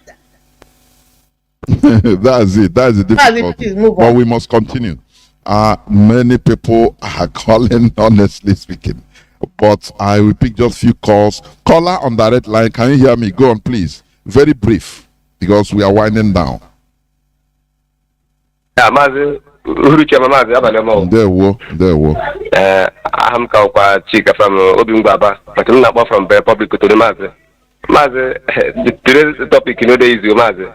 Everybody will understand that. Of course. You see, our people today, you see how they fight to defend another people's religion. Had it been that Islam first of all conquer us, that's how people going to defend Islam, they defend Quran. If you talk, they will say you don't blaspheme Prophet Muhammad. They will kill you as the key for Northern Jew today. As Fulani, they kill their fellow black people in the north. So, see how people they defend everything they don't know. They go eulogize with another people's religion, but their own, evil. Problem there. But thank God for Hamadike who brought this enlightenment to us. It's not easy. It's not easy. That is why if you go to a street where I'm living every day by day, you will see somebody standing on the sun, carrying microphone, disturbing neighborhood, preaching under the sun, carrying handkerchief, cleaning his face as the heat, as the sun is beating him. He's there, acting comedy. In order to convince people that is around him, for them to see him as a man who is a saint. because he's doing all this is in order to suck money to eat from their own pocket. There are people that are suffering with him. He says stubbornness. Some of them will be telling you any enemy that are fighting against you, enemy in your village, enemy in your father's compound, enemy around you, Holy Ghost fire. And that person, with that, what he's preaching is ignorant because his brain, he doesn't know that the real enemy are the government. It's the government policy that make us scatter all over the world and be suffering. It's capturing anywhere we find ourselves. We are suffering all over the world. That is the policy of the government. The government is the real enemy, the physical enemy. But those people who are preaching ignorance every day by day on the streets, anywhere, they are diverting their attention. They're watching those people that are around them, not made them to believe that is their fellow brother who are still suffering the same way they are suffering as their enemy. So that's the problem, my brother. Because this religion, the white people brought for us. Today, what people have left, who are in charge, is our fellow black brothers, is our people that are in charge now. Now, using it as a business center, campaign ground for the evil Nigerian government who are killing the innocent people. And the same people today are campaigning for the politicians inside their church, telling their followers whom to vote and how to go and cast their PVC. But the same people are the people. If you tell them what the government are doing, the same government that are compelling their members to go and vote are killing the same people which they're supposed to protect. But they will never rise and face the government. They will never rise and tell the people that they are controlling in their church, collecting tax and offering from their pocket. They will never tell them the truth. See, look, this government is the enemy. This government is why you are suffering. This government is why you don't have life. This government is why there's no good road. This government is why there's no seaport. This government policy, it is why you are running away from the land that God has given to you, running from one pillar to post, looking for greener pasture in no overseas. It's the policy of the government. That is the enemy you are looking for. No, because they are working together with the government. That is why they are flourishing, driving jeep, bulletproof jeep, driving jets. Now they are giving them sticker, giving them water, giving them olive oil made to cooking food, telling them if you are sick with the olive oil, if you put it in your face, you are healed. But when they are sick, they are going to fly to go and treat themselves and their family in a good hospital. Why these people are dying every day by day in their own land? Because they are being brainwashed. The same man are going with bulletproof jeep, but the police ones, the brainwashed members are there, moving like ordinary fowl. When the Fulani killers got them, they will kidnap them and kill them, slaughter them anyhow they want. But the GOs will run away with their bulletproof jeep. Some of them will fly on air with their jet. So, Mazi, who is deceiving who? Mazi, this institution now is a oil well in Nigeria. The religion in Nigeria is an oil well. The government is supporting it because they are protecting the interest of the government by holding the people down. They're watching them, telling them to continue praying that one day the truth that there's a God which they have never seen in a day. Or if they ask them to describe, is God fat, is God black, is God yellow, they can never describe it. You will not come and bring a good man who will change their conditions. But the same people are telling you to go and get PVC. But they have an chairman who decides who will go to the office. Now, why are they campaigning? Why did they run to PVC? Why did they have an chairman? Since God will fight their battle and make the changes and give them good government that will change their system. Mazi, that is problem because the religion in Nigeria is they are partnership with the Nigerian government, with the politicians. That is why they are making way. They are flourishing. Of course, Mazi. There, Mazi, please round up. We have come out. We are not going back. You must fight them because we are the students of Radio Biafra. Thank God for Mazi, my liberator, the servant of my time. Mazi, good night. I feel the mention from Moving Baba. I'm signing off from thank you very much. Caller on WhatsApp. You have been there since 40 minutes, whopping 40 minutes. You're a patient man. Please go on as brief as you could. There we Mazi Jonathan and our sister. I want to say something here. I want our people to know that in Aruchukwu today, they don't colonize somebody as a chief. I know a chief now. I hope people should know that one, that Aruchukwu today, anyway, only one knows na chief na Aruchukwu chiri aside. And Baba Kanaro, who na chief. Onye papa ya dị ndụ akpọ ya nwa Mazi, onye papa ya nwugoro anwụ akpọ ya Mazi, and the eze Aro ọhịa enwe and other people onwe ihe dịka chief na Aro. In my community, onwe people na take care of the Aro sitting on my community. So a certain people na asị na ha ga-apụ na that place nyere ha na ọwụ their land. So ha nọ na court. Well, ndị nyere ha na olden days ka enyere ha that land. Then the elderly men anyway now, one of them na-akpọ ha aga court. So a friend of mine see from that place ahụ kpọọ m sị mụ nekwa ihe na-eme m sị unu na-aga court within that, and ndị a merụọ ala were nkịta were egwu were ji bịakwute unu ka unu jụga ala. Why not ndị a bịa unu asị ha mba people from court? Without like that, yeah, continue. And then one in Kita Nnamdi na ihe niile na-egwu ka ha were chụchara ala. I want to be more I'm talking to the elderly person or that's in that place. The people say I got church in the midnight. You will hear the with that. Ka now. Now we can even stop. People a part of going on means that now he can't have their right. Not the right means that not in with power. Because someone not in a with power. Where ha geji with the regime abal. Why ha they with her in the daytime? So Mbidona my friend, being a brother and I say now all these things got stop. Now actually with here 100%. Now with here has hamba. Till you okwe withdraw ya from court. Which the court to say that now then they are not her life. The court to had the case. Not how I with the case, not how I with the land. So make our people matter that now this ordinary now some people say that now Igbo lived before Adam. That now Igbo lived before Adam. So they happy they make argument. They make argument. Keti gwe run at the end. A little thing from Onyamanka. From there, because they have this wound, this wound it will not all that heal. Of course. And that little place I have reduce where the magic carrier on a made carrier on a major in a carrier. And I don't want him up. I had to come was also I think what was so I go ni mabal. They don't have a job for who go school. Now when I will book who they cheat each other. When I will be there, you get any mabal, Biana Rose Wako. When you go school, every the data and gap for you.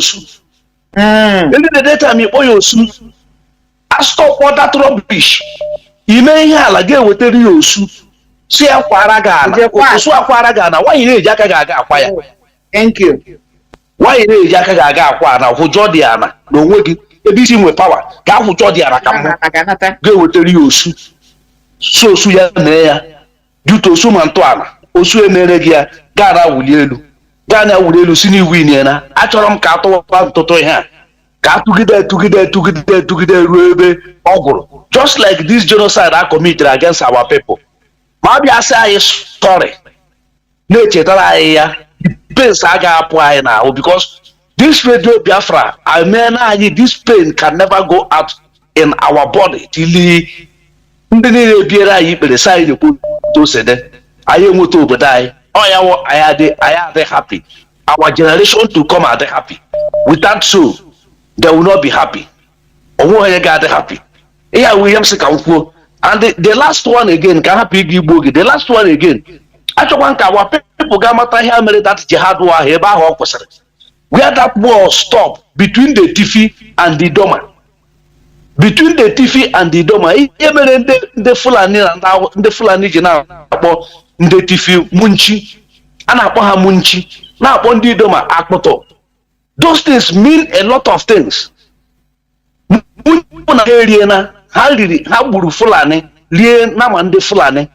Then coming to Idoma Idoma San how would I wait in about a hallow put to Cabionyo. Here we hear happen. Najo, where are those Idoma people and the Fulani people today? Who can stand and hit it? Yes, and tell Fulani that I have eat your cow in your presence and Fulani will not do anything. Is their ancestors do? And you are saying that the ancestors should die. The ancestors that built that land where you are, fought for you where you are, is where you are telling the ancestors to die. And all of us are living ancestors. If they didn't know, let them know. We are all living ancestors. And one day, we will pay that price of nature. God bless you. God bless you, sir. Mazi ndewo ngasịrị ndewo mazi ndewo ahụ maza mazi ịmana anyị nwa awụ ndị nọ ha isi arụ so ndewo mazi ndewo. I have callers. I will take this calls have been pouring in, still pouring in, but caller on signal, can you hear me? Please make it as brief as possible. Caller on signal, are you there? Yeah, Mazi. Yeah, Mazi, I'm here. Okay, please go on. Asim bachumalo no ma. Malagi. Ketero ni yama, fataro ni yama, oye ketero ni yama, kwakwataro ni yama. Aye kene onye ndu ayo Mazi Nnamdi Kanu. Ndị ichie ndị bụ na ndị egede dube ma chevie. Ụtụtụ ihe n'abalị kene ore na afọ na nkwọ. Onye kpọọ na mma, ọfịa na mma, onye kpọọ na njọ ya were isi ya wee buru. Mazi, according to what I've been hearing this morning, particularly mostly about Osun, in Igbo language, we are people that their surname is Mosu. These people that are called Mosu, in my area, we don't avoid them. We associate with them. We don't have Osu in our community. And why things are getting wrong and wrong and wrong every day in our community? In a community or in a town, every town have their Obi. In this Obi is where every gathering is being done for the town. Obi is different from who we call Eze. Normally we don't have chief. Only what we have is Eze. And is this Eze associate himself with Eze more, which we call the what they call it in English, the Eze more for the moment.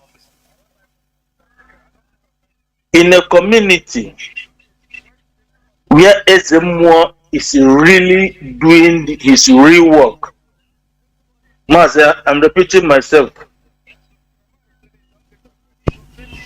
Mazi, go on, please, go on. You are not repeating. Okay. So I'm hearing myself, that's what I'm saying.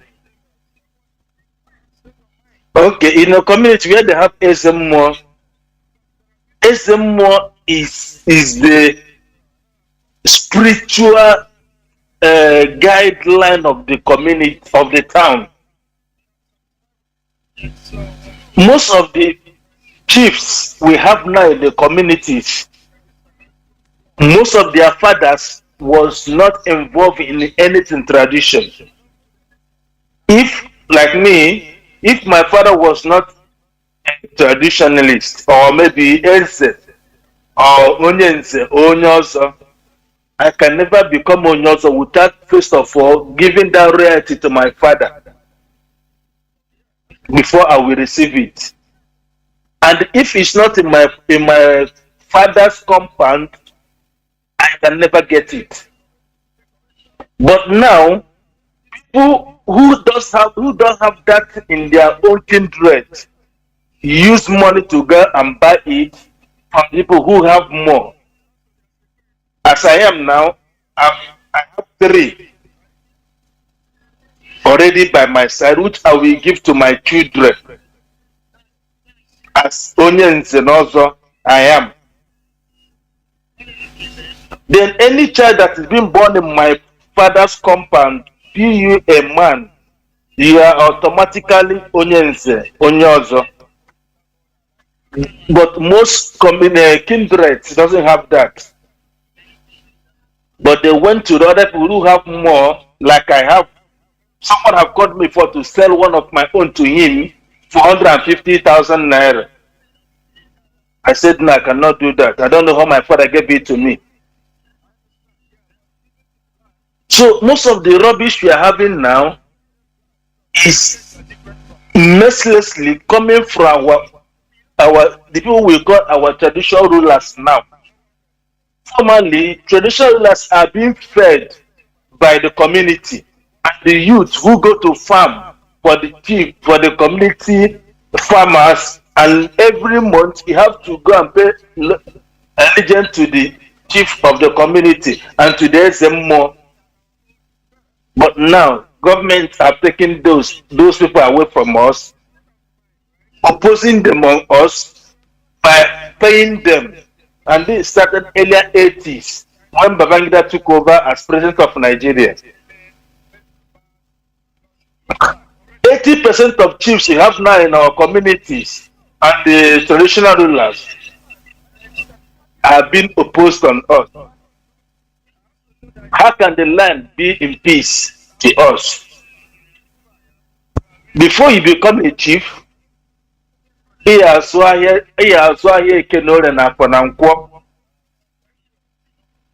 us we go to Ibuku,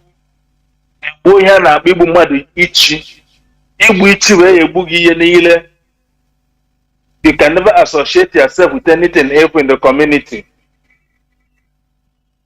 You can never see anything wrong and call it good. But those things are happening now. Our young youth are being killed every day. None of them is talking. But if when they are the real guidelines of the land, that would have a long time strike them. So for us to accommodate all these things near to us, Osu is not even, those people that are called Osu, when I heard about Osu on my childhood, there were people who ran to the community shrine to guide them. So most of the people who didn't go there because of Christianity, one thing or the other, we are being killed. Then for them to give them the bad name, they have to call them Umu Ndasupra Sopo.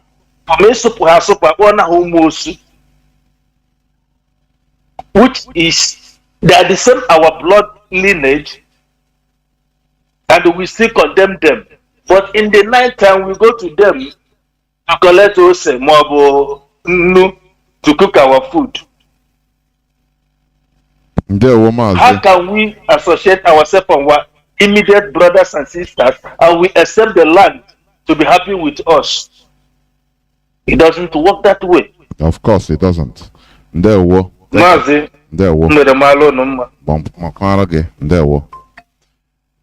the last caller on WhatsApp, welcome to the program. Please be as brief as possible. Caller on WhatsApp, can you hear me? Caller on WhatsApp, can you hear me? Caller on WhatsApp. My goodness. You open your phone and leave it. I don't know. I can't understand. Caller, let me replace you with somebody. Caller on WhatsApp, can you hear me? You are the last caller. Please make it as brief as possible. Can you hear me? I can hear you, Mazi. There, well, Mazi, go on, please. Mazi Jonathan, there were Dalorin Ekenengi, Gina 191, Wada Mariam, Makunako, Onunako Humanistic. Mazi Jonathan Chinedu, I can book a Mazi Lumaluko from United Arab Emirates. Nkebezoko wona ife melai mana ife melai ndochi emeka anyị ife ndocha choliko chapani as a rest. They bring their systematic of evil government and their evil religion and their own language to destroy our race. That is what white people did to us. Understand? This Christianity religion is a part of slavery because we call it conquering and dominating. When a nation conquer a nation, they will use their language, their systematic of government they want, the religion they want to pose on that very people to make sure they destroy that very race. That is what Westerners did in Africa.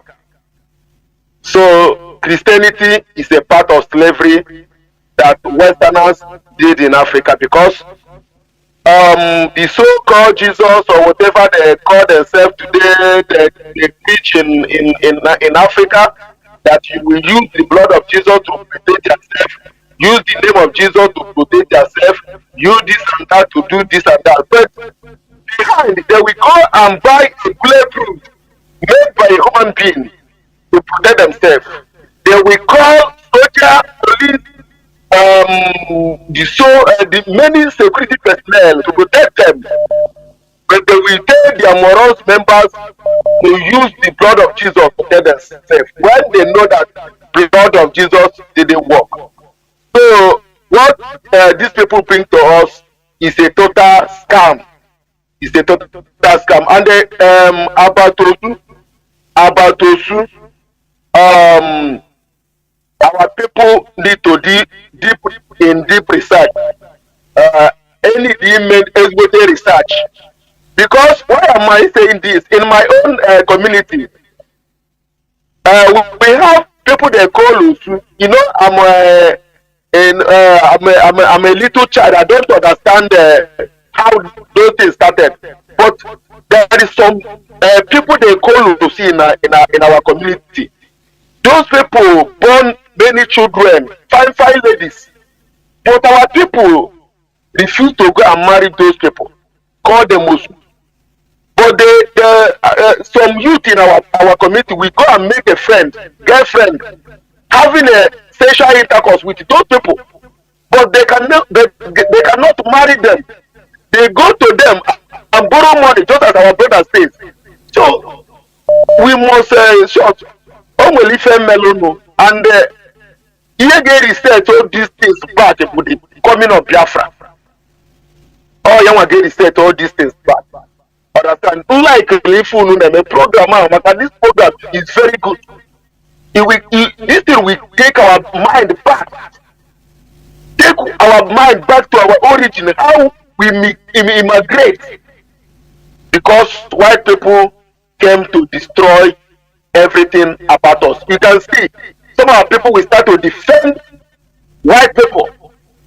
Defend white people. I want to ask our people in this white man religion a question.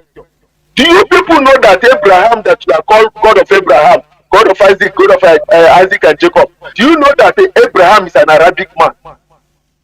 Do you people know that Abraham is an Arabic man? That you are calling the God of the ancestors? When you don't know your origin, it's a very shameful thing. But thank you for the coming of Biafra. Thank you for Mazi Nnamdi Kanu. Thank you for people like Mazi Jonathan Chinedu and the Wada Miriam and Isaac Matthias. I thank you, Mazi. I will stop here, my brother. Thank you very much for the opportunity.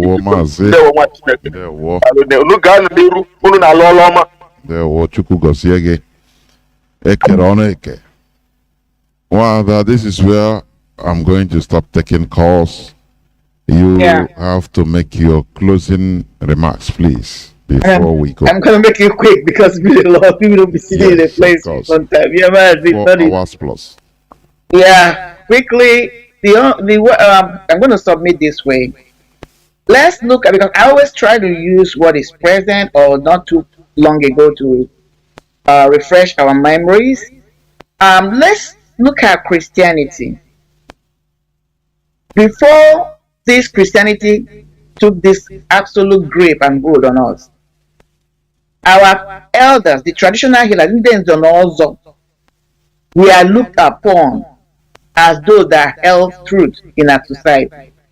They were the people that were really mitigating into our issues, affairs, settling affairs. The titled men, that's what they were called. They were at the time they were operating before the total grip of Christianity in our land. Let's reflect back and see the level of crimes or criminality they were in our land. I mean, you cannot get rid of crime in any society, but I remember, even when we go back to history, our ancestors, my grandmother told me, in their own era, they did not have door. They had what is called agere, mat, to close their door, their entrance. And that was to keep away like wild animals like reptiles, snakes, and other things. It came to a time they begin to have mbo, which is door. And some of them were not locking it.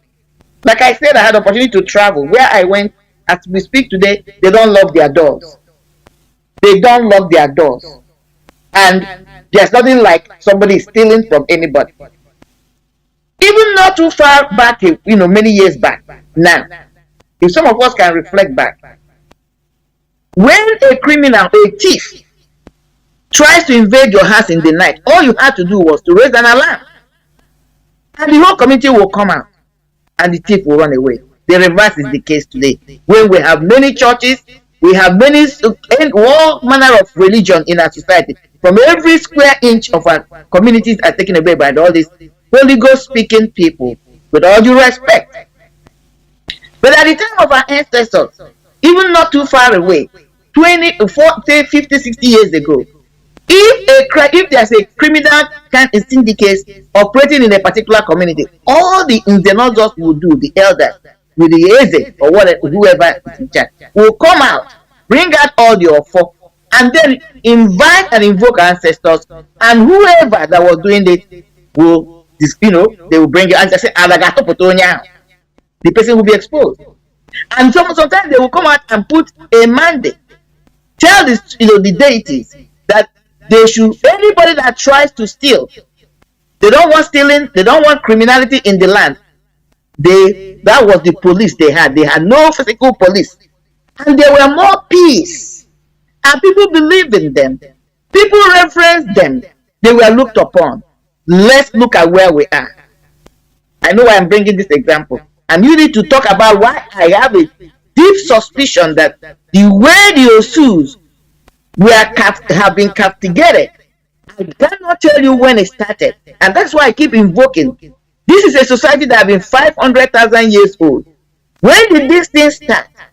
Was it 200,000 years ago, 100,000 years ago, that instead of them being reverenced, they began to castigate them? That is my own argument. Now look at where we are with Nzenozo now. There's nothing to write home about. Because what? They want to allow corruption to come into their system. Like one of Mazi that spoke, he said, for you to be an Nze, or also, they give you a mark. That mark they're giving you your tongue. I believe there are some incantations that will be revealed, that will be said as they're giving you that mark on the tongue, that you must say the truth. You must stand for equity and justice. Okay? So that was their guiding principles. They believed in it. But a time came when people were now buying Nze. That is, what do I mean? They became Nze because they had some physical wealth, and then they could find their way in. They begin to corrupt the system. Now they begin to lie. They begin to see the truth and call it a lie. See the lie, call it a truth. Corruption set in. By the time you know it, people begin to find out that these people are not as upright as they were. People begin to gravitate to the priests, the religious priests whom they thought at that time were upright in nature. So now that which was good, that which was reverence, this also now became something of mockery. My argument is, was that, or is that what happened to the Osu system? Because the Osu was set up. The original Osu, that's what I'm talking about. I'm not talking about people that committed crime, they were cast away. I'm not talking about, because Osu have different divisions. Or company, division is the right word. I'm talking about the origin of Osu. Because they were dedicated to the deities. And the particular deity was Anna.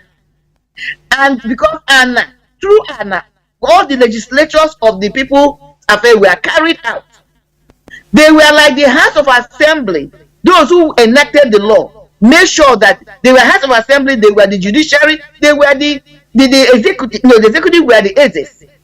So their job was to make sure that the laws promulgated were carried out in full totality. Rightfully, we are talking about spiritual laws here, so that there be peace in the land. Can we prosperity and good fortunes? That was the real origin of Osu. My argument becomes, how can anybody look down on such people? That's why I'm arguing. I don't think that the initial mindset was that. But somewhere along the line, according to Chinedu Achebe, things fell apart. The center could not hold, and things became no longer at ease. That's where we are. And it continued. Now, even look at what is happening. Our elders now, we can't even rely on them to tell the truth. We can't rely on our elders to defend us. We can't rely on others to stand for the justice. Meanwhile, in the olden days, it is said the words of the elders are words of wisdom. Today, we cannot say that.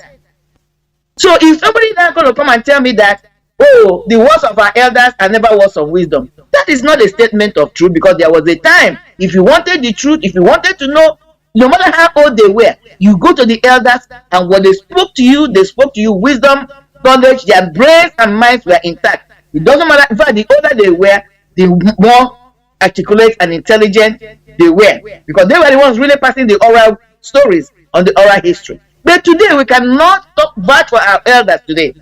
They are rather being the ones that are being used to subjugate us and continue to conquer us. So that's what we're trying to find out. Nobody is trying to reopen the wound of the negative effect or the negative way those who were looked upon. No, far be it. What we are trying to find out, how did it come about? Did we make mistakes somewhere? Can we correct that? That has nothing to do whether reinitiating it or reinstituting it. That's not the argument here. The argument of what happened, who were we? How did we come here? What were our past?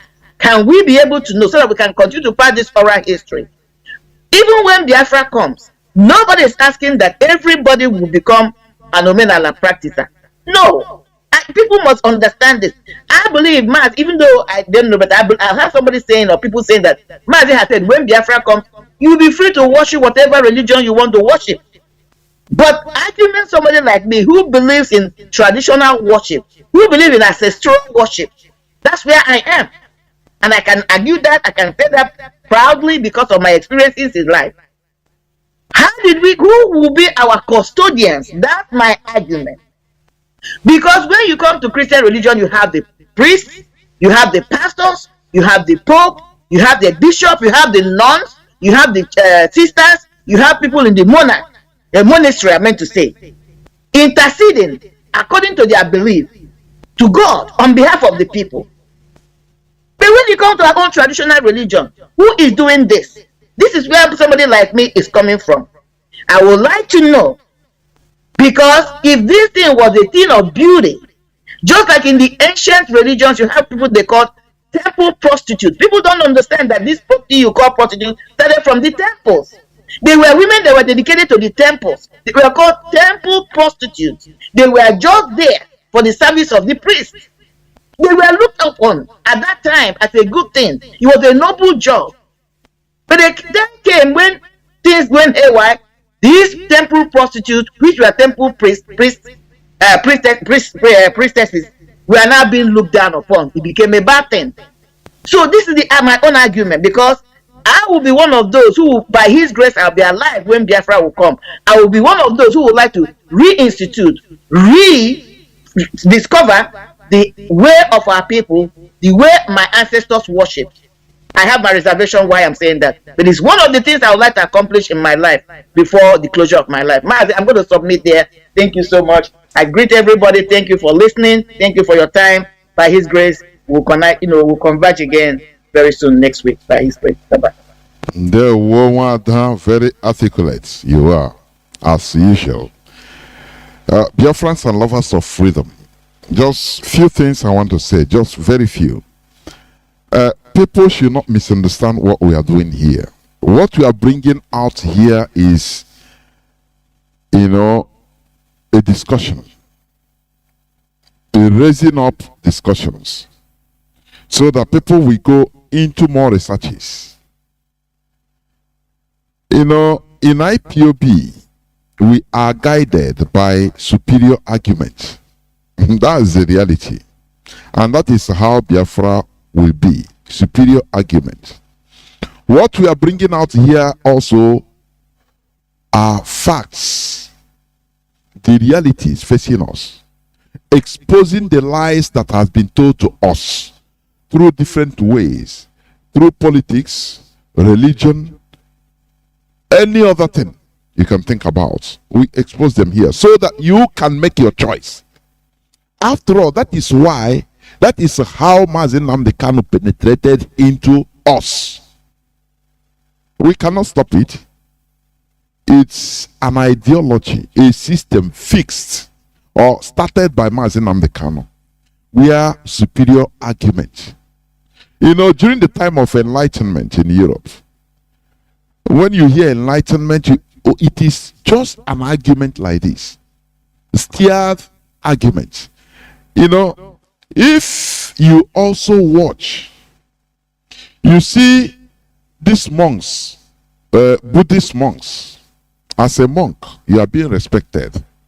What do they do there? One of the things they do there is trying to stimulate their brains, always by stirring up arguments, discussions, because it sharpens the brain, so that superior argument reigns. That is what we are trying to do here. So that you don't regulate something by covering it up, that as if, okay, it doesn't exist. Or as if, okay, there is nothing about it, don't talk about it any longer. Just take it as that. Stop. It's not like that. Biafra is not going to be like that.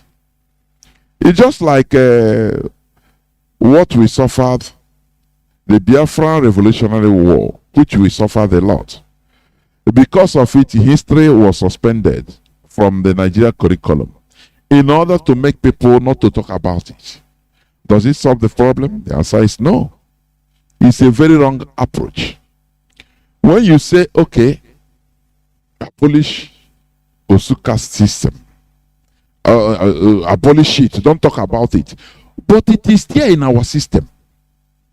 Now, my argument is this: the best way isn't it to go, the best way is it not to go deeper, to make researches, to find out, because we cannot deny it. It's part of us.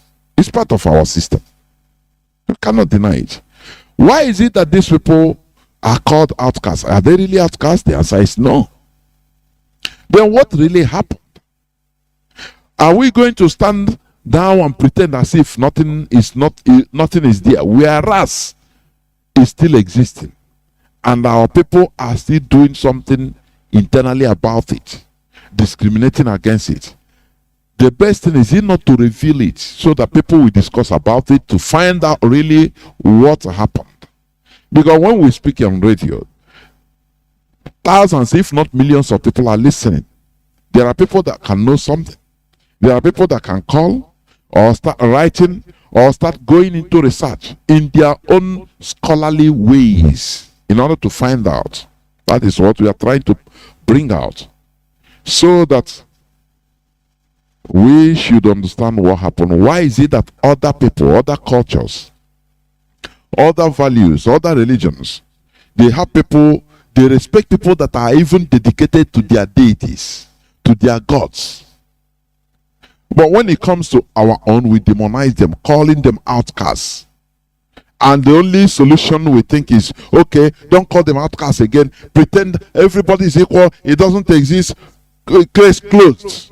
I don't believe that. I don't believe that that should be the case, or that should be the solution. The solution is educating, to find out these people, who are they really, so that when we finish, now these people will be proud. Now people will even be proud to associate themselves, to come up openly that, oh, they also, because of that discrimination, that stigma has been removed. It's no more there. Instead, we call them who they should be. Just as in Israel today, they still have Levites. Some of them, although not all, they can know them by their names. Kohen, Kohinen, Khan, Kahn, if it is maybe German, for example. Because it means priests. So they revere them. Oh, they are the Levites, Levitical priests. Oh, this and that. They respect them, give them their honor. And people are proud even to be among that family, because it's their culture. Why, when it comes to us, we stigmatize it? Now the only solution we give ourselves is to pretend and ban it and say, don't talk about it again. No, everybody is equal. Let it be. Yes, everybody is equal, but there are rules. There are rules in our land. That's the reality. So this is what we are trying to bring out here in our discussions. They have lied to us too long. They have almost destroyed our land with this importation or imported religion that is not even up to 200 years, 165 years Christianity in our land. Some people thought that it has been there since 1,000 years. No, only 165 years only. Some people's grandfather are could be even more, more older than even Christianity in Igbo land. I'm telling you honestly.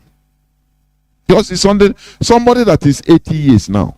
His father might be maybe 120 years, although dead.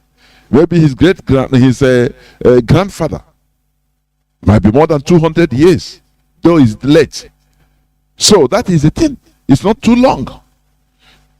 So we see that the road, what we are taking, is not working. There is no people that develop, I'm telling you, with facts and figures. You will never see people that develop with completely imbibed in foreign cultures and religion. It is impossible. Check around. Check around. China is there. India is there. India is there. They have their traditional religion, which is Hindu. Japan, all these Asian countries. You understand?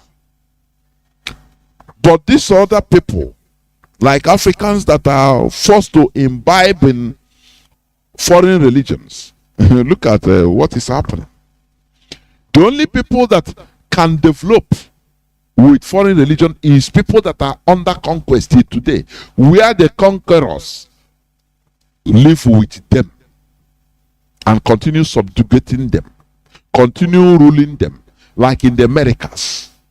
That is the only way, because they now impose everything about them, bring their culture, everything. But when, as indigenous population, you try to be more Catholic than Pope, look at, I ask a very simple question so that people will start thinking.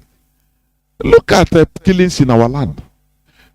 Churches being burnt every day by ISWAP, by Boko Haram, Fulani headsmen. Pastors are being slaughtered. Church members are being killed by Islamic jihads in Nigeria.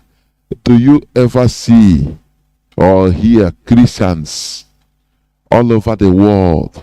Archbishop of Canterbury come and talk to say, no, these people talk tough, that people that they are killing our members, these are Christians, that they should stop, otherwise we'll do something based on religion. They take you as their brothers based on religion. It is impossible. The other time I read the news about some Nigerians that went to this Hajj in Mecca, but they were deported at the point of entrance in Mecca, in Saudi Arabia. Why? Because of fake visa. These are people that we are going to Mecca to pray to the God of Arabs. They take themselves as Muslims. They are this and that thing. But on reaching theirs, their Arab brothers, their Muslim brothers say, you come with fake visa, go back. They didn't put that sentiment that, okay, as long as you come for prayers, you're Muslim like us, please come in, no problem, we forgive you. No, it doesn't exist. That is where we are getting it wrong. We thought that this sentiment, religious sentiment, as long as we are Christians and Europeans, they will support us. That is lie. They don't care. They don't even, they want even you to be wiped off. That is what is turning our minds, or should be turning our minds, in order to have a rethink of this thing. Now, all one chance can they attain. That is what I see it. These Europeans, they put us in one chance. They put us in one chance. Aim at one chance. So we need to save ourselves, because we are alone. Nobody is going to come to our rescue because we have the same religion with them. No, Europeans are not doing anything for us because we are Christians. It is impossible. They don't do it. They don't do it. You know, the only thing, only individual, as a pastor, they can give you visa easily to America. He read that as an individual. As an individual, nothing for the people. Do you see it? Individualism doesn't help the people at all. It's the collectivity. What are we getting in this thing? In this journey of demonizing our values to the benefit of foreign ones. What do we get? Only tomorrow is Sunday. You contribute money and they send to Archbishop of Canterbury, where the king of their land is the head of the church. You are going in Nigeria in the zoo. Don't it make you to rethink? The British monarch is the head of the church, Anglican church. You are going. So the money you are contributing in Nigeria, given you had earned money, they are taking it, gathering it, and taking some of them to England. In the name of, what do you get from there? Nothing. The same thing to Rome. What do you get? Nothing. They kill you, they don't come for your rescue. Now, why shouldn't we have a rethink about it and leave these useless emotions? Religion is only meant for conquest. Go, take it to the bank. That is the reality. The initial initiative or intention of the people that brought Christianity to Biafra land, to we Igbos, is to exploit us. So that when they turn us, Christianize us, we can now be soft for them to exploit us, to manipulate us mentally as they can, so that we can trust them. And now they can exploit our land. Is it not what is happening today? What do we gain? Ask yourself, what do we gain? You don't get spirituality.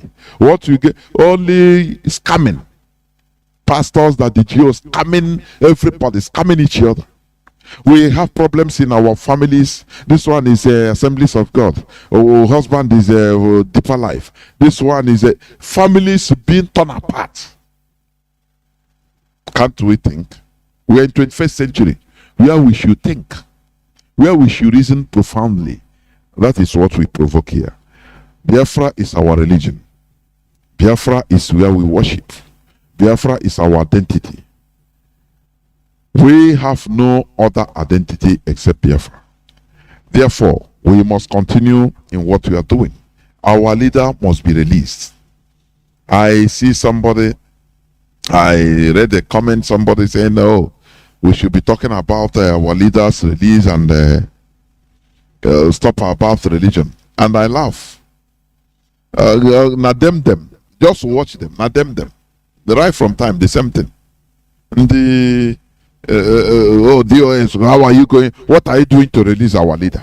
That is only thing. Then that is only, them. We know them. Distract us. Do you think they're coming here to say, okay, we start reading it like Ikwe Kelem Maria? Is it? Release Nnamdi Kanu. Release Nnamdi Kanu. Release Nnamdi Kanu. Release Nnamdi Kanu. Is that the solution? Is that what you think? You're a joke, honestly. These people are not intelligent. Here on Radio Biafra is for education, for mind changing, so that you think profoundly. We, try to stimulate, prod your thinking faculty, your brain into thinking, reasoning like a human being, because that is what makes us outstanding, different from other animals. Ability to reason. Thank you for listening. From me, Mazi Jonathan Chinedu, from here. Good night. It is simply good evening. There were Wada.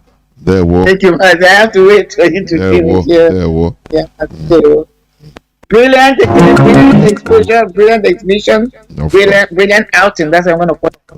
Okay. There were.